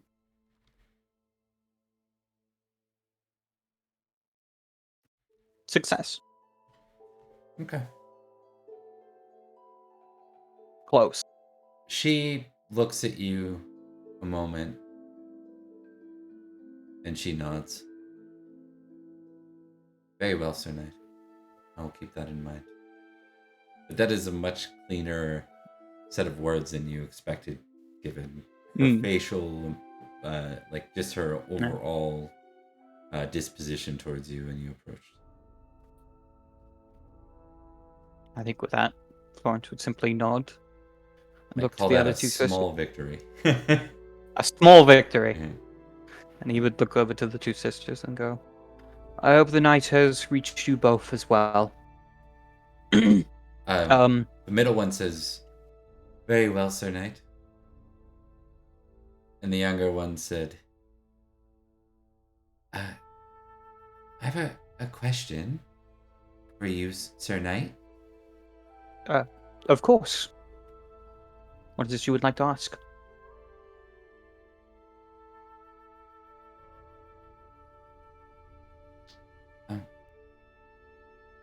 did Dad die? Is it I knew through it. the neck, or did he? They say men choke on their blood. Did he choke on his blood? I would think this is a morbid conversation for a child. Elaine pulls Morgan away and says, "You'll have to forgive her. She's not taking to the changes very well." That is fair. I mean, many take the grieving process in different ways. I think I will take my leave. I wish you all well, and as I said, if you need anything, do not hesitate to let me or my family know. You hear her pipe up again. Who was the man who killed my father? Was it the angry knight? Tell me how I might slay him. Where does he live? How may I get there? All right. And with that, we close out. So we're gonna give Mark 2 more, I think, right? Or one more. One more. Yep. I know you passed your roll. That's all you get for it, actually. Never mind. Yeah. Yeah. Welcome to. I only get one. Yeah, okay, so we'll deal with glory in between. I've got a lot of it fleshed out for the war and stuff, but I'm sure there'll be a back and forth for little things you guys recall. Yeah. Very- I'll add the geniality glory we got just now. Awesome. A very long, a very eventful game session this time, guys. Thanks for sticking it out. A lot happened. We lost a duke. We lost a uncle slash master knight. We lost trust in a king. We've gained a new queen. Oh, you're on mute again, Liam. We gained a father. Yeah, gained a new queen. Yeah. You made some inroads with your king. You've learned that there's some additional continuing maneuvering out here in Cornwall that is yet to be decided. For Mark, your stuff's still brewing. It's not Bob that's slowing it. Yeah. Uther's decisions on what you're being granted aren't quite there yet, but it sounds like it's land related, and that'll continue on. All right. Gonna get some more money from farms. Money. Money. And I think- Edrich got kissed for the first time. He's not a kissing virgin anymore. Right? So No, I he isn't. think it would be appropriate to do. You can't use your kissing blood now. We should do Edrich's wedding, I think, for the next session. Yes! Unless it's too soon. Yes! Yes! No, that would be absolutely fine. The courtship period was her being a prisoner. So No, the courtship was you being a prisoner. After that, the Yes, rest of it was just foreplay. gotcha. You will be called, however, to Easter Court in Tintagel at the beginning of next time, Right. where many powerful figures will be there, including some external kings, such as King Nanteliad of Estragales, which is where you fought. Interesting. That's where you fought Passion, is out in the Estragales area. Yeah. Interesting. Uh, Is as well Uther going as- to be there? Yes, so will Igraine. Mm. King Great. Lot. That's great for me. Igraine will be there. Oh, Ukraine and Uther will be at a table that I'm allowed to sit at. That's gonna be great. And it's not gonna look super fucking weird if I refuse that honor, right? Yeah. And, a few other kings will be there. King Uriens, King That's Mantis cool. of Garloth, and King Lot. That's It's cool. gonna be a lot of kings. I will say no. this though. Next week, I will be unavailable more or less unless we have quite an earlier start, perhaps at 1 or close to that.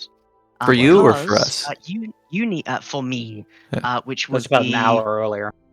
All right. Yeah, because uni is starting for me again, and I want to see my first lecture to see if it's something I can just get recorded or That's not. right. Yep. I am able and comfortable with moving up, but I'm not gonna. If we take a week off too, that'll be fine. The other alternative we could do, if you don't care, is we could do a spring session with Zach in your place. But that I'd would be mean fine you're with missing out on Law Arians and all that stuff. Not You'll on be your missing wedding. out on Zach time. I can hold off, Zach though. time.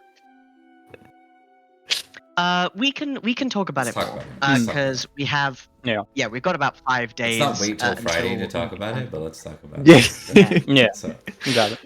all right, I'm gonna go ahead and close the stream out. Let's do a really quick outros. I don't have a lot to advertise. You'll probably see some D&D stuff on the channel now because I'm running West March's piece. I'm running a short campaign still in D&D, and then obviously we have Gathering of Branches starting up again this Tuesday after a couple week break, so that'll be exciting. That's everything from my side. I'm gonna pass it down to Thomas. Hello, it's me. I've been Sir Edrich, and I have also been Thomas. Edric's fortunes are turning ever so slightly, and you know what this means. It means that the other shoe is about to drop, and he will fall into the bottomless bleak pit of despair. But this time, he has someone twice his size and 4 times his strength by his side. But yes, it has been an utter delight, and it has taken a turn that I did not expect for this session. Even if the beginning was bad for him. I just want to give a big thank you to AP Gaming for bringing a lot of life to the character interactions and so much drama. Oh, baby. It's been a lot of fun, and that's everything. Awesome. Mark, you're up. Mark? Oh, Mark froze as he was doing his thing. I think he froze while he was about to do the bit. First of all, he was Oh, I'm doing- sorry. I yeah. didn't see you there. There he is. Oh no! No, Am I wait, here or you- am I still gone? Come back. You're Am I here? back. Yeah, You're yeah, back. You're here. Okay. Oh, it's frozen. Oh, he's- No, yeah. Something's happening. Welcome Oh, back to Australia. I'm sorry. Hold on. I hear it's a myth. That's what one of our friends named Thomas told us before. He sounds handsome. Am I back? I hear you. Can you see me? Yes, I hear you. See you. I hear you and I see you. Okay. I was just saying I must be breaking up because of my handy dandy Discord. Did you know we have a Discord? Come check us out. Got all kinds of fun shit on here, like memes and shit posting and updates of new stuff that we're running, such as Open Pendragon and when sessions are going to be released and stuff like that. And new series, I'm sure Bob will be talking about. As well, this week on the Cat's Meow. 20th, Cat's Meow will have its second official episode. Woo! Masks issue 2. Unfortunately, we lost issue 1, so I'm going to be in the next couple days releasing and uploading a summary of the first episode. But hopefully the second episode will be able for everyone to see. Oh, yeah. I gotta remember what Pariah's like. Yeah, it's been a while. But yeah, that's me mostly. Other stuff I'm still kind of working on, and we'll probably do a proper announcement with as I go along. But for now, hope you guys have enjoyed. Hell yeah. I'm just gonna hop straight in and say hi. I'm Liam. I played Sir Perin of Durnford and Sir Virgil of Durnford as well today. If you want to hear some of the things that I usually plug, you can listen to the last episode at the very end or the next episode at the very end, because I'm going to call it short because I got to use the bathroom really bad. So Fair enough. We'll close out there. I'm just one very last thing. We'll be back next week with something probably, or I'll update everyone to the best of my ability. We'll see you then. Take care, everyone. Bye-bye. Bye. Oh, if you haven't, please like and add and follow and do all those things. Don't say Yes. that Do those enough, things. and I will- Do the socials. Subscribe. I want to Farewell. hit algorithms. So, all right, take care. Farewell.